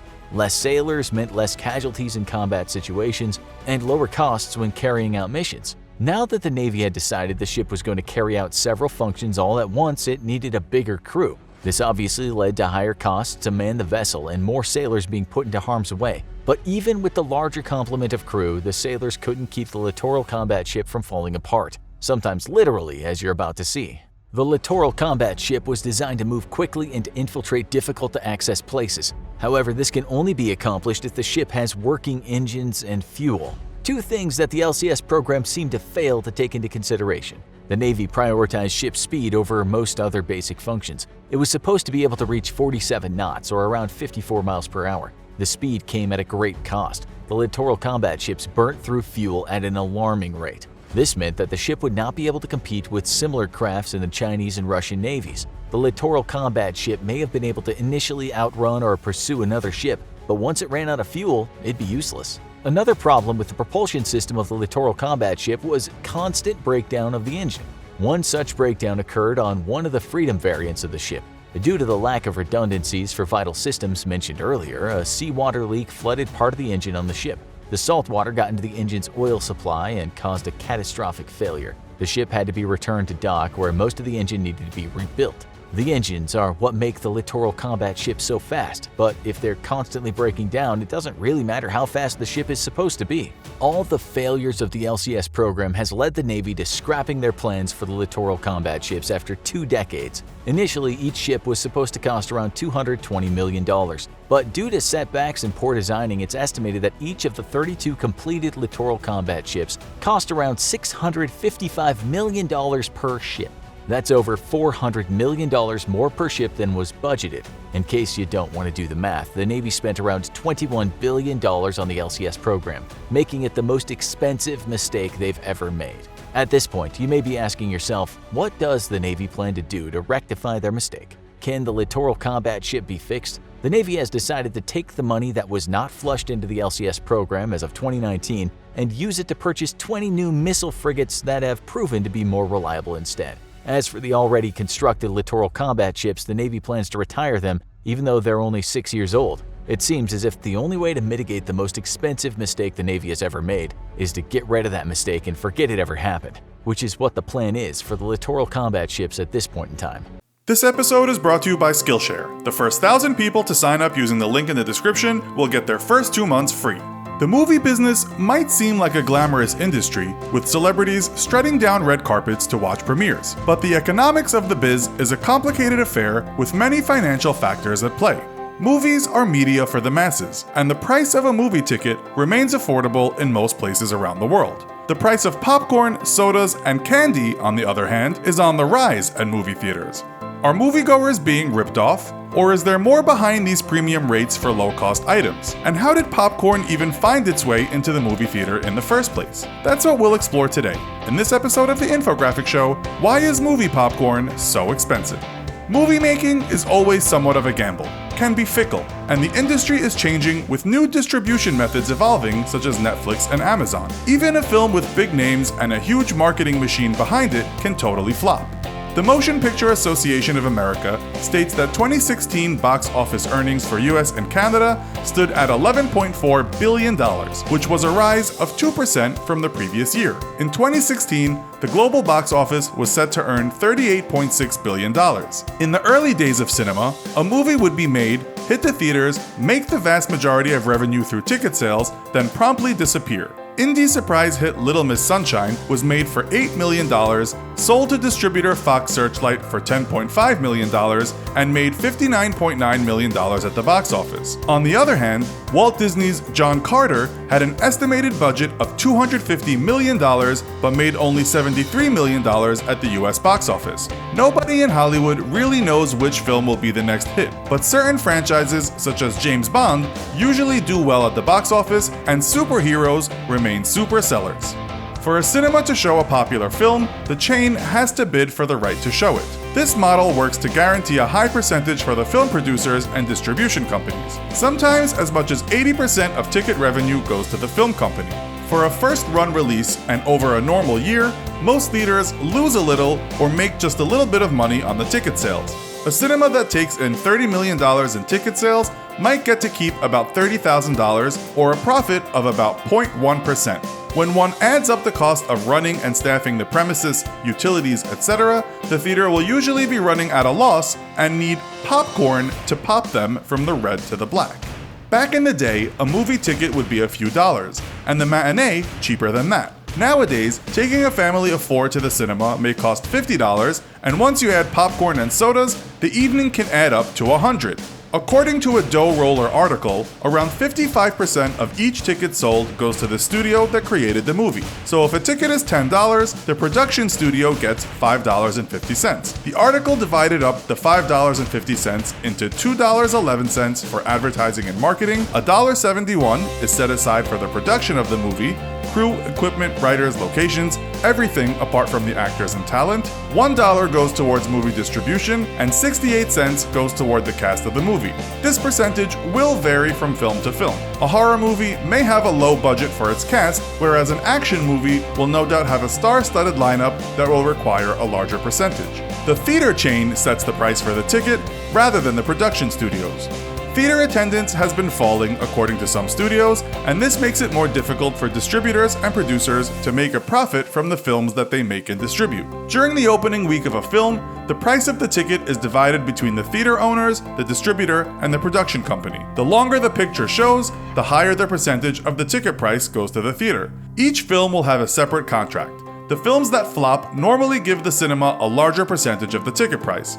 Foreign sales are a big pull for producers. This is why we see lots of superhero films. They're easy to understand if you're sitting in a theater in China, India, or the USA. An independent romantic comedy doesn't have the same international value. So while filmmakers try to make hits each time, only a handful of movies are actually successful at the box office each year. The theater will not force any moviegoers to buy concessions such as popcorn, although in doing so, you keep the business model running. Movie tickets are less expensive than sporting events, concerts, theme parks, and even some art galleries and museums. Movie theaters may eject folks who bring in their own food or drinks, but there's a reason for that. The theaters are held accountable by law should anyone become ill at their business premises. And really, if you do want a snack, the concession counter is right there and part of the movie-going experience. And when you're buying popcorn, you're helping to keep the cinemas running at a profit. Studies from the University of California and Stanford Graduate School of Business show that this is the real reason behind these inflated popcorn prices. Basically, by charging high-end prices for popcorn, the movie theaters are able to keep the price for movie tickets lower, allowing more moviegoers to watch the latest epic, action, or superhero film. The research questions whether it is better to charge more for the primary product, i.e. the movie ticket, or the secondary product, i.e. the popcorn, and most moviegoers would agree that the price of the ticket is the most important. Lower ticket prices mean that people who want to enjoy the movie but aren't too fussy about munching on popcorn while doing so have the door wide open for them to watch the latest flick. Sales from concessions such as popcorn make up around 20% of a movie theater's gross revenues, but they make up almost 40% of profits. Some studies report that this figure is more like 85% of profits. While ticket revenues must be shared with movie distribution companies, the theater gets to keep 100% of the popcorn sales, so this is typically their bread and butter business. Academic Wesley Hartman of Stanford and Richard Gill, assistant professor at the University of California, discovered that during periods of high and low cinema attendance, the popcorn sales remained stable and were actually proportionately higher during periods of low ticket sales. This suggests that dedicated moviegoers will buy popcorn, whereas the occasional moviegoer will happily skip the concessions and just watch the movie. In a separate study of Spanish theaters, it was found that customers who bought their movie ticket online tended to buy more concession items compared to those who bought their tickets at the door. People who come to watch movies in groups tend to buy more popcorn, families are more likely to buy popcorn, children are persuasive consumers. This explains why there is normally at least one animation or child-based feature shown at movie theaters at any one time. But how did popcorn first find its way into the movie theater? Corn was first grown domestically about 10,000 years ago in what is now Mexico. Archaeologists have discovered remnants of popcorn that appear to be dated as early as 3600 BC. The popping of kernels using a hand stovetop occurred for the first time in the 19th century and first appeared in the 1848 Dictionary of Americanisms. The 1890 invention of the popcorn maker increased the popularity of popcorn, with street carts fitted out with popcorn makers. During the Great Depression, popcorn cost 5 to 10 cents a bag, and while other businesses went under, the popcorn business survived and even thrived. Theater owners discovered that the snack was popular at their shows, but were initially displeased as they thought munching on popcorn mentally distracted the audience from watching silent films. Andrew Smith, the author of the book Popped Culture: A Social History of Popcorn in America, said the following to Smithsonian Magazine. Movie theaters wanted nothing to do with popcorn because they were trying to duplicate what was done in real theaters. They had beautiful carpets and didn't want the popcorn being ground into it. Movie theaters were trying to appeal to a highbrow clientele and didn't want to deal with the distracting trash of concessions or the distracting noise that snacking during a film would create. When film added sound in 1927, the movie theater industry opened itself up to a much wider clientele since literacy was no longer required to attend films. And by 1930, attendance to movie theaters had reached 90 million per week. Such a huge patronage created larger possibilities for profits, especially since the sound pictures now muffled snacks, but movie theater owners were still hesitant to bring snacks inside of their theaters. They eventually changed their tune over time. In 1938, Glenn W. Dixon installed a popcorn machine in the lobby of his Midwestern theaters. The idea became a successful addition, and the trend soon spread to other theaters around the country. The rest, as they say, is history, and now popcorn sales make up to 85% of theaters' profits and keep the industry afloat.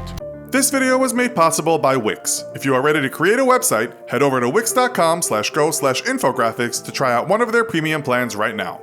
Today we're looking at the 10 most expensive things in the world that money can buy. They say the best things in life are free, but if you've got a few $1,000,000 just lying around, some of the items on this list aren't half bad either.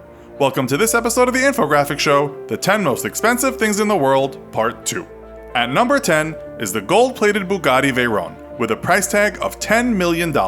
Known for extremely high-performance luxury sports cars, Bugatti outdid itself with the development of the Veyron. Capable of going from 0 to 60 in just 2.4 seconds, it has a top speed of a whopping 267 miles per hour. With only 438 Bugatti Veyrons ever made, only a handful of people on Earth opted for the 24-karat gold plating, which added $7.5 million to the typical $2.5 million price tag for this extremely rare supercar.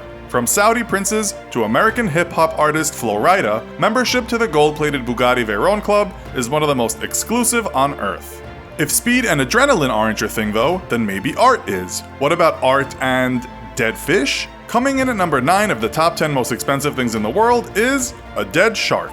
Commissioned in 1991 by Charles Saatchi, former head of one of the biggest advertising agencies in the world, the physical impossibility of death in the mind of someone living is a living art piece by controversial artist Damien Hirst. Consisting of a real, preserved tiger shark suspended in a giant tank full of formaldehyde, the art piece was sold in 2008 for $12 million to a hedge fund manager. Though the original shark had begun to deteriorate due to poor preservation techniques, it was swapped out for a new one and properly preserved prior to its sale. The piece remains controversial to this day, not just for its price tag, but for what some see as exploitation of wildlife, since the tiger shark is an endangered species and both the original and replacement shark were both fished out of the ocean specifically for this piece. From supercars to super art, number 8 is Chopard's 201-carat watch. Known for incredible luxury and beauty both, Swiss watchmaker Chopard outdid itself with one of the most expensive timepieces in the world. Featuring 3 heart-shaped diamonds of 15, 12, and 11 carats, set onto a band encrusted with 163 carats worth of white and yellow diamonds, there is no millimeter of space on the watch that isn't pure bling. At its heart, this Chopard piece is still a fully functional timepiece, as a press of a hidden button will cause the heart-shaped diamonds to open up like flower petals to reveal the actual watch face. With a total carat weight 201 carats, the Chopard 201-carat watch is one of the most expensive and carat-heavy pieces of jewelry on the planet, with a price tag of $25 million. It's no surprise that cars, jewelry, and art would be on a list of the 10 most expensive things on Earth. But what about something less tangible? Something that technically doesn't exist. Coming in at number 7 is the internet domain insurance.com. With the global insurance industry worth an approximate $3.6 trillion, the much coveted domain insurance.com was recently listed at a whopping $35 million.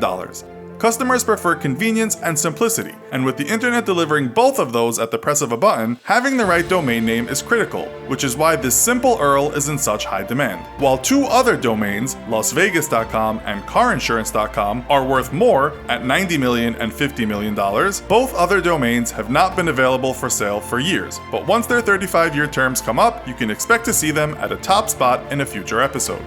For number 6, we return to the world of supercars, or rather, the original forefather of today's supercars. Ferrari has a rich tradition of supercars, and few hold a place dearer to a car enthusiast's heart than the Ferrari 250 GTO. Originally designed to compete in the prestigious 24 Hours of Le Mans endurance race, only 39 models remain in existence. In February 2012, a 1964 Ferrari 250 GTO set the world record for most expensive car ever sold, fetching a whopping $32 million, only to have the record broken just a few months later by another GTO sale for $35 million. However, fast forward to October 2013, when an anonymous London collector bought a 1963 GTO for an incredible $52 million.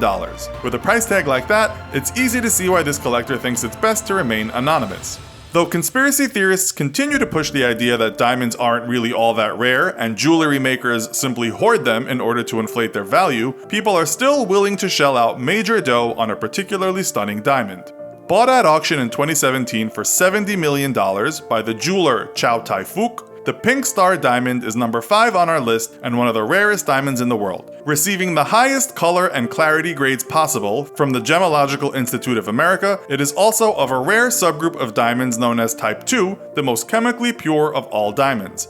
Mined in Africa by De Beers in 1991, the diamond took over 2 years of painstaking and delicate work to cut it to its ultimate perfection, and today it rests in a well-guarded showroom. At the number 4 spot of our 10 most expensive things in the world is an oil painting by the legendary Leonardo da Vinci. Salvator Mundi sold at auction for $450 million and setting a new record for highest price ever achieved by an artwork at auction in history. In a 19-minute auction hosted by British art dealer and auction house Christie's, the audience gasped as the price jumped by tens of millions to $225 million, surpassing Christie's previous record of $179 million for Picasso's Woman of Algiers, sold in May of 2015. With 4 bidders competing against each other, 3 over telephone and 1 in the room, the final bid came in via a representative of the Abu Dhabi government who shook off a final bidder to set the historic high of $450 million. The number 1 rule of real estate is location, location, location, and few, if any, pieces of real estate in the world are more valuable than that of the French Riviera. Sold in 2008 for $506 million, the Villa Leopolda is not just one of the world's biggest houses, but also one of the most expensive. Situated on land that was originally bought for only 1 franc in 1902, the home was built for Belgian King Leopold II. When World War I rolled around, it was turned into a field hospital for French troops, though it would be restored to its former glory in 1950 after being bought by Giovanni Agnelli, owner of legendary car brands Fiat and Ferrari. Now owned by Russian tycoon Mikhail Prokhorov, the home sits on 8 hectares of land and requires a staff of 50 full-time employees to maintain it. If the $506 million price tag for the Villa Leopolda wasn't enough, what about the world's most expensive home ever? Indian business magnate Mukesh Ambani's iconic Antilia home in Mumbai, valued at over $1 billion. The pinnacle of modern convenience, this 27-story home sits at the heart of downtown Mumbai and is equipped with 3 helipads and a garage that can store over 160 cars. Designed by American architectural firm Perkins & Will, the building has 27 stories, with each having extra high ceilings, technically making it an amazing 54 stories. With the top 6 floors set aside as a private residential area, the rest of the building is equipped with guest suites, a beauty salon, ice cream parlor, a private movie theater large enough to accommodate 50 people, and even a snow room whose walls spit out artificial snow to help beat Mumbai's legendary heat. Situated in one of the world's most active earthquake regions, Antilia is also designed to be earthquake-proof up to a magnitude 8 quake. From homes to jewelry to cars, our list of the 10 most expensive things in the world wouldn't be complete without that most iconic item of extreme luxury and wealth, the yacht. But not just any yacht. At $4.5 billion, the History Supreme is both the most expensive thing in the world and the most blinged out thing ever created. From bow to stern, the yacht holds over 220,000 pounds of precious metals that cover everything. And we mean everything, from the hull to the deck to the railing and even the anchor. Everything aboard the History Supreme is made of or covered in gold or platinum. Inside, the galley holds wine glasses made of diamond and plates of pearl and fine china. But the real price is in the main bedroom, which holds a meteoric stone embedded with real T-Rex dinosaur bones. Owned by Robert Kuok, richest man in Malaysia, the History Supreme can often be spotted at some of the most prestigious coastal events in the world, such as the Cannes Film Festival. Congratulations! Maybe you just had a new baby or a major promotion at work, or need the perfect bottle of alcohol to smash against your brand new boat. For all those occasions, it can only be champagne, everyone's favorite sparkling French wine. Seriously, it's insanely popular. In 2007, a staggering 338.7 million bottles of the stuff were sold to eager customers all over the world. But while the taste may be fine, the price tag can be terrifying. Bottles of authentic French champagne, especially the vintage stuff, can cost up to and beyond $10,000 a piece. Yikes! Why is real champagne so expensive? Is it the process of its creation that justifies all those extra zeros? Or is it the wine's history that gives it such pricey prestige? Pop open a cool bottle of bubbly, if you're buying, of course, and let's find out. The first thing you need to understand about why authentic champagne is so valuable is that it's old as hell. While we think of these classy bottles of suds as quintessentially French, it was another culture entirely, the Romans, that got the champagne ball rolling. Because their vast empire handily contained modern-day France, they were the first to plant vineyards, the specialized fields of winemaking grapes, in the Champagne region. That's right, the Champagne region. You might have noticed that we stressed the word real in the title of this video, and that's because not all champagne is created equal. In fact, to be more specific, not all champagne is even really champagne. About 160 kilometers east of Paris is the Champagne wine region within a historical province once known as, yep, you guessed it, Champagne. Under EU law, only sparkling white wine from this region can actually declare itself champagne. Anything else is just a standard bottle of sparkling white wine committing some light identity fraud. Think of it like a Philly cheesesteak. Sure, you can get one in a diner in New York, Kentucky, or LA, but it's not a real Philly cheesesteak unless it comes right from the city of brotherly love. And that right there is the first reason that real champagne is so expensive: exclusivity and import costs. When the entire world's supply of authentic champagne comes from one region in France, global demand being met by limited supply hikes up the price. The Champagne region is only about twice the size of San Diego, but it brings in over $5 billion a year on its wine business, though it took a little hit during the COVID-19 pandemic, both due to global financial stress and the fact that there was just a lot less to celebrate. But back to the past. Vineyards in the Champagne region have always been a big deal. The first successful vineyard in the region we have records for belonged to a literal saint, Saint Remy, a powerful bishop who christened the country's Frankish king, Clovis I, leading the entire Frankish population to convert to Christianity in the 5th century. Needless to say, that's a pretty big deal, and a powerful achievement to attach to your burgeoning vineyard business. A saint being one of the key figures in the creation of an intoxicant might seem like a funny contradiction, but without Benedictine monks, wine would not be where it is today. Throughout the early to late medieval period, monks were producing wine for use in the last Eucharist ceremony, the act of using wine and wafers to pay homage to Christ at the Last Supper. Perhaps one of the most famous names in the world of wine, Dom Perignon, was a hyper-perfectionist wine-making monk whose strict and innovative methods were a key part of making champagne what it is today. His influence is so crucial that over 400 years later, many bottles of champagne still bear his name. Fun fact, the most expensive bottle of Dom Perignon wine ever sold, Dom Perignon Rose 1959, cost a terrifying $84,700. That's more than a lot of people will ever own at any one time in their life for a single bottle of wine. Champagne was a staple in coronation celebrations for new kings for centuries on end, leading to another reason that even today wines from this region are so damn expensive. It's that regal reputation.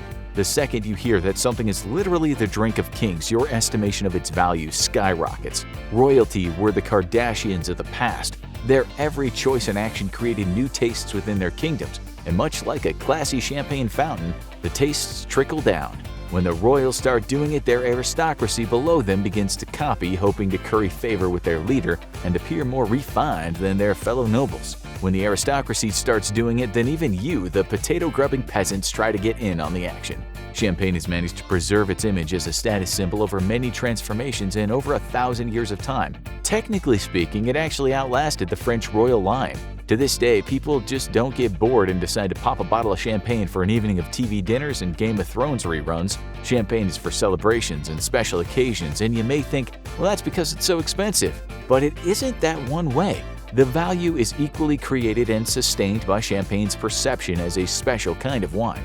It's the funny thing about all commodities. While it may seem like solid calculations and hard figures define value, the prevailing belief in the market is an equally important factor in making real champagne so expensive. But the kind of champagne enjoyed by the Romans and the ancient French kings would practically be unrecognizable compared to the champagne today. Despite champagne today being synonymous with sparkling white wine, in appearance it used to be far more similar to its flat red cousin. Predictably, because this is France we're talking about here, the changes came about because of a dramatic, long-held, and bitter feud. The Champagne region had a fierce rivalry with the neighbors in the region of Burgundy back in the Middle Ages, with Burgundy being famous for its high-quality red wines. To this day, you're liable to hear people dub a fine French Pinot Noir as a bottle of Burgundy. And the Champagne region was actually the underdog of this battle of the wines because the harsh climate of the region was far less hospitable to vineyard growth than their southern Burgundian neighbors. They didn't have the right stuff to compete against Burgundy's red wine supremacy, so they decided to come at it from another angle, trying to produce white wine to avoid the competition. Problem was, their wine wasn't actually that good, until our good old friend Dom Perignon came along to help refine the delicate art of making white wine from red grapes. He and English physician and scientist Christopher Merritt found the right techniques to properly ferment the wine with the addition of sugar before the second fermentation. However, Dom wasn't a fan of one of what would later become one of champagne's defining features, the bubbles. And this wasn't just a taste thing either. The buildup of air pressure during wine fermentation would cause corks to randomly fire off like rifles, or bottles to explode entirely, giving them the admittedly badass nickname Le Vent du Diable, or the Devil's Wine. But these bubbles were actually proving to be a unique selling point, especially over in England. So different accommodations were made to suit champagne's unique traits. Stronger bottles, unique corks, and of course the iconic muselet, the little wire cage that keeps the cork in place. Created by Adolphe Jacquesson in 1844. Through trial, error, hard work, and happy accidents, the iconic méthode champenoise, also known as méthode traditionnelle and méthode classique, had finally been perfected, giving us the iconic wine we need to remortgage our houses to afford today. With this much stunning history behind it, is it any wonder that champagne is so costly? As any connoisseur will tell you, when you're buying a bottle of finely aged wine, you're also buying the story. But enough about history. Let's jump back to the present day. Plenty of things have long histories but won't break the bank to afford. So there has to be some expensive madness to the methods and circumstances of making authentic champagne. The first factor is the sheer amount of time it takes to produce a good bottle of authentic champagne. Everyone has heard the old truism, time is money. So it follows that work taking longer to produce naturally costs more. Every stage of the champagne process is more meticulous, time-consuming, and also labor-intensive than almost any other wine. For starters, winemakers must wait for the correct climate conditions, with the Champagne region being famously cooler than other winemaking regions in France, giving their black grapes the right acidity to make sparkling wine. But this makes the wine production process generally more unreliable and less cost-effective than elsewhere. In many cases, it can take a vineyard 3 years after planting to begin producing viable grapes. Then comes the picking process, which is equally insane. Every single grape in a bottle of real champagne is picked by hand rather than any kind of machine. What does this process entail, you wonder? 120,000 specially trained workers set off into over 82,000 acres of vineyards in order to carefully pluck each grape from the vine.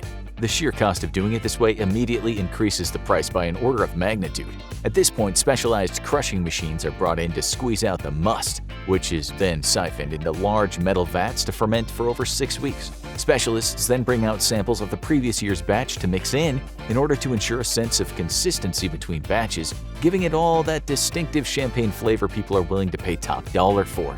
Yeast and sugar are then added to the mix, which activates the second fermentation. And that right there is when things get real crazy. The second fermentation involves the wine being bottled and laid down horizontally in a cellar beneath one of the homes in the region. And then, once again, they play the waiting game. A lot of your cheaper, mass-produced bottles of wine are sold off by now, but not champagne. For champagne, the second fermentation needs to last at least 15 months. So at a minimum, it takes longer to make a human baby than a bottle of champagne. But the higher end of the spectrum can involve the wine being fermented and aged for up to and even over a decade. That's right, it can take an eighth of an average human life to produce one top-quality batch of vintage champagne. An American president can serve 2 terms while this wine is just sitting in the darkened cellar of some guy named Pierre. Working and producing champagne isn't just a job, it's an entire lifestyle. It takes 6 weeks to make a custom Armani suit, 6 months to make a Rolls-Royce, a year to make a Rolex, and 10 years to make a bottle of champagne. Let that sink in, along with everything else you've heard today. And suddenly, that insane price tag really doesn't seem so crazy. It's not a mystery as to why everyone from royalty to rappers brags about having a bottle of champagne on hand. So there you have it, the history and creation process that make real champagne one of the most expensive luxury commodities in the entire world. To paraphrase the critic Yvonne Halling, once you're in the know, you stop wondering why real champagne is so expensive and start wondering why it's so cheap. Well, except for that $84,700 bottle of Dom Perignon. I think all of us, except for maybe Jeff Bezos, would probably find that one a little steep. It's the ultimate symbol of wealth, or douchebaggery, depending on your personal tastes. Ferraris have been world-renowned as the top luxury sports car brand in the world for almost 8 decades, and the telltale sharp angles of its most modern high-end models are impossible to miss. Ranging from a few $100,000 to a whopping $70 million, a Ferrari is the ultimate status symbol. But why in the world are Ferraris so expensive? Ferrari has its origins with Enzo Ferrari, who created a racing car manufacturing plant way back in 1929. Originally, Ferrari had no interest in building road automobiles, or cars for use outside of a racetrack, and focused exclusively on building the finest racing cars that a wealthy gentleman racer could afford. With the outbreak of the Second World War, Ferrari left the world of race cars briefly and created a manufacturing company that specialized in building machine tools and aircraft parts. Unable to resist the old urge to build fast cars though, Ferrari had a prototype built, the Tipo 815. Unfortunately, due to the world at large being at war, the Tipo's premier race was largely ignored. Eventually, Ferrari's factory would be bombed by the Allies, and after the war, it was rebuilt to focus on regular automobiles. Enzo Ferrari grudgingly agreed to build commercial cars, but only to fund his beloved racing team, Scuderia Ferrari.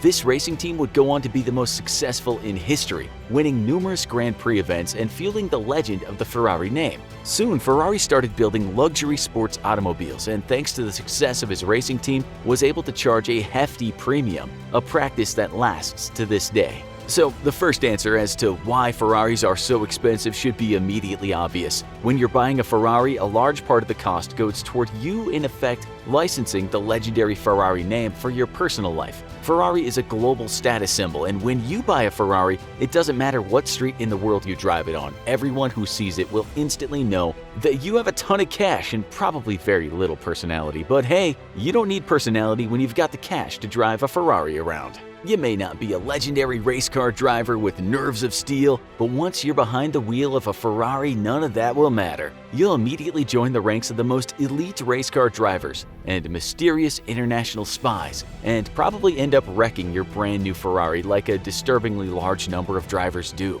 That's the other thing about Ferraris, they're known as supercars for a reason, and pack more horsepower into a vehicle than any civilian in the world actually needs. The 2016 Ferrari LaFerrari, which we feel is a highly redundant name, clocks in at a whopping 950 horsepower and can accelerate from 0 to 60 in 4.8 seconds, which is perfect for destroying your vehicle on a guardrail like a driver in England recently did. Compare that with the much more economical Toyota Camry, which ranges from 203 to 206 horsepower, and you can see why Ferrari itself often warns against inexperienced drivers purchasing their vehicles. The second reason why Ferraris are so expensive is that they are very unique cars. When you have a global brand name like Ferrari that fetches hundreds of thousands of dollars per car, you don't need to mass produce your vehicle. In fact, if Ferrari started mass producing its supercars, its total brand value would plummet because it's just not cool to have the same toy a million other people have. Ferrari owners are not just buying artificial personalities with their car,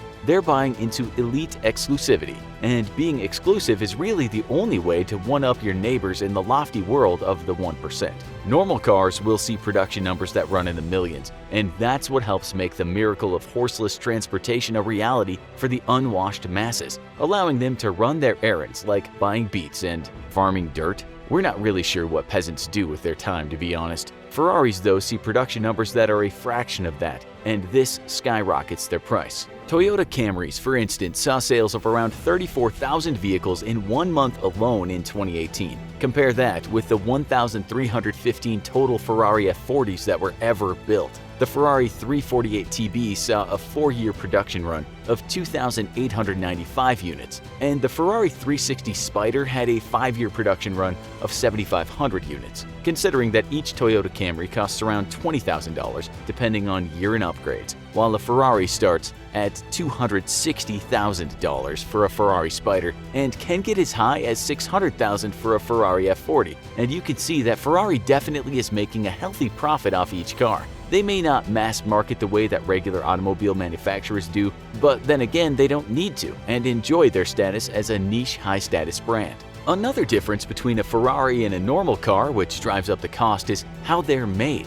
Normal cars made for normal people are made in large factories and on long assembly lines, where machines put together the cars piece by piece, one after the other, a soulless and monotonous 24 hours a day, 7 days a week operation that perfectly mirrors the empty, meaningless existence of the car's future owners. Ferraris, on the other hand, are handcrafted, each part of the vehicle built by the master craftsman using only the finest machine tools. Each Ferrari is a labor of love, a celebration of the incredible talent of the individual master craftsmen that took part in its construction, and those master craftsmen get paid very well. Certainly a lot better than the robot that built your dumb car. Lastly, the reason that Ferraris are so expensive is because, well, they can be. Despite the staggering price tag and the ever-increasing number of dead Ferrari drivers scraped off the sides of the freeway, demand for Ferraris is skyrocketing. The ranks of the global 1% are growing. And not because we're suddenly living in a world with an equitable economic system for all people, but because individuals are rising around the world who are quickly hoovering up wealth into fewer and fewer hands.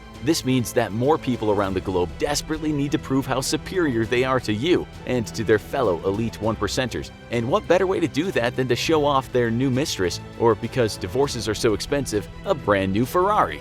Yeah, that's right. Ferrari can pretty much just set its own price, and rich people will beg Ferrari for the opportunity to buy one of their supercars. When money is no object, then the only thing that matters is status, and it's hard to beat the status of owning a Ferrari. Just watch literally any rap video. Of course, you could use all that wealth to boost your status as a great humanitarian, or perhaps a patron of science or the arts, and invest hundreds of thousands in causes that actually help yourself and other people, but that stuff's for nerds, and no way is it ever going to score you your third mistress. It's probably your favorite thing to put on your spaghetti or your pizza, but it's also definitely not what you think it is. Every time you rip open a packet of complimentary Parmesan cheese to sprinkle on a piping hot pizza, you're actually sprinkling it all over with, well, God knows what. But it's definitely not Parmesan cheese. If it were real Parmesan cheese, you could probably pay your college tuition with all the packets of Parm you've collected over the years of ordering delivery pizza. This might come as a shocker to you, but companies have been purposefully mislabeling their products as real Parmesan cheese when what they serve is anything but. We know, a company trying to get one over on us poor ignorant consumers? What a stretch! Well, what might also not surprise you is that the US government is actively helping cheese hustlers sell you fake Parm. Real Parmesan cheese can run $1,000 for a wheel or more, depending on how long it's been aged, and at that price point you'd probably be counting every single flake of Parmesan that you sprinkle onto your spaghetti. Known as the king of cheeses, Parmesan is so expensive because it can only be physically produced in just one small area of the world inside Italy. Here, the unique bacteria that cows ingest and transfer into their milk grows abundantly, but has difficulty growing anywhere else. With only a few towns in Italy able to actually make this stuff, real Parmesan cheese, or Parmigiano Reggiano if you want to be completely insufferable about it, is in quite limited supply. Add to that the fact that it must be aged at least a year before being sold, and you can start to see why the price of real Parmesan cheese is so high. This authentic king of cheeses commands such a high price that the Parm industry spread out across just a few towns in Italy is worth well over $2 billion every year. So how exactly does one make the king of cheeses? Considering the technique is over 800 years old and can only be used in one tiny area of the world, it must be a complex, difficult process. Not really. Turns out all you need to make real Parmesan cheese is milk, salt, and rennet, enzymes from the stomach of a cow that help curdle the milk.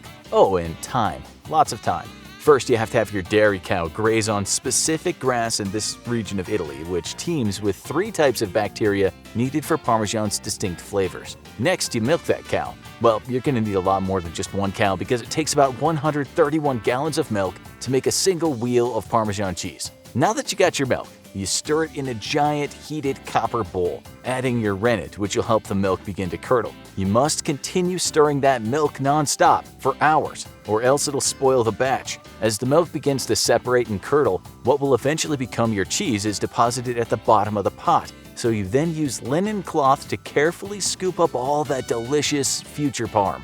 Now, you don't want runny cheese, so you must carefully dry out that lump of formless cheese and get rid of as much moisture as possible before finally dumping it into a mold, which will give it its final round wheel shape. As you wait a full day for the cheese to set, you regularly switch out your linen cloth so your cheese won't stick to it. 4 days later, you can finally remove your wheel of cheese from its mold and give it a bath for 19 days in a very salty brine. That salty brine will help give the cheese flavor and fuel the chemical process inside that will result in a delicious cheese one day.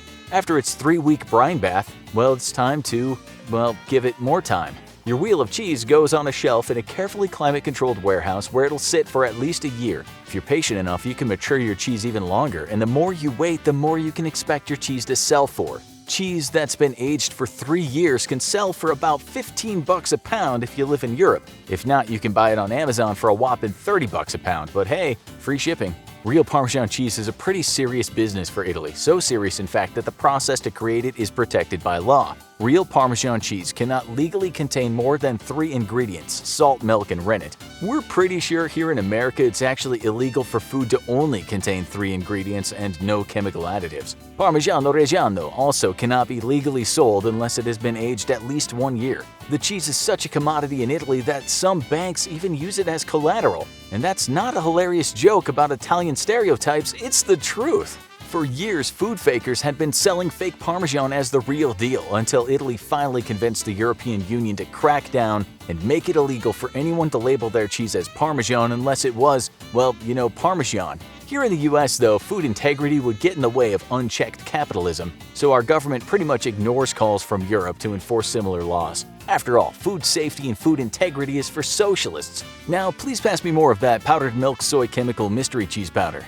But what are you eating if this entire time you haven't been eating communist Parmesan cheese? Well, there's literally no telling, because cheese manufacturers are allowed to basically get away with murder, and oversight is rare if not non-existent. One of the few times the FDA actually looked into the matter, though, was in 2012 when it raided a Castle Cheese Inc. factory that made 100% real Parmesan. What the inspectors found was that the factory was substituting most of the cheese for cellulose made out of wood pulp. Don't feel bad though, because if you buy grated cheese, you're buying less than 40% other cheese. What's the rest of the ingredients? Well, again, wood pulp cellulose, as well as various chemical preservatives and flavor enhancers, cow hoof shavings, and honestly, who knows, no one's checking. There is literally no oversight. But one dead giveaway next time you're at the grocery store that you're not getting real cheese is that you'll find the word cheese isn't printed anywhere on the package. Kraft probably is one of the worst offenders. Can't even label its products as cheese anymore, which is why that stuff you put on your burgers and sandwiches is just called Kraft Singles. If you look closely on the labels of Kraft and other cheese producers' products, you'll see the words processed cheese and prepared cheese or cheese food/product. If you do see those words, drop that packet and run, because it's not real cheese but rather made from cheese. What that means, we don't know, and we don't want to know because the implications are terrifying. This episode is brought to you by Retail Me Not Genie. Christmas shopping season is officially here, and that means it's time to stretch your wallet to the breaking point once more. But this year, there's help for that overworked wallet of yours. Retail Me Not is here to help you find the best deals on all your online shopping with its free browser extension,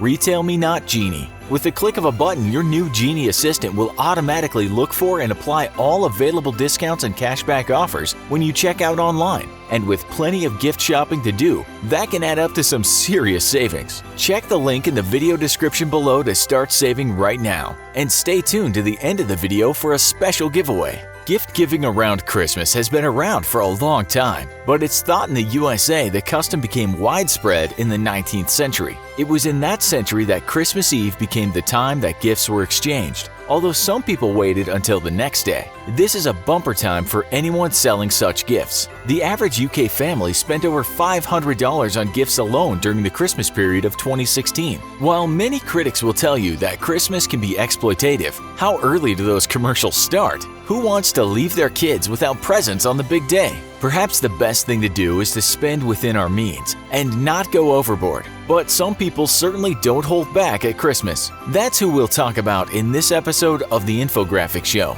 Most expensive Christmas gifts ever given. Number 10. Just a ring. American rapper Tyga gave Kylie Jenner a ring for Christmas in 2015. It's just a diamond ring and it only cost him $33,000. We say only just because we know what will appear on this list. Although he doesn't see himself as a cheapskate, he told the press about his gift. It cost a lot of money, but the value is no object in Kylie's world. She cares more about beauty than dollars. 9. A bag for Kim. In 2013, Kanye West bought a Hermes Birkin bag for Kim Kardashian for Christmas. While such bags can cost anywhere from $8,000 to $150,000, the media tells us that this one was at least $40,000. But it doesn't stop there because West got the famous artist George Condo to paint the bag. which would make it one very expensive place to keep your keys and chewing gum. No one knows the cost, as we don't know how much West paid the painter. 8. A bag for Miss Beckham. In 2009, former football star and handsome hero of clubs such as Manchester United bought his wife Victoria Beckham, aka Posh Spice, a bag. But this was no ordinary bag. It was a silver Himalayan handbag made by Hermes. There was a 4-year waiting list to get one of these things. It's made from white crocodile leather and has a 3-carat diamond on the lock. Back then, it was said to cost Bex around $129,000, which is around $151,000 in today's money. It's also said he gave more expensive gifts this year, but we'll get around to that later. Victoria is said to have a collection of bags worth around $2 million.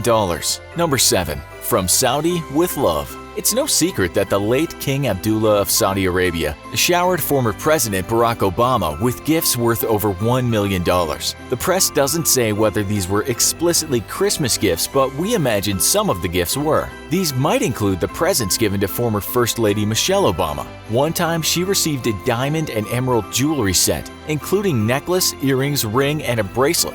And another time, she got a diamond and pearl jewelry set, including necklace, earrings, ring, and a bracelet. These nice gifts were worth together about $1.1 million. Per U.S. law, however, the gifts were turned over to the National Archives and Records Administration to be put on display. Number 6. A new dog for royalty. In 2016, American singer Chris Brown bought his daughter Royalty, what is called the most expensive dog money can buy. That was a Tibetan Mastiff, and it cost him $1.5 million. Reports tell us that he tied the puppy to the family Christmas tree so his daughter would come down and see the cutie in the morning. It wasn't the biggest price ever paid for one of these dogs. That was $2 million in 2014. Number 5. A waterfall for Brad. Before Angelina Jolie and Brad Pitt couldn't see eye to eye, the couple must have had some memorable Christmases. One such Christmas may have been in 2012, when Jolie bought Pitt his very own waterfall in California. As he's born on December 18th, it's said it was also for his birthday. According to news sources, the former Fight Club alter ego had always dreamed of a home with the sound of a waterfall cascading under the house. He got what he wanted that year. It's reported that it cost Jolie around $1.6 million. Number 4. Tyson's bathtub. We all know that former heavyweight champ Mike Tyson had a blustery relationship with his ex, Robin Givens, which ended very badly. But prior to that, when Tyson was rolling in dough after knocking his foes into another world, things for a while might have been good for the couple. It's said in 1988 he spent around $2.3 million on a 24-karat gold bathtub and gave it to Givens as a Christmas gift. That's about $4.8 million in today's money. Tyson made many more extravagant purchases in those days, but it all came crumbling down. I took care of everybody else, he once said, but I never took care of myself. Number 3. Spend it like Beckham. So you know he bought Victoria that expensive bag in 2005. Well, reports say that just this Christmas alone, he also spent another $500,000 on a Rolls-Royce Phantom as a gift for her. But he went a step further and bought her a ruby and diamond necklace from Boucheron that cost him $2.4 million. In an interview in 2015 with the BBC, Beckham said his household was quite traditional during the festive period. He also said his wife was easy to buy presents for. Yep, we can see that. Number 2. Snow in LA. Sometimes you have to move mountains if you want to get what you want in life. And that's what TV show creator Aaron Spelling did for his daughter Tori back in the 80s. If you haven't heard of Spelling, he created some of the most watched 70s and 80s TV there was, including Charlie's Angels, The Love Boat, Heart to Heart, and Dynasty. Don't worry if you haven't seen them, you haven't missed much. Anyway, during his fame in Mountains of Wealth, he wanted to give his daughter a white Christmas. As you know, that's not easy in LA. So he spent around $2 million on snow machines and fake snow and covered his house in the white powder. Number 1. Fertilizer Princess. The 22-year-old daughter of Russian fertilizer magnate Dmitry Rybolovlev got one of the best Christmas gifts ever, an apartment in New York, which he bought for $88 million in 2016. According to the British press, his daughter intends to use the 10-room palace on her trips to New York. Most of the time over the last 15 years have been spent in Monaco and Switzerland,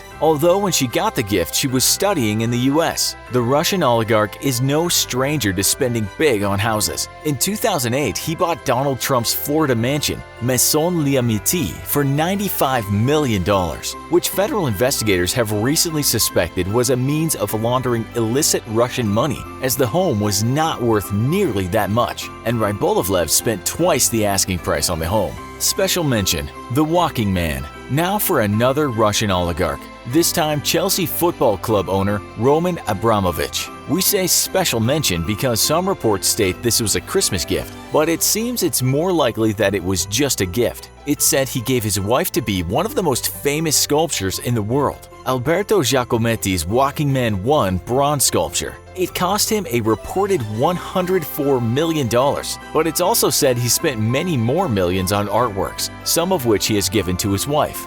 Do you know where your coffee comes from? Would you care if what you were drinking partly came from poop? Not only do people drink such a thing, they pay top dollar for it. Here's the story of the world's most expensive coffee.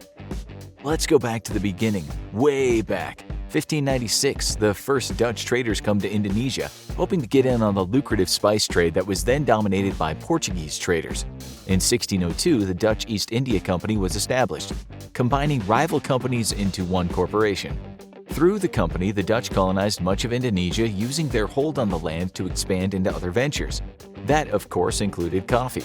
The Dutch brought the initial Arabica beans into the country in 1696, exporting its first shipment in 1711. The profitability of the product led to an increased focus in production, one that continues to this day. Indonesia is among the top 5 coffee producers in the world. However, the process of growing and cultivating the crop, including of course the importation of non-native coffee plants, meant profitability could only come through increased volumes of product. Not only that, the Dutch colonial government enforced a policy called cultuurstelsel, the cultivation system. Especially rampant in Java, this system replaced land taxes with forced farming. 20% of a village's land had to be devoted to government crops intended for export. An alternative required peasants to work for the government farm 60 days out of the year. Either way you slice it, they were slaves to Dutch colonizers, unable to roam from their villages without permission, prevented from cultivating enough land to grow their own crops for food, and prohibited from even sampling the very coffee they were forced to grow. The farmers found a way around it: Asian palm civets. Civets are all over South and Southeast Asia, and they've been there since the Pleistocene era. They're solitary, mostly nocturnal, and they won't even come out if the moon is too bright. In fact, little of their behavior has actually been witnessed except for their diet. Mango, palm, flower sap, rambutan, it's all fair game to the civet. In places like Sri Lanka, their constant raids on fruit farms have given them a reputation as pests to be exterminated.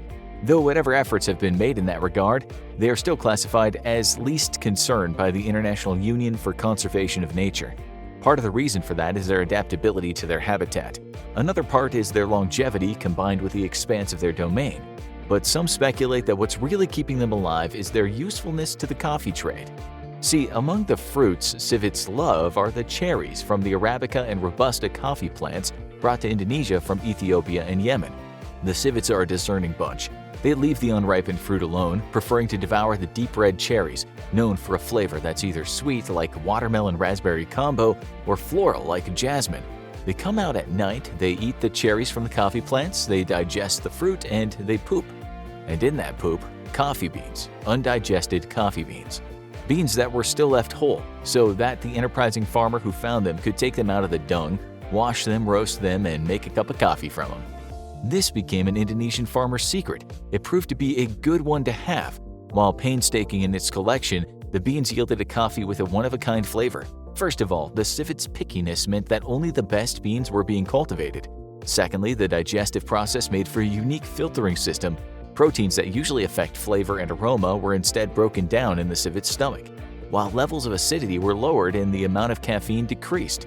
The farmers considered the new beverage a better-tasting, better-smelling alternative to the enforced product. They called it Kopi Luwak, literally civet coffee. So, what's the actual process? Simple. Just go out in the jungle in the after-dawn mist, after the civets have retired, find a pile of their poop studded with coffee beans. Actually, let's be realistic, you want several piles of poo. It could take hours, but it's easy to spot. Again, the beans really do not digest.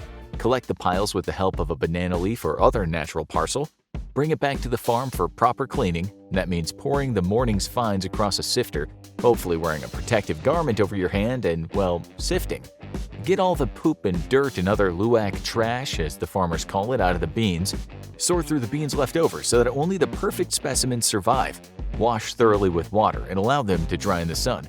Modern farmers actually rake the piles into large tracts of beans for a thorough dry.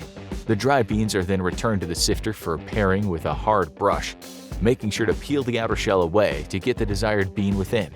Any remaining skin is removed, the beans are sorted by hand. Eventually, the Dutch plantation owners got wind of this bootleg Java. That is, if not the source, they at least knew the farmers were making their own coffee in secret. Rather than risk being accused of stealing from their oppressors, the Indonesian farmers let them in on a secret, teaching the colonizers how to harvest and make a cup of kopi luwak. It was a hit. The Dutch liked the flavor, admired the ingenuity, and most importantly noted that the limited supply meant a significant markup in price. What was once a desperate attempt by exploited farmers to maintain some individual income became a gourmet commodity. So, who brought kopi luwak into the modern mainstream? National Geographic first wrote about it, albeit briefly, in 1981. Coffee consultant and author Tony Wilde is credited by many, including himself, with bringing it into the popular consciousness in 1991. He read the National Geographic article and it inspired him to import a sample of the product over to the UK. A media blitz ensued, making kopi luwak, Tony Wilde, and the firm he worked for, tea company Taylors of Harrogate, famous. Briefly, at the very least. More recent writings about kopi luwak credit the 2007 film The Bucket List with revitalizing the clamor for fertilized beans.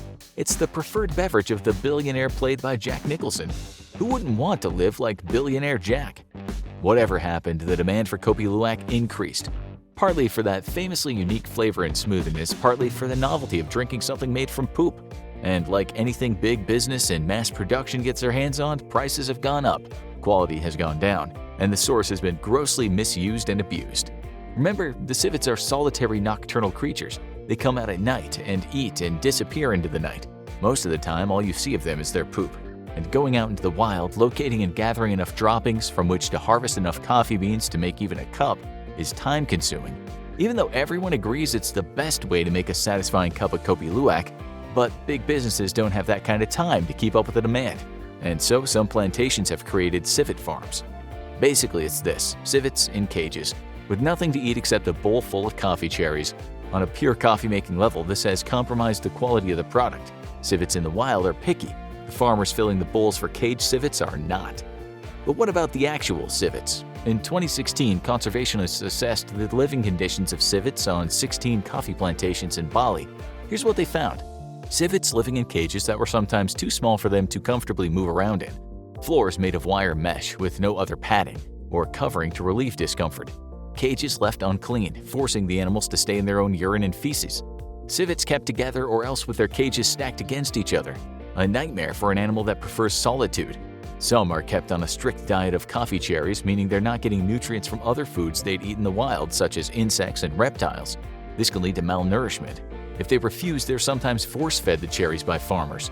And of course, their cat-like appearance has made them a spectacle for tourists, keeping the nocturnals surrounded by constant noise and activity during the day, stressing them and disrupting their sleep cycle. There have been reports of fur loss, aggressive behavior, and high mortality rates. And it's not like you can just buy from a more ethical brand either. Organizations like the Rainforest Alliance, which works to ensure standards of sustainability in agriculture, refuse to certify any kopi luwak, since it's difficult to confirm what's been harvested from wild poop and what's come from caged animals. It doesn't help, of course, that a lot of companies falsely label their products in order to maintain the legend of scat found in the forest. Tony Wilde himself even stated that the coffee companies selling kopi luwak grossly and purposely understate the amount they harvest in a year, so as to bolster the coffee's reputation as a rare, hard-to-make novelty. And yet, even by that token, other coffee know-it-alls claim there are more pounds of kopi luwak sold than actually made. That is to say, fraud is rampant in the kopi luwak trade. The man known for bringing the most unusual cup of coffee such widespread attention that it became the most expensive cup of coffee now calls it, and this is a direct quote from a piece he wrote for The Guardian, a grotesque cancer that constantly mutates into yet more vile and virulent forms. By more vile and virulent forms, we assume he's talking about the variants. Yes, there is a whole variety of coffee harvested from beans either spat or sat on by animals, and in Brazil, a small biodynamic plantation found that its coffee cherry plants were being picked clean with the arrival of the endangered jacu bird. Rather than try to stop them, the owner shifted to picking the coffee beans out of the bird poop and made his own version of Kopi Luwak. They even keep the membrane from peeled beans to make a special tea. In Peru, Uchinari coffee is made using beans collected from the scat left behind by coatis, in a process that sounds almost identical to the Kopi Luwak tradition. In Thailand, the Black Ivory Coffee Company operates through an elephant sanctuary. They feed their family of pachyderm coffee cherries mixed in whatever else they enjoy, bananas, tamarind, whatever the individual elephant prefers, finding their source in the droppings left 3 days later. And as if poop isn't enough, there's also monkey spit coffee in India and Taiwan. Just as it sounds, the harvest comes from the beans spat out by macaws and rhesus monkeys who just want the fruit of the coffee cherry.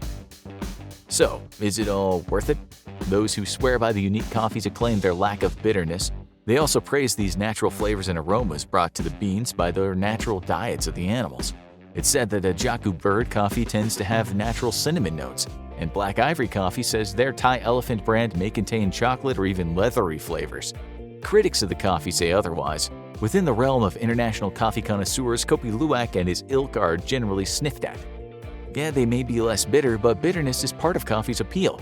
Whatever flavors they may possess are extremely mild, if not outright bad. And besides all that, it's an extremely prohibitive cost with very little value for your money. Consumers who can afford it are paying $100 a cup for weak sludge and the opportunity to tell their friends that they drink poop. While some rich people like to brag about their expensive Ferraris and Rolex watches, the truly wealthy can find ways to spend incredible amounts of money on even the most ordinary of objects, such as, say, a mango. That's right, there's a mango out there that costs thousands of dollars. So that's really not an item you want to throw in the back of your fridge, forget about, and let spoil, just like last week's Chinese takeout. But what mango costs so much, and for what possible reason? For all you wealthy fruit lovers out there, we sent our investigative team to find out. Most mangoes in the world are produced in India, which is responsible for 46% of the global trade. There are some disagreements on what the most expensive type of mango in the world is, with each country wanting to promote their own types as the priciest and therefore highest quality. However, most reputable sources cite the Miyazaki mango from Japan as the world's most expensive mango. A pair of Miyazaki mangoes have been known to sell for as much as $3,600. They're better known by the impressive moniker Egg of the Sun, or Taiyo no Tamago in Japanese. Considering the mango is native to South Asia and considered a national fruit of India and Pakistan, and the national tree of Bangladesh, how is it possible that the most expensive variety grows thousands of miles away in Japan? After all, the island nation didn't even start producing mangoes until the mid-1980s. It makes it almost offensive to the rest of the mango-producing countries for Japan to have the most expensive variety in the world. Actually, the Taiyo no Tamago mangoes are specifically grown in only the Miyazaki prefecture of Japan,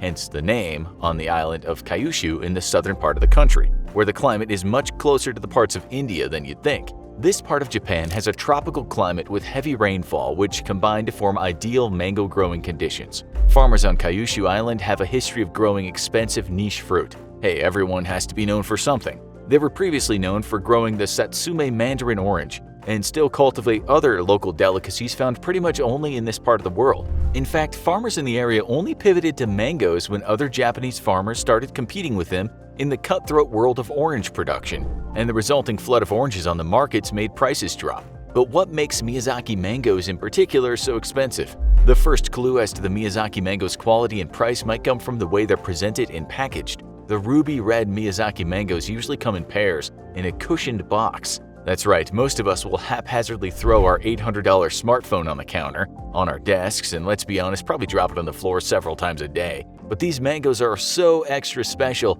they need to be gently delivered in a cushioned box. The mangoes are also uniformly a deep, rich red color. How do they obtain such a beautiful color? Well, they're grown in a very unique and time-consuming way. Each small baby mango is placed in an individual net suspended on a wire from the top of the greenhouse they reside in. The seeds from which Miyazaki mangoes are grown are pretty much the same as the seeds for any other red mango. It's the special TLC farmers give these mangoes that make them the expensive quality fruits they are. The net the farmers set up around each seed allows the mango to grow in an almost perfect round shape. There's also a reflector placed underneath to ensure that sunlight hits it pretty uniformly. Thus, the Miyazaki mangoes get their deep, rich red color from the sun shining on them in this process. If any other small fruits start budding out from the plant, the farmers remove them to make sure all the nutrients are going to the prized egg of the sun mango instead. Instead of harvesting the mangoes themselves, farmers take their sweet time waiting until the mangoes are fully ripe and therefore at their sweetest and fall from the tree into the net. Thanks to our global addiction to sugary treats, this sweetness is also what gives the Miyazaki mangoes their high value. Taiyo no tamago, much like fine wine and premium cuts of steak, must pass quality control. This control ensures that they have a 15% sugar content and weigh at least 350 grams or 12.3 ounces. In other words, 2 times as heavy as your average hamster, which, unlike Miyazaki mangoes, is hopefully not a part of your healthy, balanced diet. We should point out that 12.3 ounces isn't particularly heavy for a mango. Some varieties grow up to 5 pounds, which, depending on how out of shape you are, could even be used for weight training instead of food. Those who have the disposable income to taste the Miyazaki mango report its flavor is almost candy-like, with a hint of pineapple and coconut. That taste sounds just like the tropical cocktails people slam down in Cancun resorts before making terrible decisions. Alright, so the color is pretty and uniform, the shape of the fruit is tightly controlled, and the taste will give you a toddler-like sugar rush. But still, thousands of dollars for a mango? Why? Well, the truth is most Miyazaki mangoes don't fetch nearly that high of a price tag. Don't get us wrong, the Taiyo no tamago is still not a usual item on the average person's grocery run. A regular pair will generally sell for $50 in the market, and the prized mangoes bearing the highest sugar content and 350-gram weight aren't even sold in grocery stores. In Japan, they're usually sold at department stores as gifts. We'll get to that later. However, the high price fetched for some of these mangoes, including one sold for almost 300,000 rupees, $3,600 at the time, are fetched at auctions, not in stores. If you're wondering who in the world is going to auctions to bid on fruit, the answer is mostly buyers on behalf of large distributors, such as various store chains. In this instance, the high price isn't about the actual value of the mangoes. Rather, it's an incentive for farmers to encourage them to keep growing this fruit, as buyers think it'll be lucrative and want to encourage demand for the mango. Or maybe they just find it delicious. We mentioned the fact that these mangoes are usually sold as gifts. This isn't that unusual in Japan, which has a long history of fruit gifting. Boutique fruit markets have been a thing in Japan since around the early 19th century, and the custom of fruit gifting goes back way before that. Customs using fruit as ritual offerings exist in both the Shinto and Buddhist religions, the 2 main religions of the Japanese people. In Buddhism, fruits are often used as temple offerings. They're left at the altar until they're ready to be eaten by either the family who made the offer or a tightly knit community of worshippers at the altar. When the meal of fruit is finally shared, it's supposed to bestow a blessing on all those who eat it, hopefully accompanied by less judgment and passive-aggressive bickering than your average family meal. Fruit placed on the Shinto altar has a slightly different significance. Since Shinto altars usually honor devotees' ancestors, the fruit on a Shinto altar connects the devout with the spirits of those who came before them. These days, high-end fruits have also become a prized gift in Japan for a formal or even business occasion. Employees may give fruits like Miyazaki mangoes to their bosses, or companies might give them to high-end clients. It shouldn't be that surprising to anyone used to US culture, as fruit baskets are pretty commonplace in the States as well. So that's how the Miyazaki mangoes are bought and given. Few people are dropping $50 on eggs of the sun because they're hungry and need a sweet afternoon snack. In fact, recipients usually take the gifts as such a sign of respect from the gift giver that they would rather display them than eat them.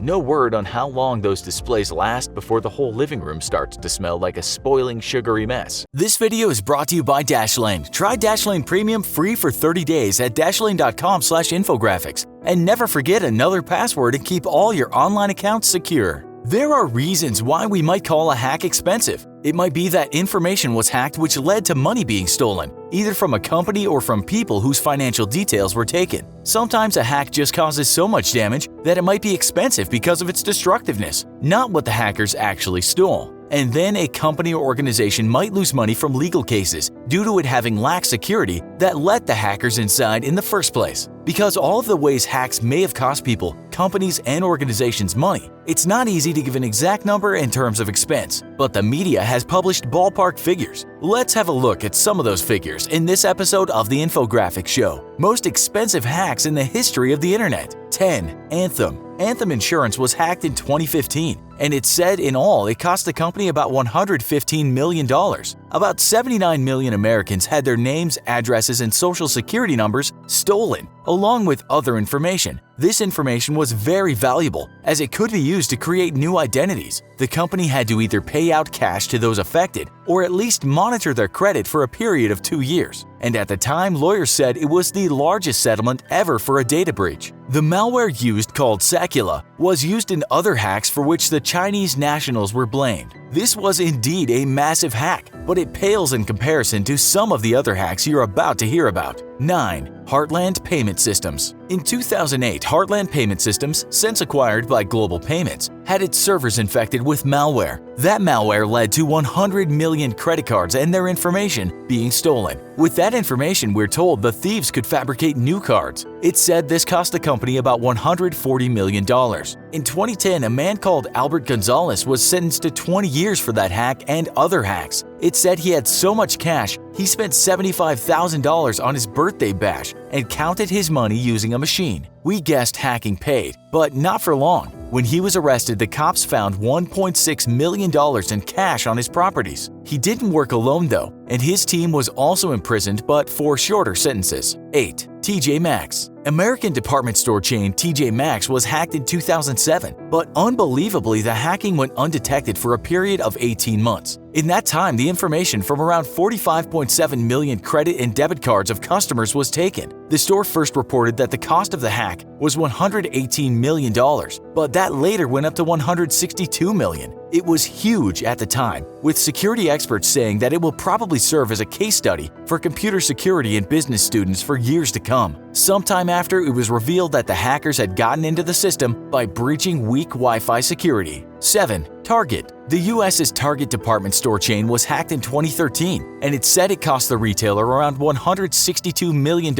Some sources say even more. In 2018, the Washington Post wrote that Latvian man had been arrested and sentenced to 14 years in prison for the hack. This man, along with others, reportedly stole credit card information from about 40 million Target shoppers. According to other sources, the hackers collected this information and then sold it on the darknet. 6. Sony PlayStation. In 2011, hackers found their way into Sony PlayStation's digital data room. Some reports say that the information was stolen from around 100 million users, although a Guardian report at the time said 77 million. That information consisted of people's names, addresses, and email addresses, logins, passwords, birth dates, and even security questions. As PlayStation users give credit card details to pay for things, these were also taken by the hackers. Sony then put out a statement. To protect against possible identity theft or other financial loss, we encourage you to remain vigilant to review your account statements and to monitor your credit or similar types of reports. Forbes later wrote that the hack set Sony back a whopping $170 million.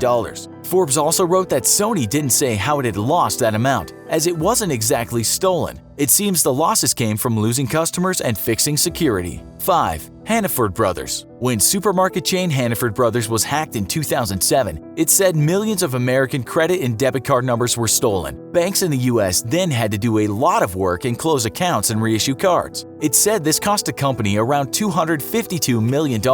Even though about 4.2 million cards were breached, only around 1,800 cases of fraud were reported. Reports said charges against these stolen numbers were showing up as far and wide as Mexico and Bulgaria. It seems malware got into the company's servers, and at the time, Hannaford Brothers had no idea how it got there. 4. Petya, not Petya. This hack infected computers of shipping companies, law firms, ad agencies, and more. It said once the malware was on a machine, it would infect others, completely destroying records of companies. Many of these infections happened in Ukraine, but global companies such as FedEx, Maersk, and pharmaceutical firm Merck were victims. FedEx said the hack costed around $300 million, while Maersk was said to lose a similar amount. Many smaller companies lost smaller amounts. What was the point in all this? It was ransomware, so the companies were asked to pay their way out of the attack. Security experts said these companies could have prevented the attack by updating Microsoft security and also patching software. 3. Equifax. In 2018, Reuters called this 2017 hack the costliest corporate hack in history. Like with most other hacks, the exact amount is not known. Reuters reports that the number was around $439 million. CNET wrote that 147.7 million Americans had their information exposed during this hack.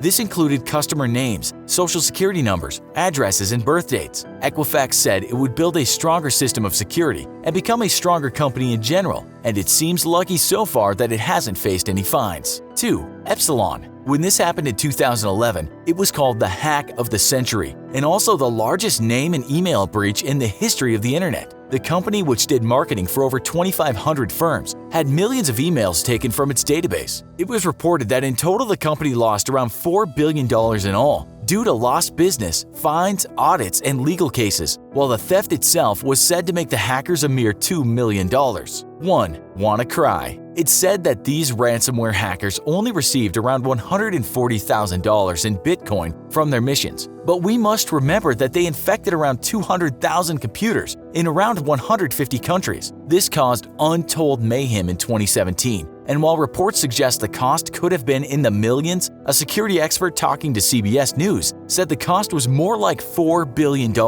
We may never know, as counting up these costs is problematic, given the extent of the attack. We're told that the worst-hit nations were Russia, Ukraine, India, and Taiwan, with some very big companies and organizations being a victim. We all likely remember how this hack affected the British National Health Service. Who was behind it? Word on the street is North Korea, although the country has said blaming them is more Western propaganda. Having any of your online accounts or credit cards hacked can be seriously expensive, and many of the people in our episode today could have used some extra security. Luckily for you, Dashlane has your back. Dashlane auto-generates and stores super strong, unique passwords for your different online accounts, so signing in is as easy as just clicking a single button. Plus, Dashlane will work on any platform, so you're always able to log in with ease, and you're always secure. Their constant monitoring of your information will immediately alert you to any hacks or breaches on sites you have accounts for, and their ultralight VPN will encrypt your online activity with just the push of a button. Head on over to dashlane.com/infographics for a free 30-day trial, and if you use the coupon code infographics, you can get 10% off a premium subscription today.